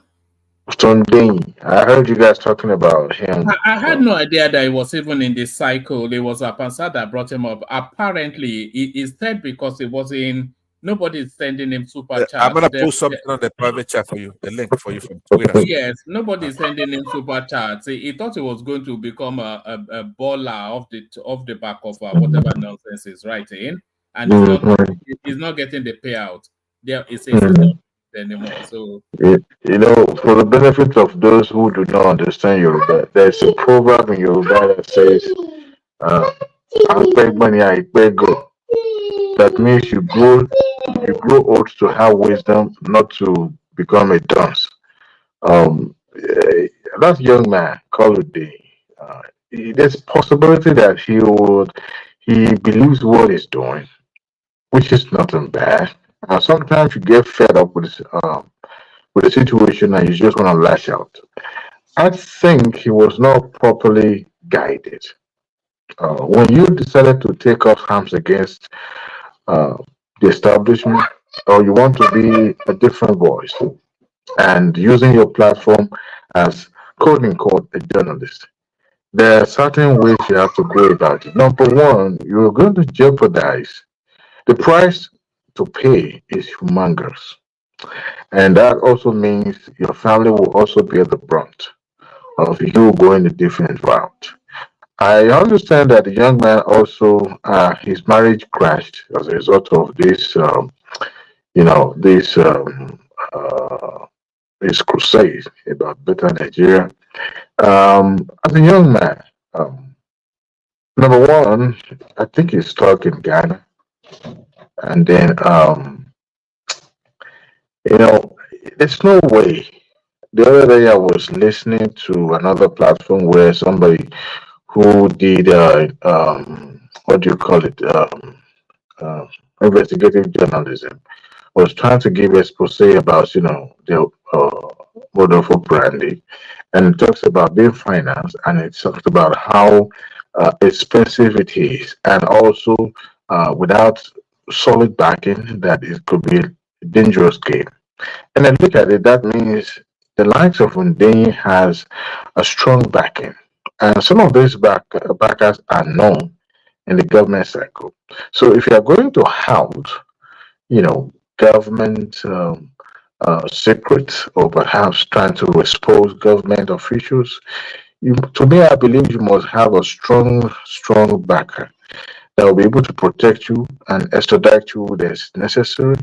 But to be stuck in Ghana, I don't think he's delusional enough to think that his whereabouts is not known in Ghana. It's just Ghana. Ghana is like when you travel to Edo, you travel down to the south. There's no different. But to think that the government, but I don't think it's a big fish for government to fry. In as much as he meant well, I think he was full of exuberance. There are some things that he get into online that's unnecessary. People will not take you serious. Even those who are in the diaspora that will take that your cause for you by sponsoring you, they probably will not take you serious when they see you posting those mundane, childish stuff on the social media. You have to be serious minded. You have to portray or depict that what you are doing is a serious thing. Even government would not take you serious if you don't take yourself serious. And I think the reality is hitting him in the face. Even though I don't know, I haven't seen his tweets regarding that because I know he's very active on Twitter. But I think based on some of these outbursts lately on social media, I could see a frustrated young man. There's a point that you will get to in life that you get a little bit frustrated because like they say in Yoruba, you can't even go back to your home country. Nobody pursues you. You left simply because you thought that you'll be, government will come against you. That's certain way government don't see you as being consequential. They see you as somebody who is trying to make a living. Perhaps you are going around it by, trying to antagonize people in government, and they don't care. Whatever you put out there, they will counter it. Sometimes they won't pay attention to it. But I think for him to be more productive in that area, he needs to take himself serious. He needs to look at it in a serious way. Those who do investigative journalism in advanced world, they know how dangerous it is, but at the same time, they take themselves serious. You don't just put stories in the media, just like, they confirm with the subject matter. And the subject matter does not have, a counter narrative to that. That's when they decide to go. Because if there's evidence is solid, they go to press. And in most cases, the people involved don't get to sue them. But I just hope he gets the guidance Adewale, that can you please give me an example of something he put out that wasn't verifiable? Oh, I didn't say it wasn't verified. I said the way it was going about it, it was more childish about it. And I give you an example. Remember when during the Niger issued with the ECOWAS, and this young man posted a memo, an internal memo, detailing the station of troop in a nearby country, to the point that the government felt, a little bit embarrassed that it leaked. He posted it, or perhaps he retweeted it.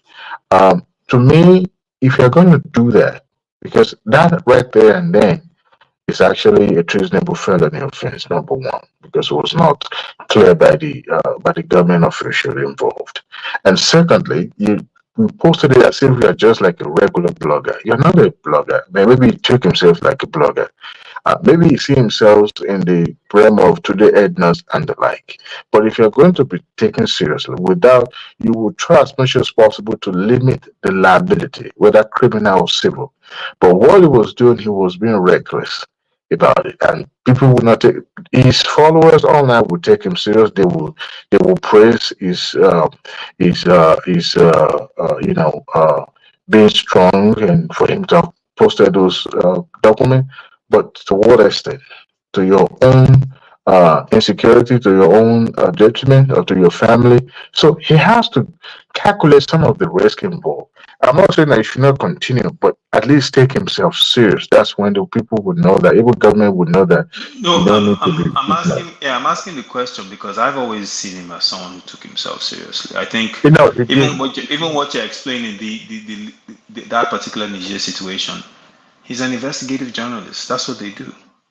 Yeah, And as an investigative journalist, I don't see how it's not treasonable. How is that treasonable? Aizen. Yeah. When you get the confidential information, or let's say there's a story about to go to press, even before you go to press, a story landed on your table.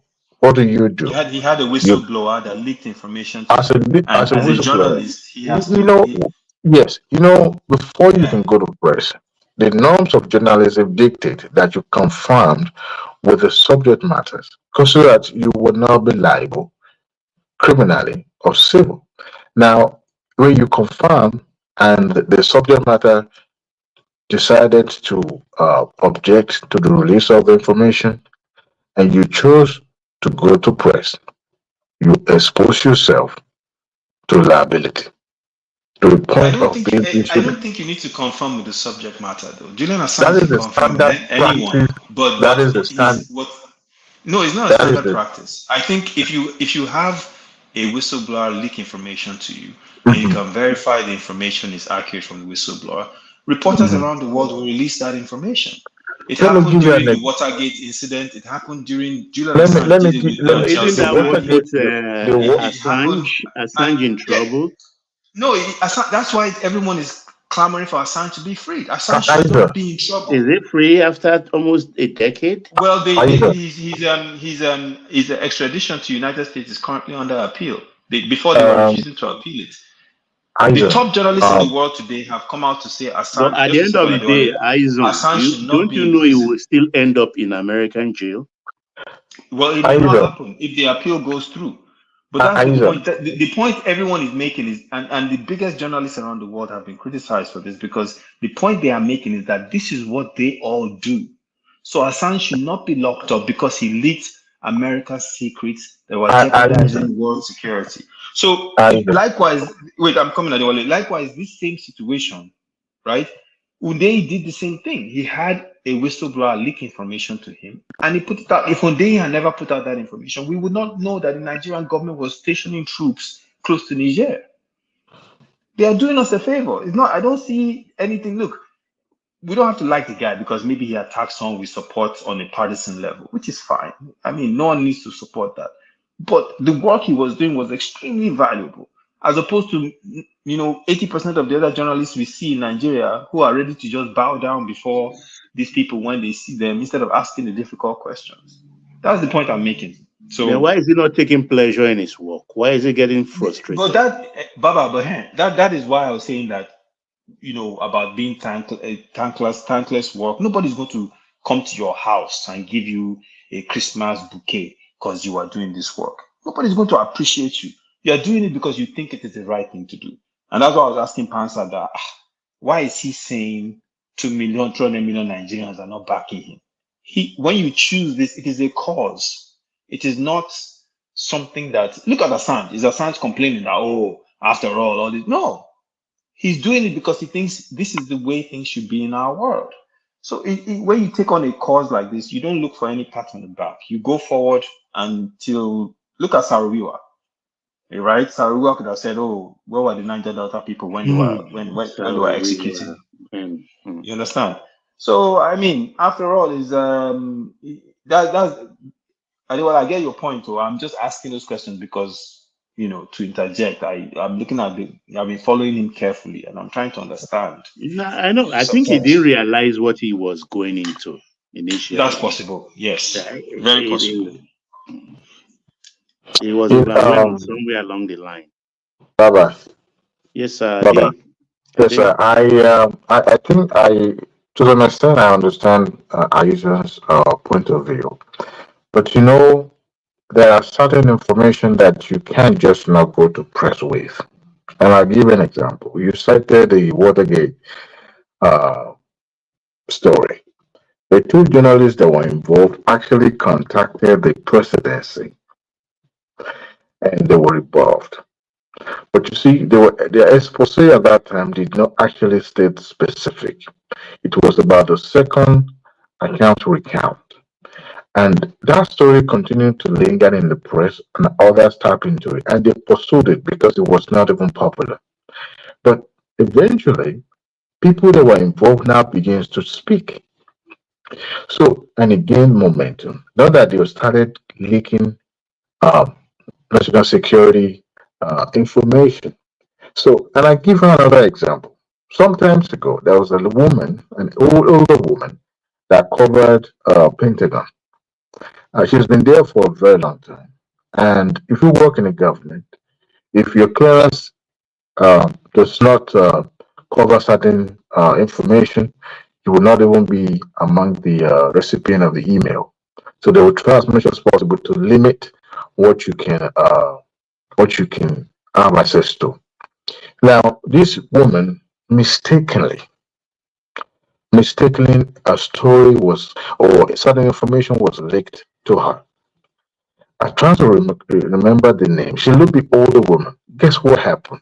She was retired from CNN prematurely because she was exposed to certain information she was not supposed to. By the time news gets to the media attached to the Pentagon, most of the remnants of the information has already been out there in the public. They just maybe they just want them to be the first person to break the news. And most likely they always have a press briefing where it's been shown live. So we have this thing being done in a way. And any journalist, internationally or local, that is worth his or her onions would know the standard of journalism. You don't just go to the press with a one-ass story without comparing with the subject matter. There's a chance that the subject matter may deny it. But when you now have it, let's say some personal stories, that is different. But you also brace for legal liability. Now, as for the government issue, that is where it becomes more delicate because you never can tell.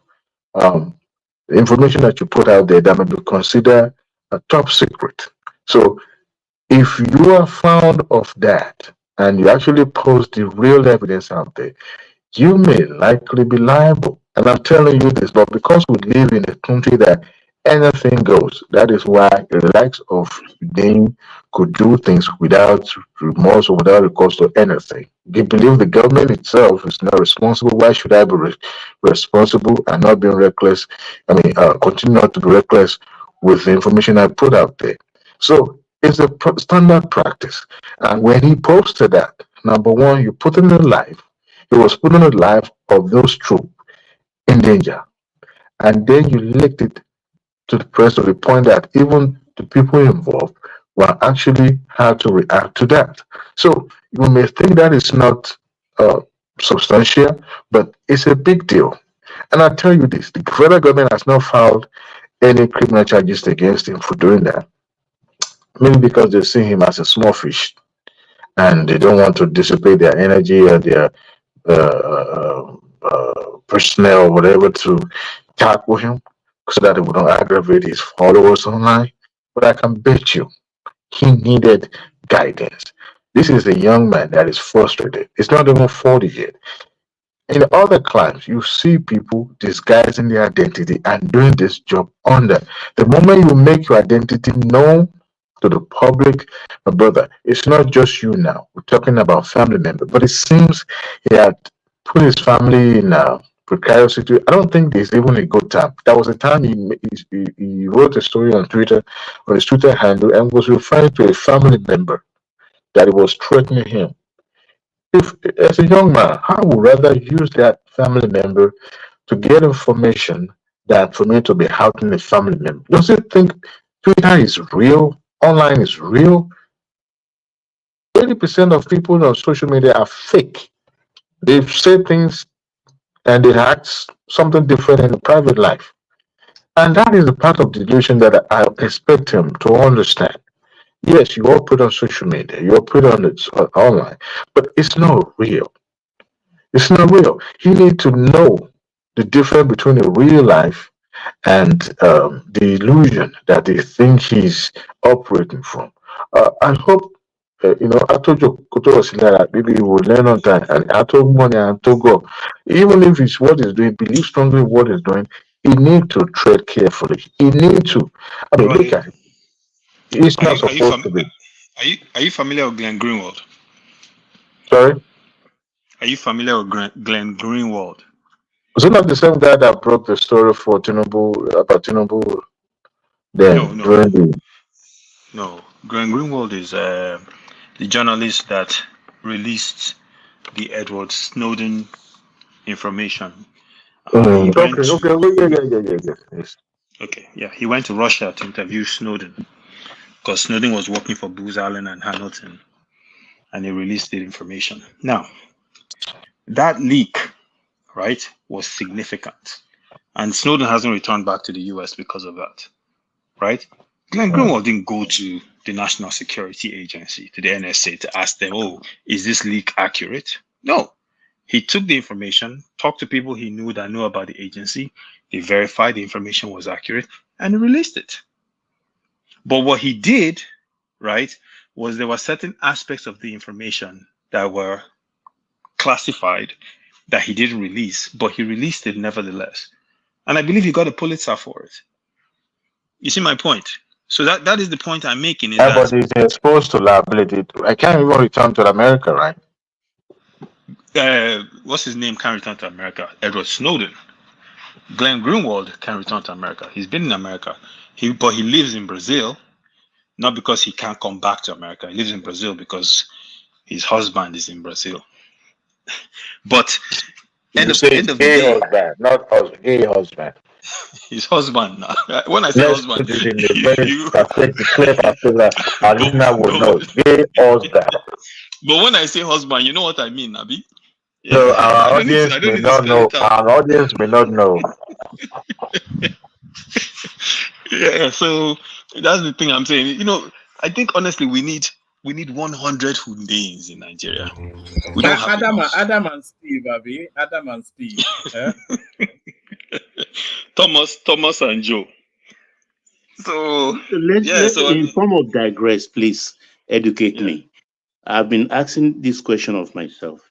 How did they determine who is wife, who is husband? No, I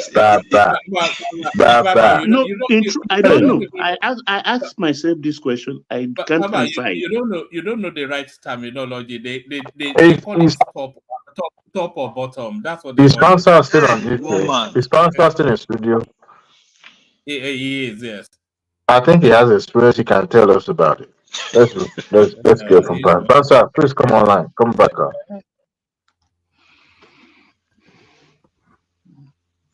Carry on. I think that, carry on. Papa, you are asking question that only on this show. Because I ask when I see them, you say my wife will be expecting me at home. And I said, it's Steve and Steve. So how did they know? Because I know the anatomy is the same. So how did they? I get confused. I think. Or did they? For 6 months? Baba, it's a narrative of giver and receiver. That's how they determine it. Giver. And so they switch at times. I'm not sure that they switch. I don't know if they do actually. American and their overindulgence. They do things because of too much of freedom. If two sex can get married, what's somebody stay on topic. Sorry about that. It's just I'm confused. So don't let me divert. No, don't be confused, Baba. Don't worry yourself about that. They will sort themselves out. People that don't even know they are because they said it's non-binary, they are confused about their gender. So that is to tell you the perspective. Anyway, let's move back. Let me talk a little bit about Kano. Ownership tussle. The government of Kano and the federal government are creating confusion. It's not that haven't seen something like this before, but what amplifies this one is the advent of social media. News are being broken on a second basis. So it's not as let's wait the next week before we break the news. So now everybody knows what's going on in Kano. And the state government seems to be adamant. They went ahead and get a state high court injunction to stop federal government order to be executed. I'm wondering because I'm not really that good when it comes to judiciary issue, but isn't federal government supersede or higher than the state high court? And how come the Adobe Yero's faction now decided to go get the federal government order before Sanusi? You see, and then the role the police and the military are playing in this is not that encouraging. I expect them to stay clear of these local politics that is being played, but it seems they are being used. I try not to get interested in that story because we've seen the hotly contested kingship tussle in Nigeria, in which that consume almost everyone in that town. And Kano has a significance when it comes to the northern cultural issue. And I think federal government need to stay back and let it stay because it's a state issue. It's not federal issue. Let them handle it. I mean, it seems that every administration that comes now will now be imposing or enthroning one king or the other on the subject of Kano. So I hope federal government hands off. I could see the hands of Ganduje being played, behind the scene when it comes to the federal mic. But as for the state government, it seems That man called Kabiru or whatever his name is a troublesome governor. The man that just got to the office and started demolishing buildings, and that man had really troublemaker. He could not even wait for at least maybe a couple of years down. You were already saying no, we're going to uproot this and install this. It's to me, what is it about ownership anyway? What is it that somebody said, well, why would Sanusi of all person with his intellectual decided to go and stay put in Kano? I don't know. It's like a wastage of intellectualism to me. And I think You can be intellectual in Kano. It's not against there's no fatwa on being intellectual. In fact, it's known for its intellectualism, Kano. yeah, but when you become the head of a community, you are going to be handicapped because at this point you can't sound impartial. You have to have everybody under your umbrella. You have to be, you know, welcoming. Your criticism should not. That wasn't what it was like in his first incarnation when it was Emir. He was still firing from both barrels. And that was what got him removed. You know, to me, that is, well, you may say that a leader, as a leader, I don't have to be critical of you and the public. If I'm close to you enough, I think I hold you to give you the sound advice behind the closed door that ordinary people will not give you, anywhere. And I think that is the way to the government. But when he chose to go out there and make his grievance known, look, you may try to stand to be on the side of people, but trying to be the bridge between the people and the government. And when you start continue to carry that activism to the leadership or to the kingship, it's not going to mix like water and oil. And it's unfortunate. I think somebody needs to tutor him. And his forefathers comported themselves in a very, very good manner. I mean, nobody say you shouldn't speak truth to the power, but be mindful of your statement in the public, because some of the things you say will be twisted.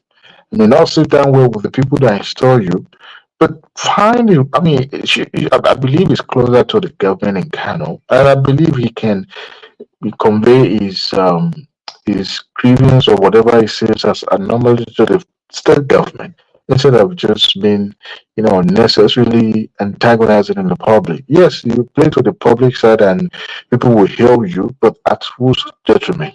To me, he didn't play that part role, and that got him into trouble. So, but I think it's more deeper than that actually in Kano. But in as much as I don't want to pay too much attention to it, I think the state government need to have a rethink. They need to quench this fire before it consumes Kano. Because if Kano become volatile, as somebody saying, oh, Tinubu should address this. What is Tinubu with chieftaincy issue? That is like going too far. Everything has to be about Tinubu. Forgetting that these folks also have their men in the military, they have their men in the police, they can do whatever. It's just unfortunate that that's what that state has reduced to. But the governor need to calm down. He need to act, comport himself like a governor. Look, if I want to remove somebody, remove that person with the backing of the law. We do it in a way that it will be justified that this person needed to be removed, not to be grandstanding. And this version, that one is staying in part of the palace. And to me, it doesn't speak well of that state. And I think the governor need to do better. Right now, somebody has to step down for one another. Who's going to step down? I don't know. But, like we know, the people kind of wanted Adobayo instead of Sanusi Lamido Sanusi. But it seems the Kingmaker also make a U-turn and now supporting that Lamido Sanusi. So, if I look at this weird culture of marrying each other's cousins, you can imagine you marry your brother's daughter. Isn't that weird? Some weird stuff going on in Kano. Is that what they do? Yeah, it's Anusi's first wife is royalty is notorious for that, though. That's the custom in the British royals, basically. Be quiet. Well, I mean, if you have that going on, it seems there's not. Inbreeding. Yeah, they are. I know Bayeros is his cousin, and then this is his sister. That's just weird to me. I don't know about them over there. I think they got this weird. Wow. Hey, be quiet around here. They got this weird tradition going on in the country. I bet you this. I think you are the one that should be quiet. We're getting more sense from her than you. Can you imagine? You know, this girl has been so open, actually active this evening, and I've been. Ooh, she was the reason why I had to leave earlier because she was just been. Ooh, God help me. You know, kids with. You have to learn how to be patient with kids, and that's one thing. Just hopefully, you know, ambitious this evening. Anyway, that's my take about the Kano issue, and I hope the state government, do the right thing. And if not, it's gonna start snowball. And they shouldn't blame Tinubu because these guys are using their men in the, in the military. Oh, you post Chioma Okoli. Well, God will help that girl. I heard you guys saying she lost her pregnancy. That is terrible. That is very, very terrible. I wonder how Ekene's brother is going to feel. Is that not sufficient enough of a price to pay? I mean, what she has, that lady has. Because she criticized a tomato paste. Yeah, and I saw the Joel of Nashville supporting his brother about somebody make a scapegoat about being critical of. There's not. You live in a country where free speech is guaranteed. You can criticize product, right? But what is it? Honestly, to be honest with you, this case is very disappointing. People did not advise that Joseph Coates man well. I think he needed more PR advisor that could give him a good pointer. Who even know about risks? Maybe people in Okeanin, in Lagos, and when you have other imported sauce that people could easily buy. But it's possible that one out of maybe 10 products or 20 that comes from the factory will be deficient. It's possible. And to me, I believe you should have admitted that and reach out or reach across to that young lady instead of just taking a big sledgehammer to kill an ant. Yes, you're going to make an example. So that means people will buy your product and they will not criticize. That is not a good marketing strategy because now you buy your product, it's terrible, they can't complain, they can't do anything. You say you have a channel where people can complain. Yes, you have a customer complaint telephone line, but how many people are going to call? So the chances that if they call that line and they're critical of this product, if I decided to sue them, if I decided to sue them as well. So I think I've actually learned something now that you can't criticize product online in Nigeria.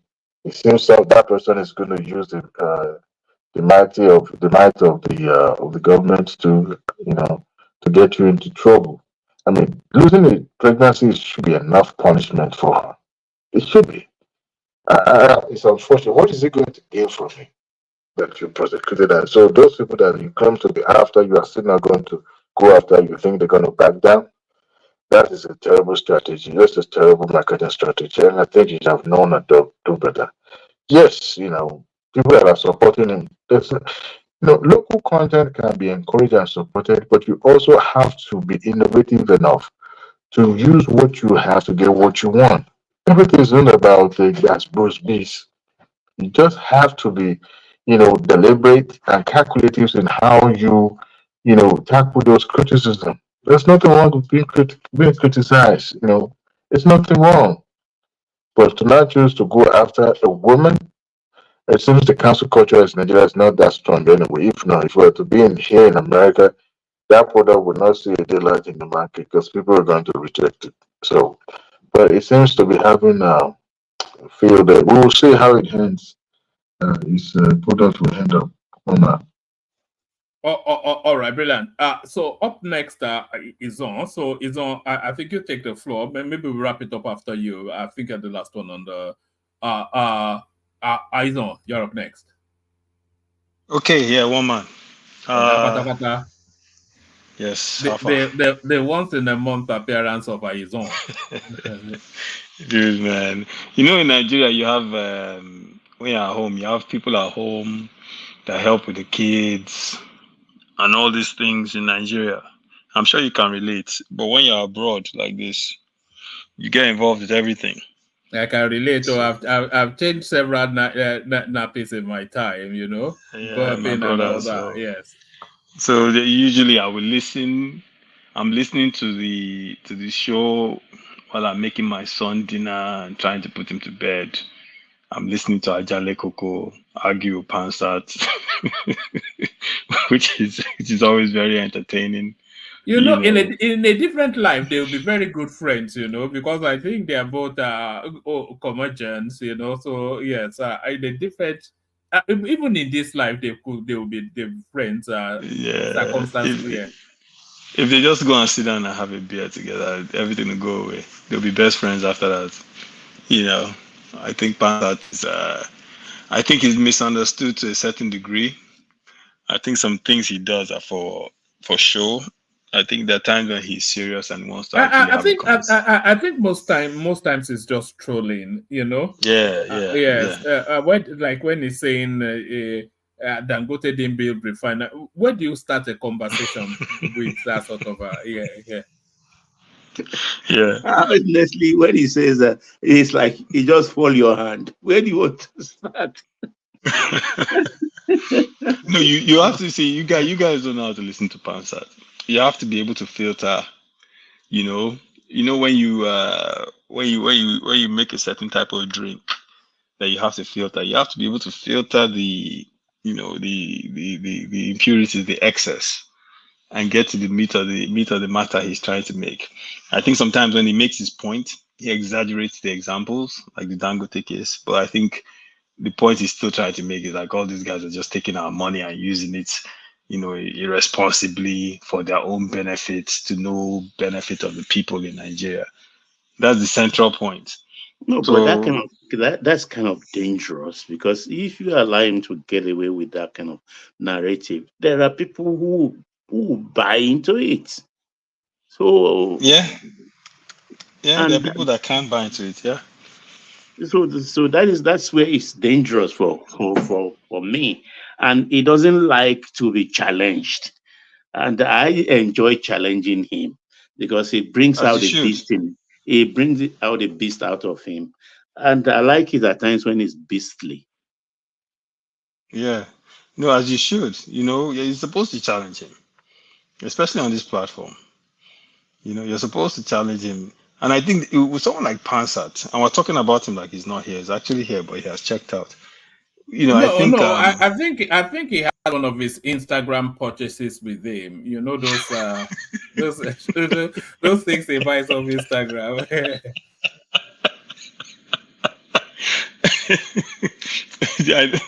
I think with Pansat, you have to beat him with facts, and you have to debunk his argument.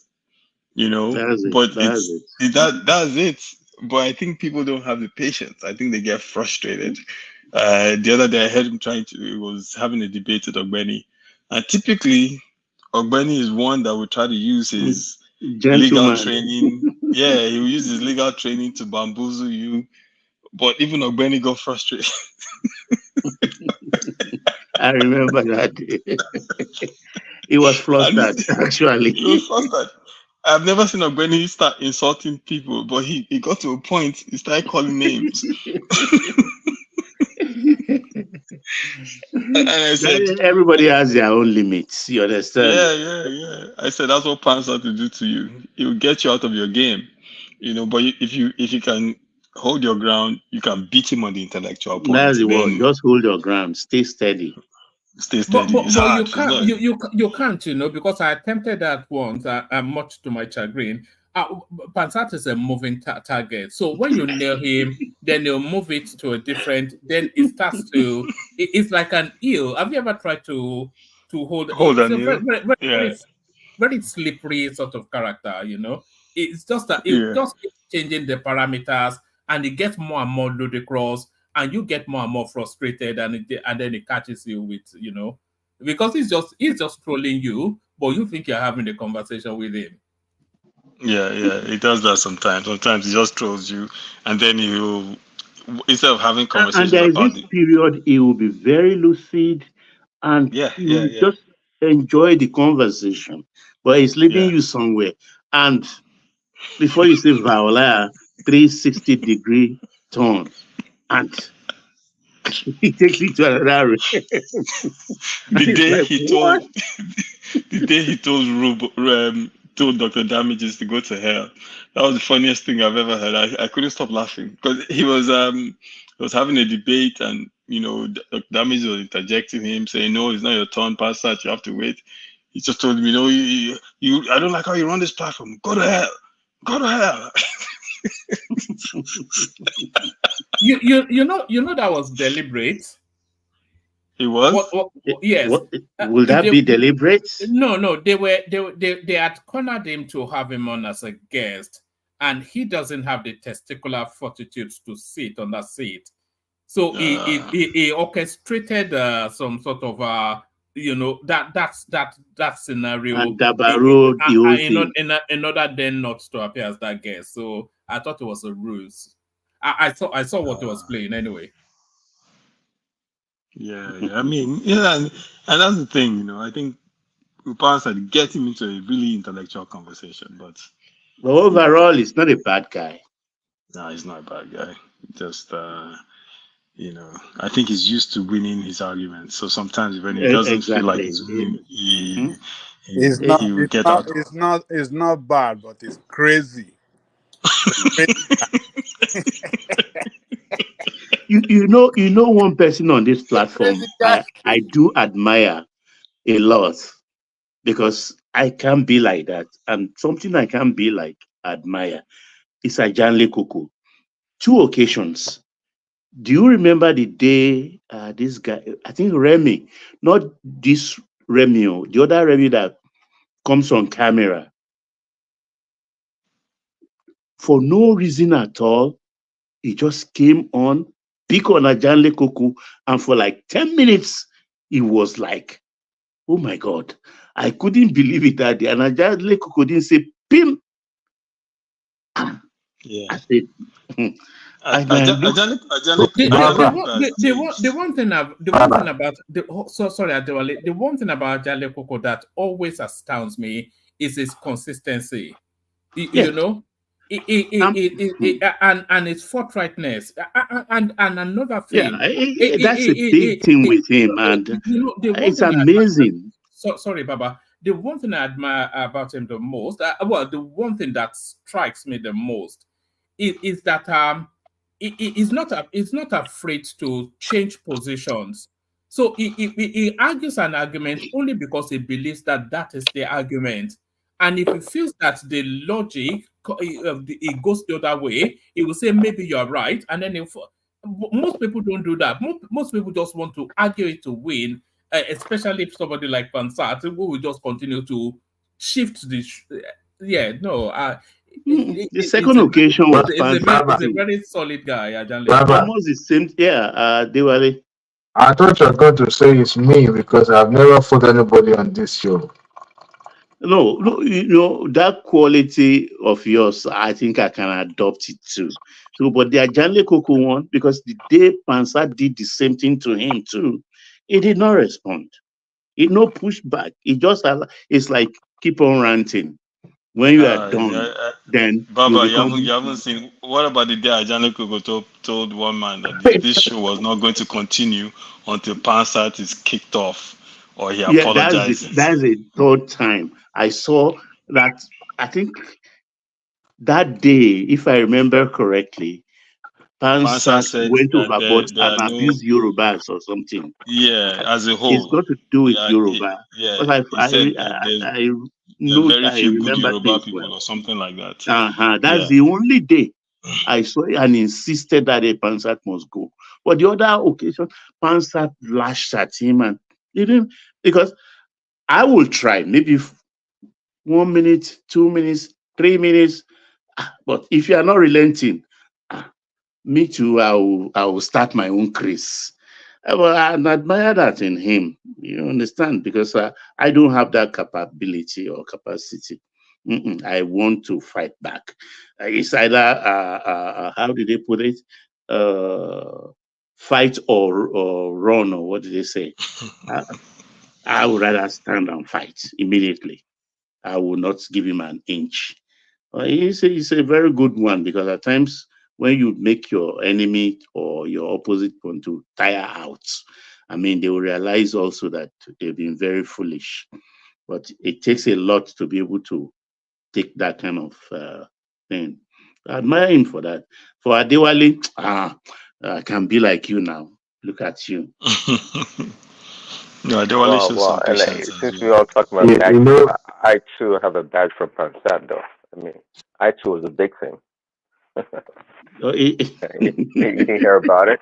Pansat insulted my mother's private part. He did. Oh my God. Robert, I strongly believe that Pansat needs to see a counselor, a psychiatrist, somebody. His reaction sometimes is a little bit off key. You know, the way you react, it will start going off at somebody as if he's got beef with that person before. And it turns easily on people, and it will start going south with analysis, you know. Hey, so and then he will say, this guy, this useless guy, one man, silence him now, one man, silence this boy. I'm old enough to be his father. Yeah, he has a dictatorial tendency. That person cannot be a leader. If they put him in the position of governor, it can probably be on a military field. Telling them shoot. Don't you look at him now? It looked like Hiroshi. Look at him. He had the same beat like Hiroshi. Oh goodness. I don't carry on. Sorry for the distraction. Dewale, I don't think he needs a psychiatrist. I think he needs a wife. That's what I really think he needs. You see what I'm talking about? When Baba asked that question earlier, I said I think Pastor would be in the best position. I didn't even know he's a single man. See, it seems like I could see things. So he's not married. My imagination is not good. Anyway, go ahead. But we must do one thing. We must give ourselves that. The woman has not been born yet that can live with Pansat. She has not been born yet. But we have to give ourselves a credit that on all the platforms, Nigerian platform, this is the only platform that is more accommodating to Pansat. This is the only platform that give him that space. But Angelico, I think Dupsy can handle somebody like Pansat, because Dupsy is the way I look at, she's sharp-witted, and she can hold her own. She can hold her own, because I listen to the Sunday thing once in a while, and I see how she reacts. You understand? I think a woman like Dupsy can handle him. Even on one finger, he will roll him around. Oh yeah, he like women. He like to listen to women now. This guy, Pansat. Yeah. But Dupsy is a queen bee now. I picture his co-worker at work. I wonder how they're able to cope working alongside. You don't. Are you saying it to distinguish yourself from me? Oh yeah. But it's a blessing to us. If Pansat is not going egoistic or tribal, listen to him. I think you will see that. You can have a conversation with him if he's okay. That okay period, no doubt about it. I enjoy that. Do that thing. I want when it's like that. When he's on the flow, I like to listen to him. I like to tackle him. Is that 360-degree turn? Amen. I can't handle that. I can't handle that. So, one man, I'm going to get started with this national anthem stuff, man, because it is, my blood is just boiling. And the way they did it is they rushed through it. Before we know what was happening, first, second reading, they've done it, bam, it's been sent to president's desk. Just, this thing was just barely announced by Arise last week, and all of a sudden here's the craziest thing. Like the US national anthem, right? Francis Scott Key, an American poet, right? I don't know who wrote God Save the Queen, but I'm willing to bet it's not anyone else but someone that is from the UK. Your national anthem is key, and it rises as a symbol for your nation, right? It has to be something that is composed by and represented by and has the spirit of the nation involved. That cannot be written by someone that's not from the nation. It cannot be written by someone who has a paternalistic view of how we should be treated or who we are. It can't be. It has to be written by a born, bred person whose ancestry is from that space that is called Nigeria. And that's what I believe Obasanjo did. And that's what I believe he was trying to do when he changed it to Arise, O Compatriots. Aisa. Yeah. What is the purpose of national anthem? The national anthem, right? From what I've gathered, a lot of them rose during a certain time, and it symbolizes a key part of a nation. It symbolizes the meaning, and it captures the essence of the nation, essentially.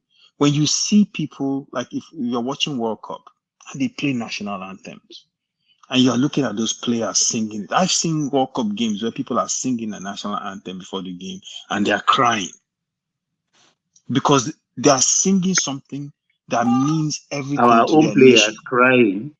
No, some other countries. Okay.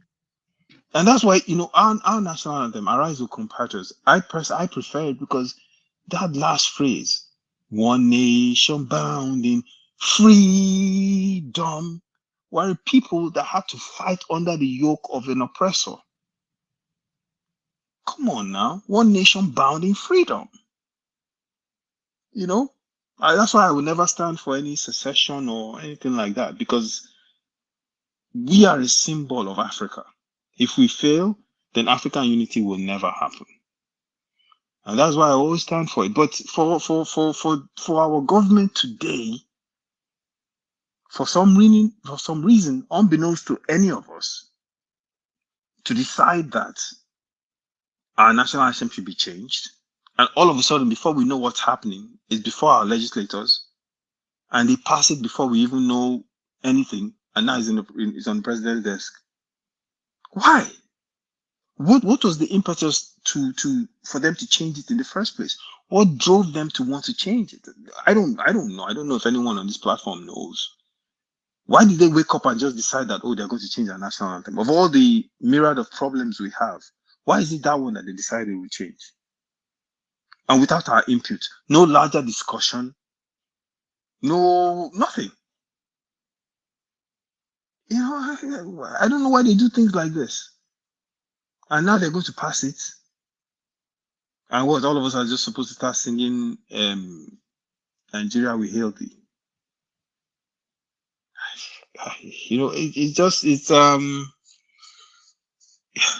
It's very disturbing, because the thing about it is, even from a perspective of having pride in who you are, in your nation, in yourself, in the fact that your history is marred with a foreign nation that came down and forced us to be together, colonized us, did all sorts, created us as a,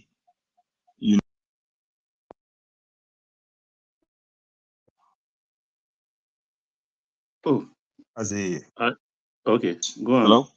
We lost you for a moment. I think I broke off for a second. Yeah. Someone was calling me. But created us as a unit to export resources to their nation. That's what we were. I mean, I remember recently I read a book about the Royal Niger Company and all the things they did in the Niger Delta and everything they did, you know, that led up to our independence and how they sold Nigeria essentially. That's how these people saw us. So, all due respect to those people that, you know, prefer that anthem, we can't have one of them creating our national song that's supposed to represent who we are. You know, it just doesn't make any sense. We have to be able to. It doesn't matter what part of Nigeria the person is from.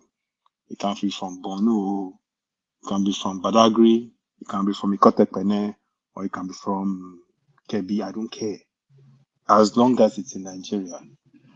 But if I understand you very well, what you quarrel is with the source, not the wordings or the essence of the first one.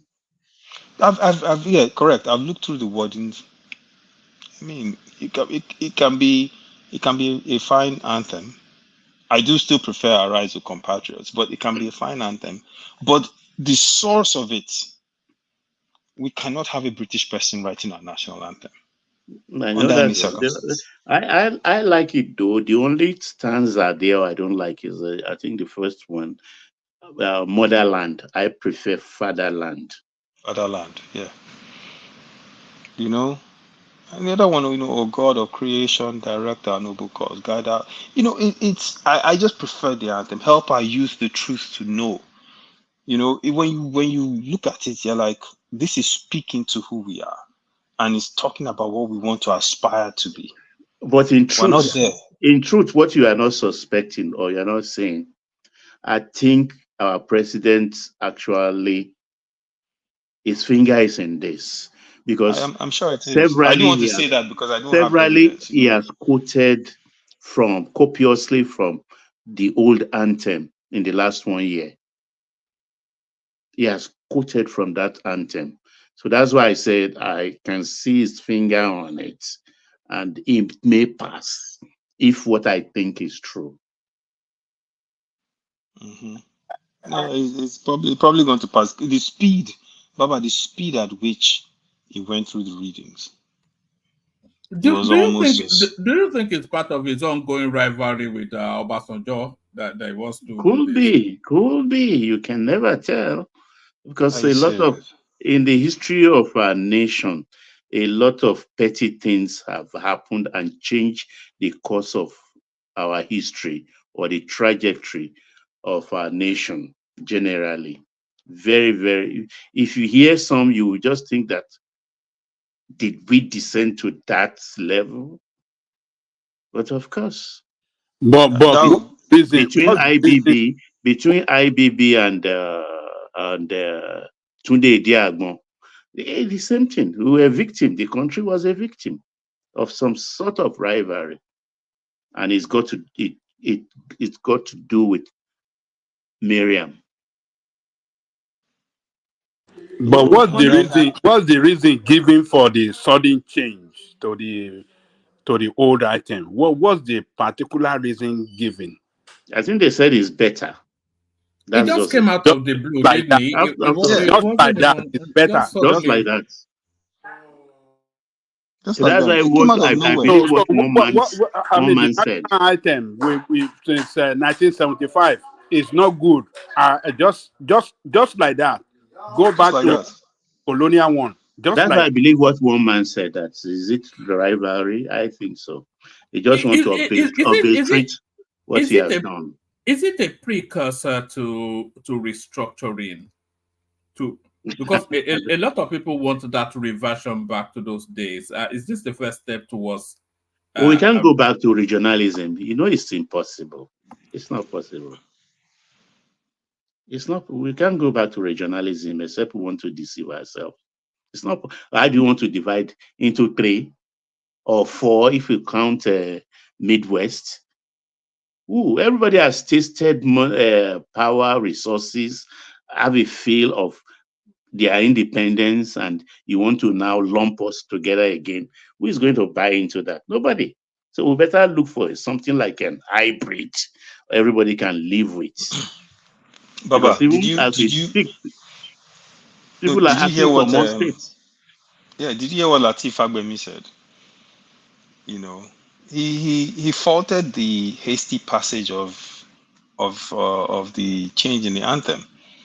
He was like, why would they? I was reading the article on Channel's actual article, and he was saying, why would they rush this thing through? That it needs wider consultation from Nigerians far and wide. That they shouldn't just pass Exactly. it True. through like that. It's True. true. True. It's true. Yes, Yeah.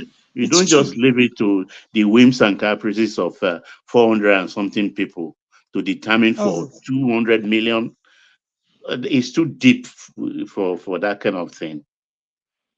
Because I don't think we can change it again forever. Maybe another 50, 60, 100 years. So we have to think it through. It's not something we should do in a rush.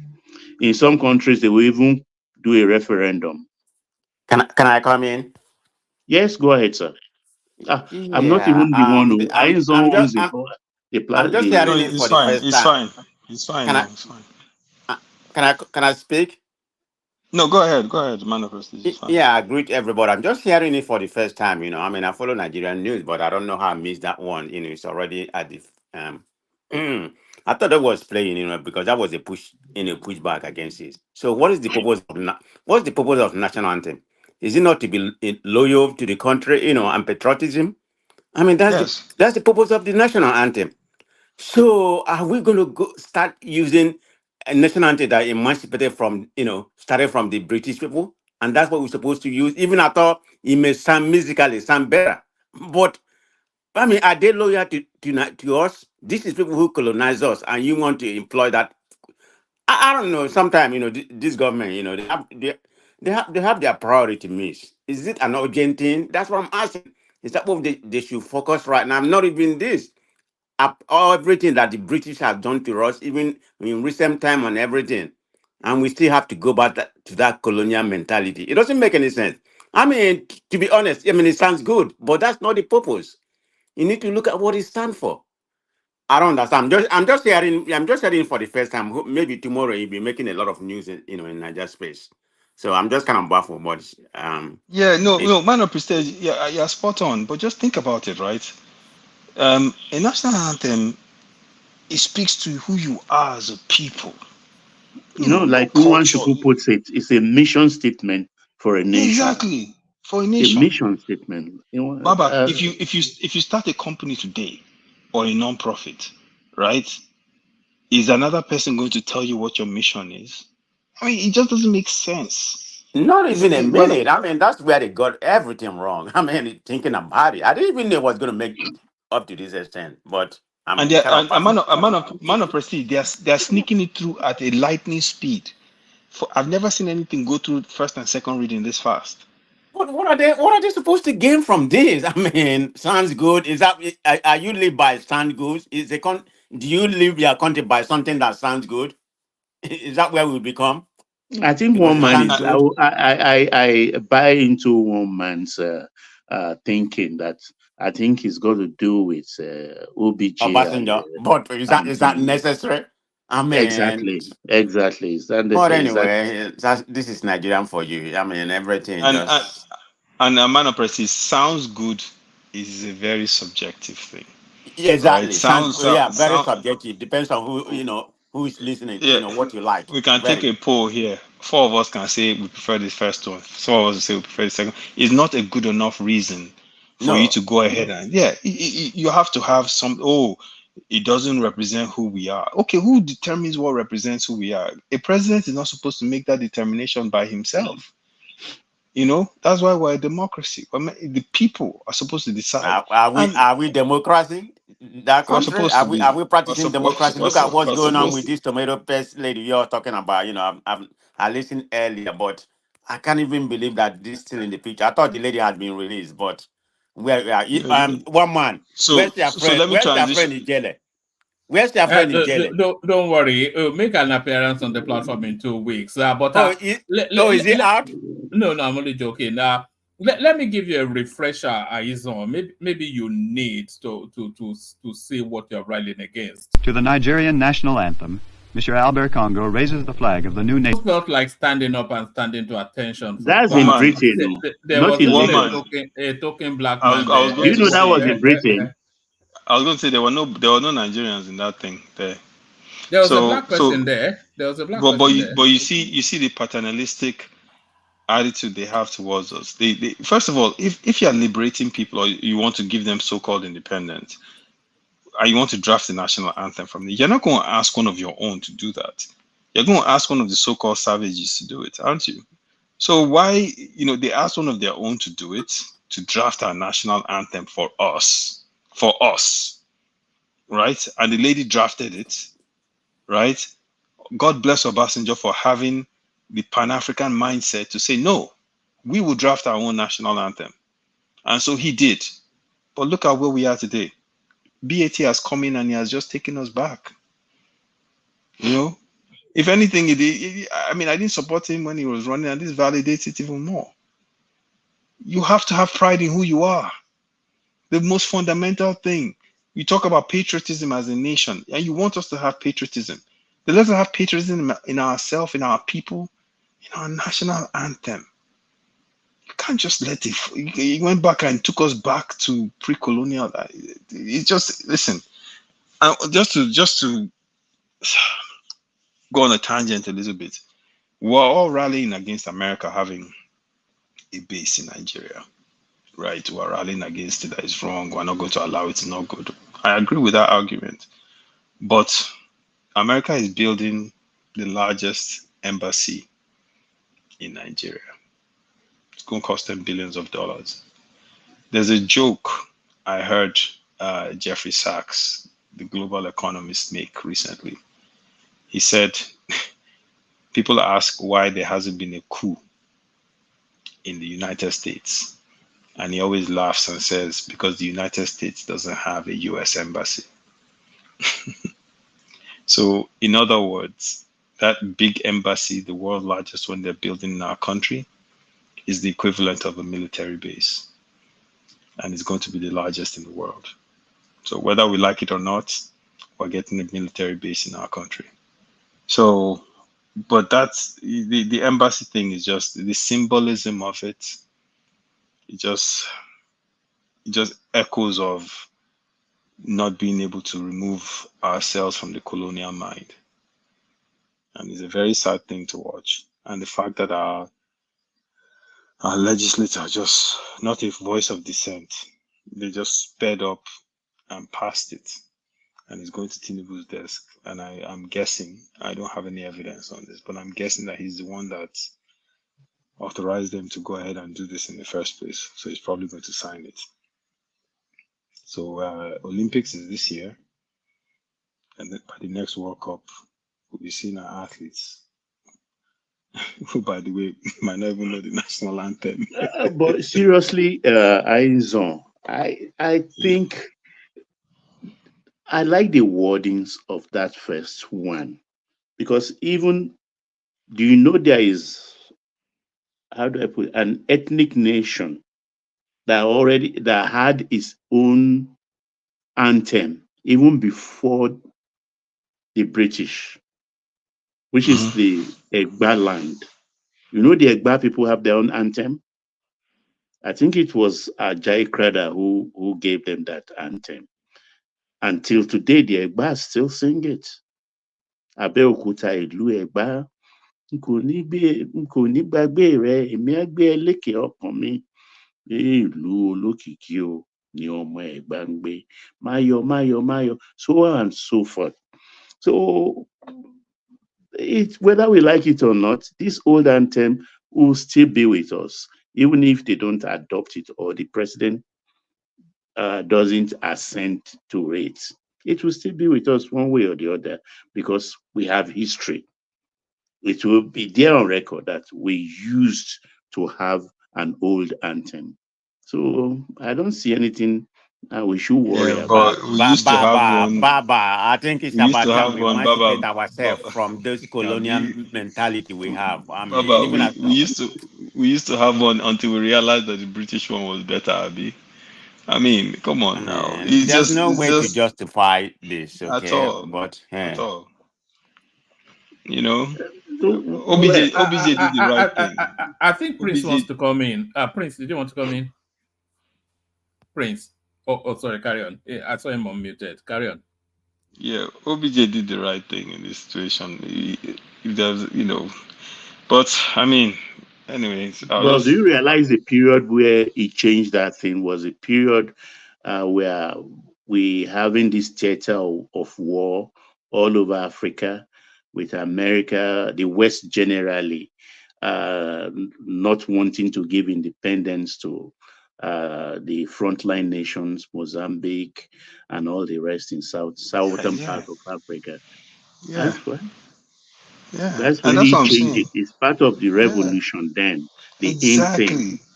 But that's the point, right, Baba? That is the point. The things these people listen. One of the issues with us is we don't document our suffering, right? And make sure we catalog it and make sure everyone remembers what we went through. The things these people did in Africa were despicable. Make no mistake about it. The things they did in Nigeria, we just don't talk about it. We've kind of put it in the dark areas of our history, so we don't have to remember. But they were terrible, right? There's a reason why we wanted them out, right? They leave, they write our national anthem for us. They probably picked our flag too.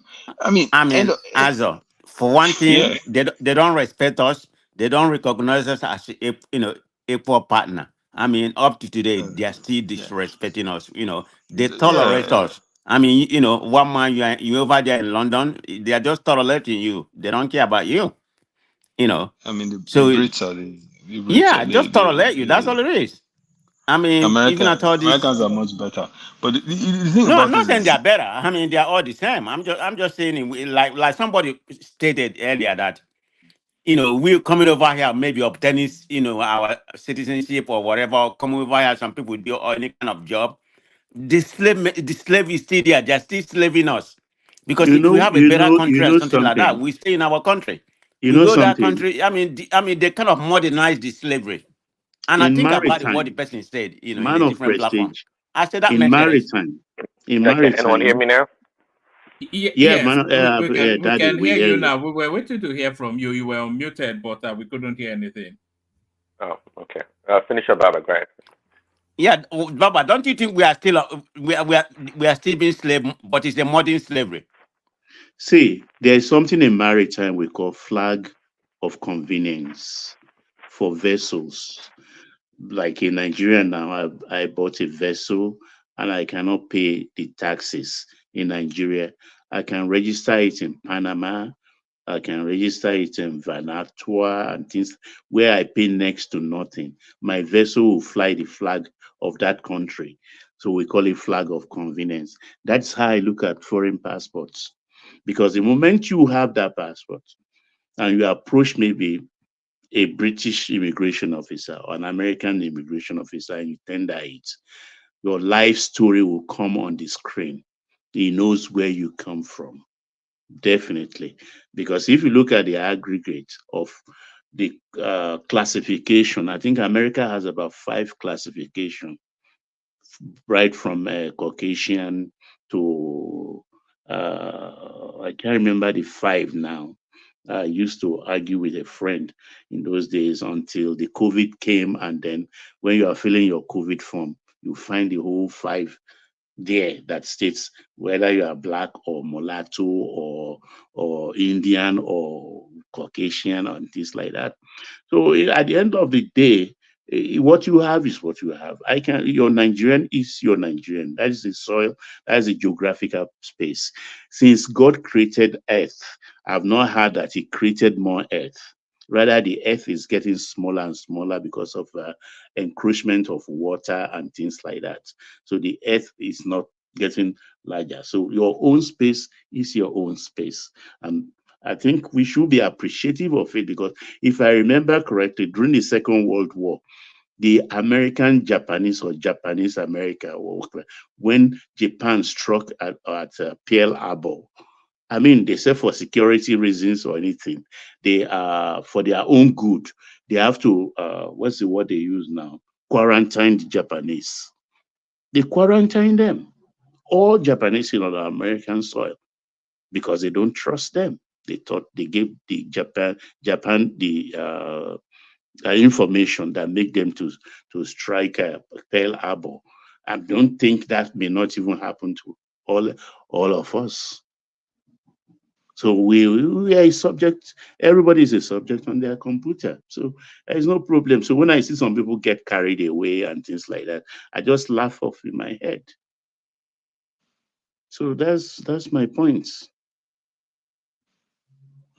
Yeah, but Baba, to be fair, in that epoch, in that era, yes, sir, what would the Japanese do compared to what Americans did? Do you understand?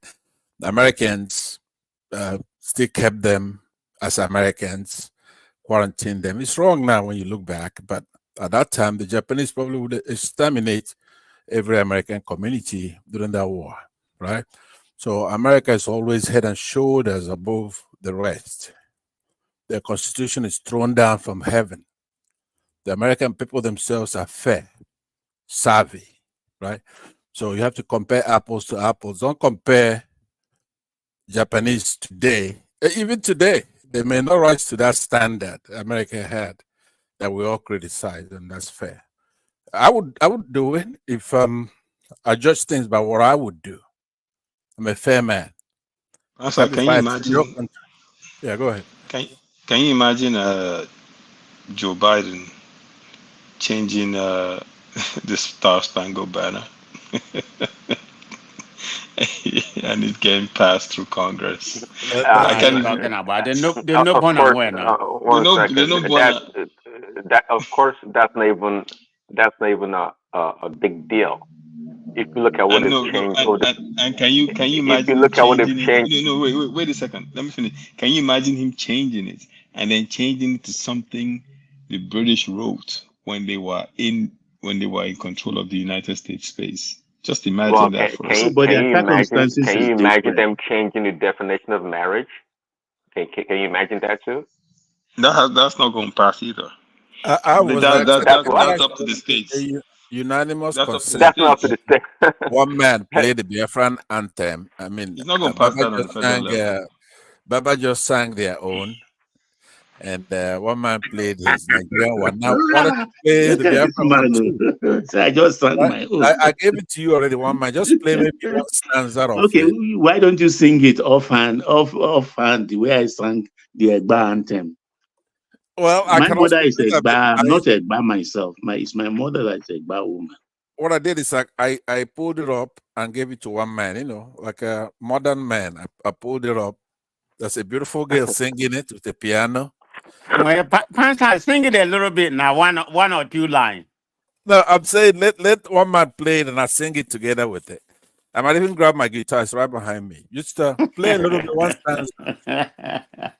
Oh, God, Pansa. Hey, okay, while we're waiting for him to play, we're just saying that the change in the definition of marriage is not as important as what you say, the change in the Star Spangled Banner. Changing in what? Oh, I mean, Prince Daddy come here with that MAGA narrative again, You say change. Prince Daddy, what did you say? Can you repeat yourself? Prince Daddy is a fascist. I said, the Star Spangled Banner, the anthem of the United States, and he's saying, imagine if the British, we went back and adopted the British, the anthem. Okay, and I'm telling you that, since the inception of this country, the definition of marriage has always been between a man and a woman, and they changed that not too long ago under Barack Obama's tenure. So if they can change that, wait, what do you mean they changed it? It wasn't passed through Congress as official law now. So what are you talking about? They changed it. It wasn't passed through the legislature in the United States as official law. that that marriage it's the way it is in the US The with Supreme Court ruled on it. I don't know what does that to pass through Congress. It went all the way to the Supreme Court of the United States, and they redefined the definition of a marriage. And I mean, you don't know that? Well, But it's not a law. It's not a law, Prince Daddy. it's What are not you a talking law. Don't you about? get it? You and I live in the Our United States. It's anthem, not a law.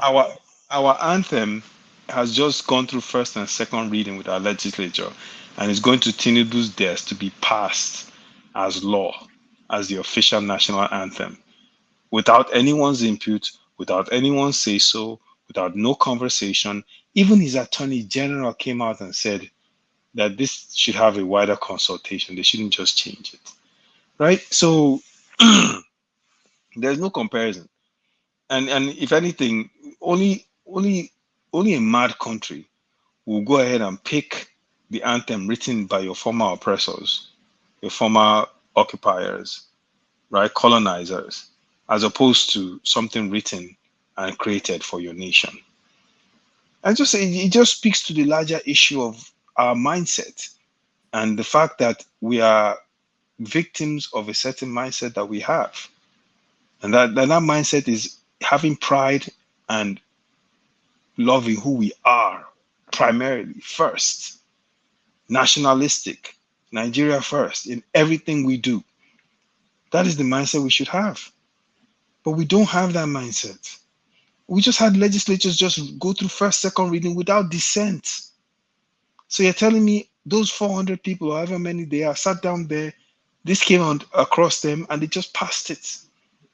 No objection, nothing. But it's not symbolic. Everybody keeps telling you that our country, we are not free. They're taking our oil, setting prices for our commodities, right? Picking our leaders. So this is just a symbolic thing. If you are going to be enraged about that, then imagine how we should feel for the rest of the stuff that I just mentioned. Do you know how many people? Well, I mean, there's no welfare for our elderly.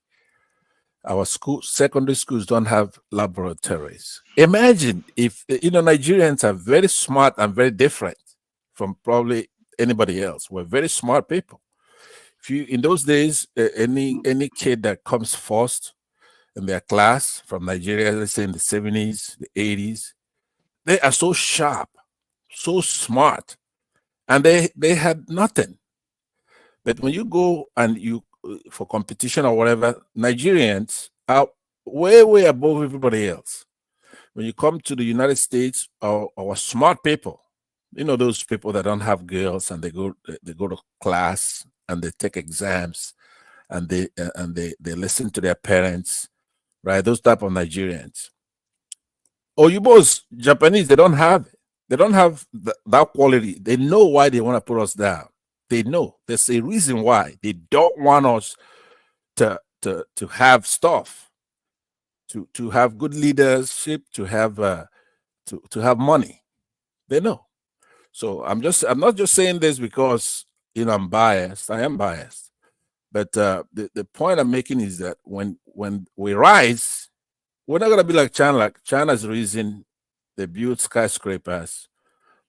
They don't know what to do, and they, you drive around China. They're just sitting in tall buildings. That will not happen in our case. If we do what China did from 49, 70s, when they opened up, when Nixon opened them up. Now they have technology, indigenous technology, but they still copying others. Doing it the old-fashioned way. They take a city and they build exactly that city. Maybe they take London and you go somewhere, they build London. You know what I'm saying? They go to New York, they take pictures, they go home. That's not us. We are earthlings. We have rhythm, we have soul. You put up some music and we're gonna dance, cut the rug, right? The China man cannot dance. The white folks cannot dance. There's some things that we have. That's why they're so jealous, even in our misery. Imagine. Let me tell you something. I'm gonna end with this. That you have Showere, a young man, come from New Jersey and is fighting, and you have embassies there. And this man, they put him in jail. They almost killed him in a courtroom one time. Not a single ambassador picked up the phone Now you have to know these ambassadors, if they could call Buhari and say, cut it off, knock it off, and he would do before they hang up that phone. It didn't help. They didn't help. If I'm president and I saw that, they're all going home. We do business over the phone. Because in order for them to watch us there suffer what we're suffering, there's absolutely no reason to have these people in our country. I'm telling you. All right. All right. Yeah, thank you for that. It's on Bring It Home, and then we have a cameo from Prince Daddy, and then final word from Man of Prestige. Good night, everybody. Good night, my woman. Thank you, Diwali. See you tomorrow. Night. Good night. So yeah, so I mean, this thing. I mean, we'll see what happens over the next couple of days. But when I saw the news today, I almost fell out of my chair. I was just shocked that they would do that. The speed at which they've done it. So anyway, moving on to the next one. Let me talk about this lady that gave her opinion on a product in Nigeria, and all of a sudden they decided to ruin her life. I don't understand if based on the narrative that Baba gave me, that she came home, tasted it, said it tasted sweet, and decided to give her feedback on the product. Is that why she's going through this? Because she gave her subjective opinion on what she thought about the product? I mean, someone should help me out, because if that's the reason, then this lady has done nothing wrong. Are we not allowed to give our opinion on products that we sample or we taste? Not everyone is going to like your product. And if she gave an opinion, shouldn't there be a limitation to that? I mean, we can. I mean, what should there has to be help me out? limitation. What should that limitation be? You tell me. That's a very good question. That's a very good question. It can be subjective, but anyways, but if someone makes a claim against a product that damages the person's or the company's product, don't they have a legal course to pursue a legal why I was saying, action? Yeah, but that's what I was saying. What did she say? If she said that it was sweet, then she has done nothing wrong. Well, to you, please, again, please, Daddy, I have a product, right? Without getting a shameless plug on here, but I have a product, right, that I sell, online product, right? I've received feedback from people that don't like it, for one reason or the other. Their opinion, their subjective opinion. They don't like my product. God bless them. And I say, sometimes I respond, I'm like, I'm sorry to hear that. If you would like us to give you more tips on how to use it, let us know. That's it. It's not personal. If they say they don't like it because they think it's too sweet, okay. Guess what? But that man is selling his product in Nigeria. There are thousands of other people that are buying it, regardless of what that woman said. If she said it's too sweet, that is her opinion. She shouldn't spend one night in jail because of that. If maybe an attorney was on the platform right now, they can break it down. But I tell you, see, Chioma, now she's occupied a different position of different. She has moved from being a consumer to being a critic. So she has to be distinguished between a normal consumer like myself, you and I, that buy the product and we offer an opinion that it's sweet or it's bitter or whatever. But she, on the other hand, she became a critic. Okay, I'm not sure what category you're going to put her as a business. So it's another business, somewhat going against another business.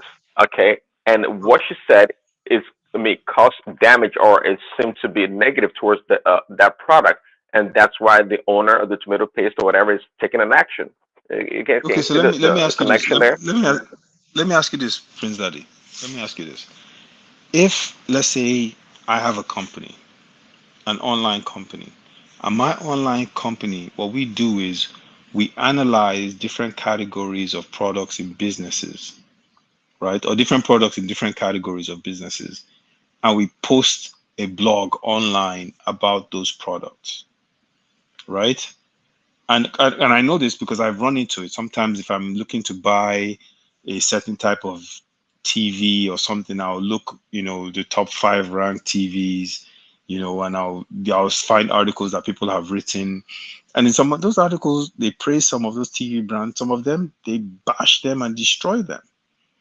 No, no, they just state their own opinion of what they think about the product. So if I have a company that does that, and I said, okay, I want to rank the top 5 tomato paste cans or brands in Nigeria, and I rank them, and I give this guy's brand last, woeful last, too sweet, doesn't hold, doesn't thicken my stew, whatever the case may be, are you telling me that man will now take me to jail and press charges on me because I gave my subjective opinion about his brand? That's madness now. I'm allowed to do that. Yeah, I mean, I'm a customer. I see your point. I see your point. And given, like, of course, we have we call consumer report here. Yeah, exactly. Or magazines that read all kind of products and whatnot. Yeah, I get your point.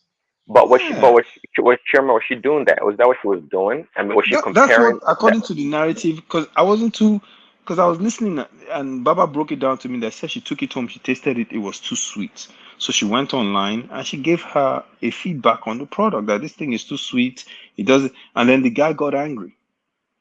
I see the point. Now, if she came now and brought like 2 or 3 5 products or tomato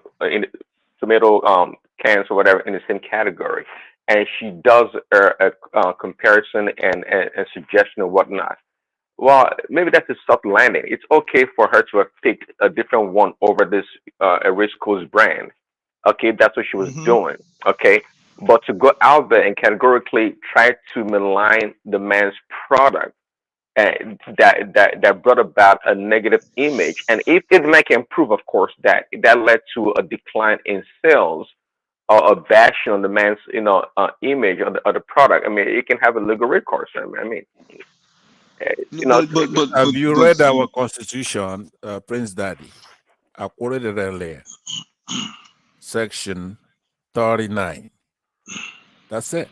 Woman, you could breathe all you want. The point is, she has rights. She has the right of her opinion. I'm not the one breathing. That is a zone. It's exacerbated with your. Okay, sorry about that. But the point is, you cannot do what you do in Prince Daddy. We had a good show. We're ending the show, but don't do that. What you're doing there, you're here in the United States. Kids go out there in a restaurant. Every restaurant, they give you a rating. Well, you have Yelp, like Yellow Pages.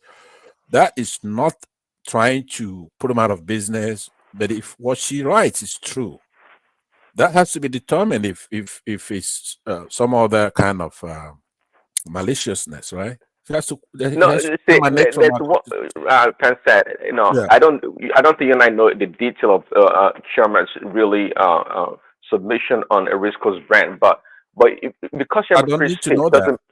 Because you have a free speech doesn't mean that you can say something negative to the point of damaging somebody else's service or brand. But Prince Daddy, any feedback you give on a product, if it's not positive, it depends on the kind of platform the person has, will invariably affect the number of sales the person has.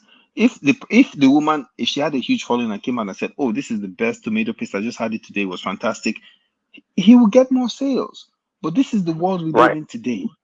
This is the world we live in today. People give you feedback on your product. Some people will say this product absolutely sucks.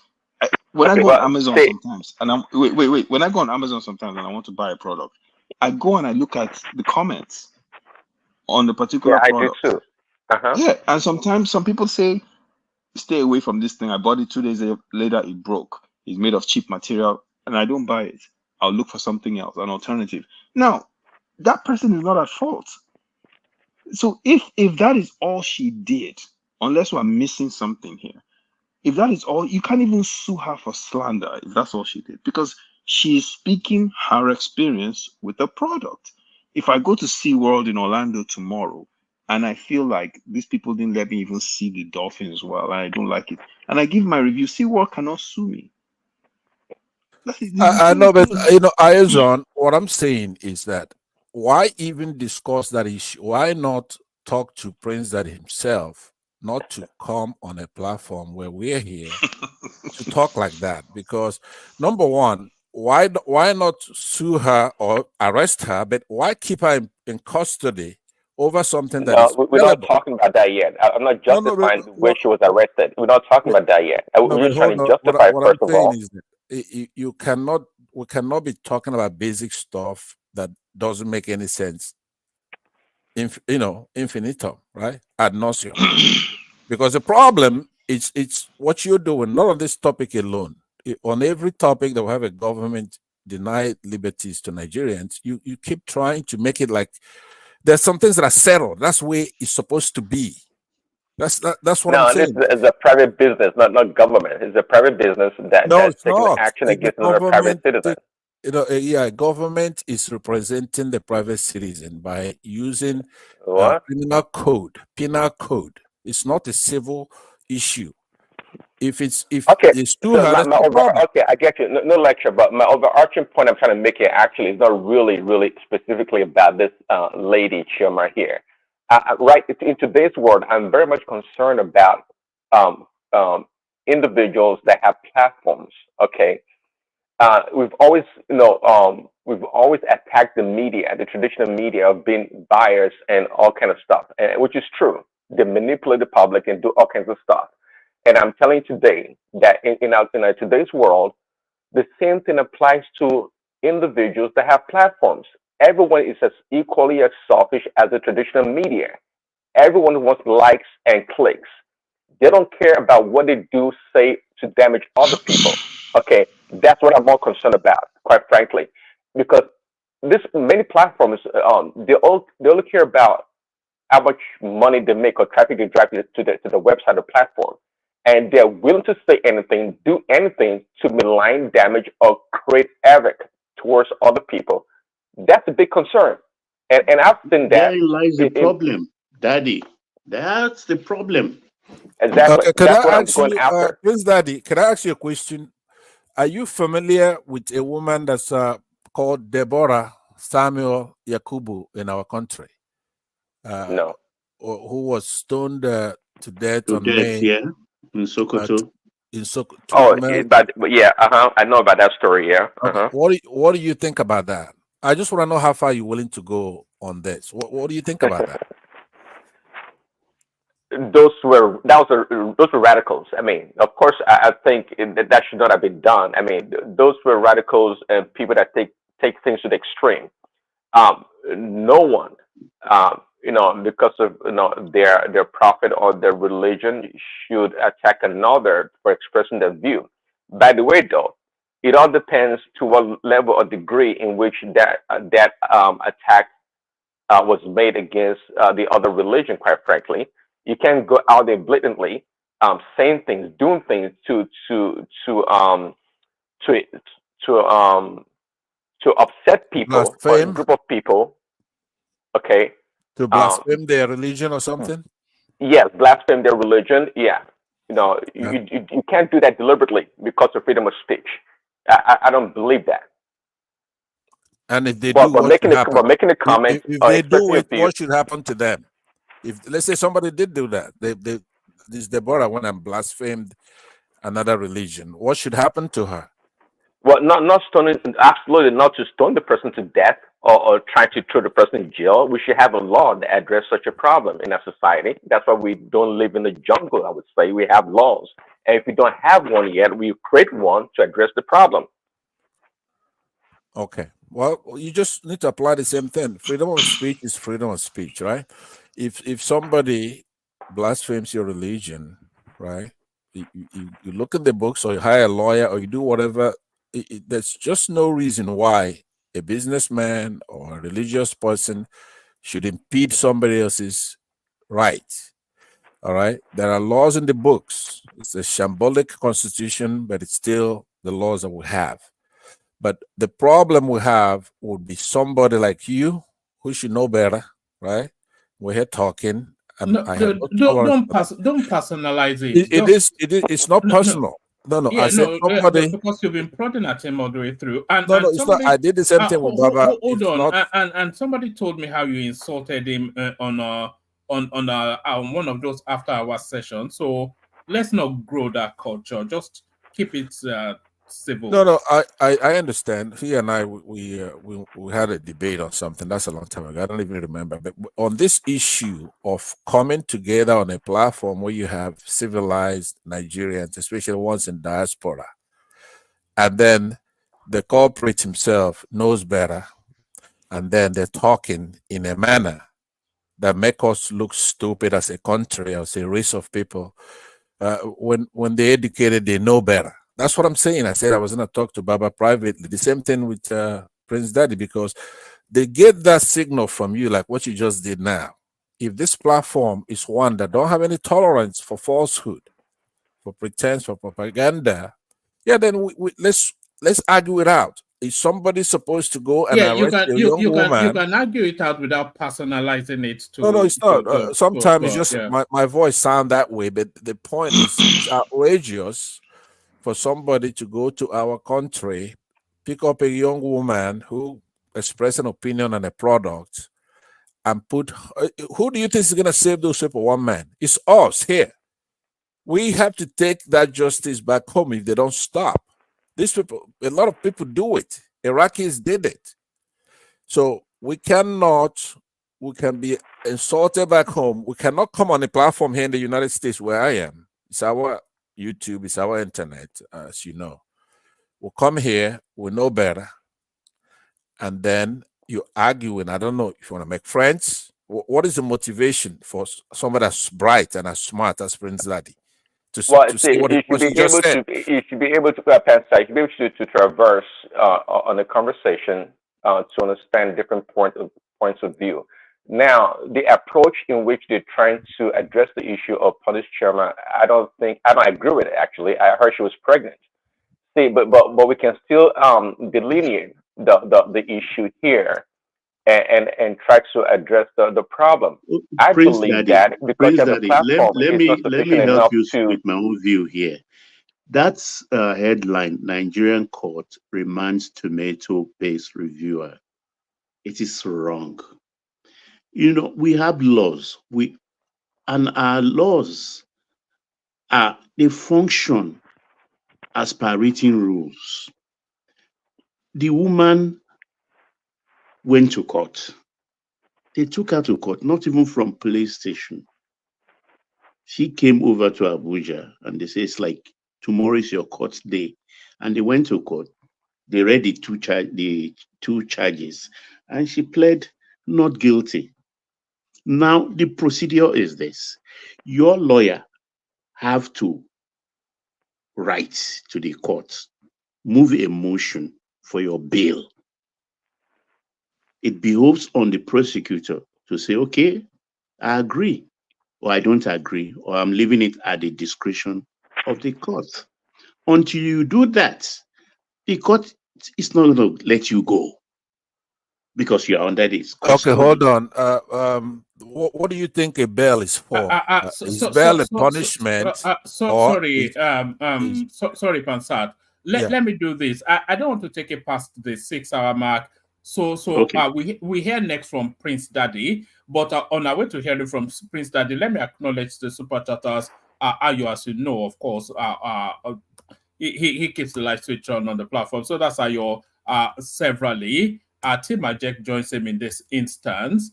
Chioma shows her presence. Tim Ajek again. Akulata passed by.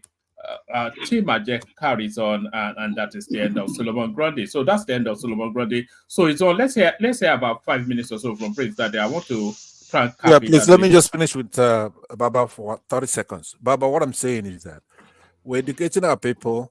What do you think a bail is for? Is it punishment for something somebody's accused of doing? Yeah, but then he'll respond and then... No, but just hold on now, one man. Or is one man, they hijack my session. They hijack. Let's do this. Let's hear from Prince Daddy. I'll shut it down, but we'll still be in the back room. We can continue tomorrow. Yeah. I will quit as soon as you quit. Yeah.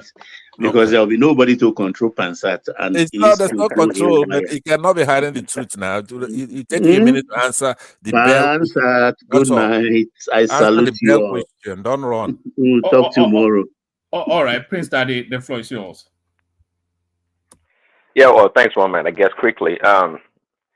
Yeah, on this ladies and this tomato paste guy. Um, yeah, I'm only concerned about people like people having platforms, and just going awire, saying whatever they want to say and doing whatever. This people we blame corporate no, the corporate world for things that they do, but it's individuals that occupy position in this corporate world, and I've noticed, quite frankly, that people are greedy. People are greedy for whatever reason, for whatever it takes to drive, traffic to the website or get the name out there or get clicks and subscriptions. So people are willing to go all the way to jeopardize, other people's establishments. Like this, for example, this tomato paste guy.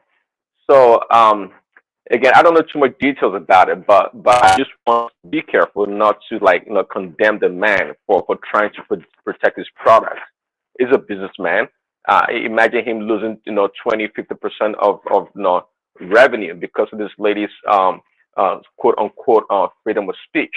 It's and I think because you have a platform, you should not have the free reign to say whatever you want to say. There should be a level of responsibility, okay, on your behalf to the public also, okay. People should be free to express themselves. I totally agree, but not to the point of damaging other person's source of income. And you got to keep in mind, there's a chain reaction here. The man probably employs hundreds of people in the states or across the country. Those are jobs. Because somebody just makes a lousy comment, expression of view due because of freedom of speech, then you should close shop. I don't believe in that. I'm a strong supporter of people expressing their views, no doubt about that. At the same time, I don't think it's a one-way street. It should be a two-way street. People should also, if you make comments, I think businesses, individuals should be able to go out to you and to seek recompense if that need be. So I hang it up right there, one man. And Prince, the Tinubu show no show for later on today now, anticipation of a presidential speech, which sounds unlikely to come. What are you making then of this convoluted messaging from Asurok? So unlikely to come. Well, Tinubu is not a man that shies away from the microphone or camera. At the same time, he's not like a tree hugger like some others are. We don't have to name names. They want to be everywhere, every time. So I don't know the reason why he would want to come out to address the country about his 1 year in office. I think it's a responsibility that he has to the nation actually. If he did something that's remarkable or not, he should still come out and talk to Nigerians, at least what they have in the pipeline working, and just talk to the people, give some assurances, and try to encourage the citizens. A lot of people are going through hardship right now, no doubt, and yeah, it would be nice for him to come out to relate to the people. They understand what is going on and what he is doing in his administration to make things better. So I hopefully he comes out and says something, even if he gives a speech of 15 minutes or less speech that they reads, then that is fine too. So yeah. All right. Did you want to say a little thing on Kano, and then we'll shut it down after that? The back and forth on who sits on that throne. Yeah. I've been trying to follow up a little bit about what is going on, but yeah, I think people were quick. I can't remember if it was Bob or some other people were quick to want to dismiss Ganduje, right? That it's inconsequential. It doesn't have any more political weight. But that guy, we know he loves dollars, but at the same time, he's a very crafty man, and he's a smart guy. I can say he's a loyalist also. He's quite a loyal person, at least to Tinubu, right? For the reason why he took this dethroned, put it that way, Sanusi Lamido, he knows better. But underneath that, we don't really know the details. So obviously, was the NSA guy that came to the other guy's defense to make sure they don't install or reinstall Sanusi Lamido. So it's quite a drama going up there in Kano. So what is going to come of it? I don't know. But it wasn't as easy as people thought it would be. It looked like, hey, this guy is coming back. Sanusi is coming back to the throne, and boom, there comes the court injunction, and they stop them. So I mean, so days and weeks to come, we see what happens, really. So yeah, thanks, one man. Appreciate it. All right, brilliant. Thanks, Prince Daddy. So, if and when Prince Daddy turns up tomorrow, then we'll give him a longer burst of it. So, thank everyone. We'll see you tomorrow. Thanks, one.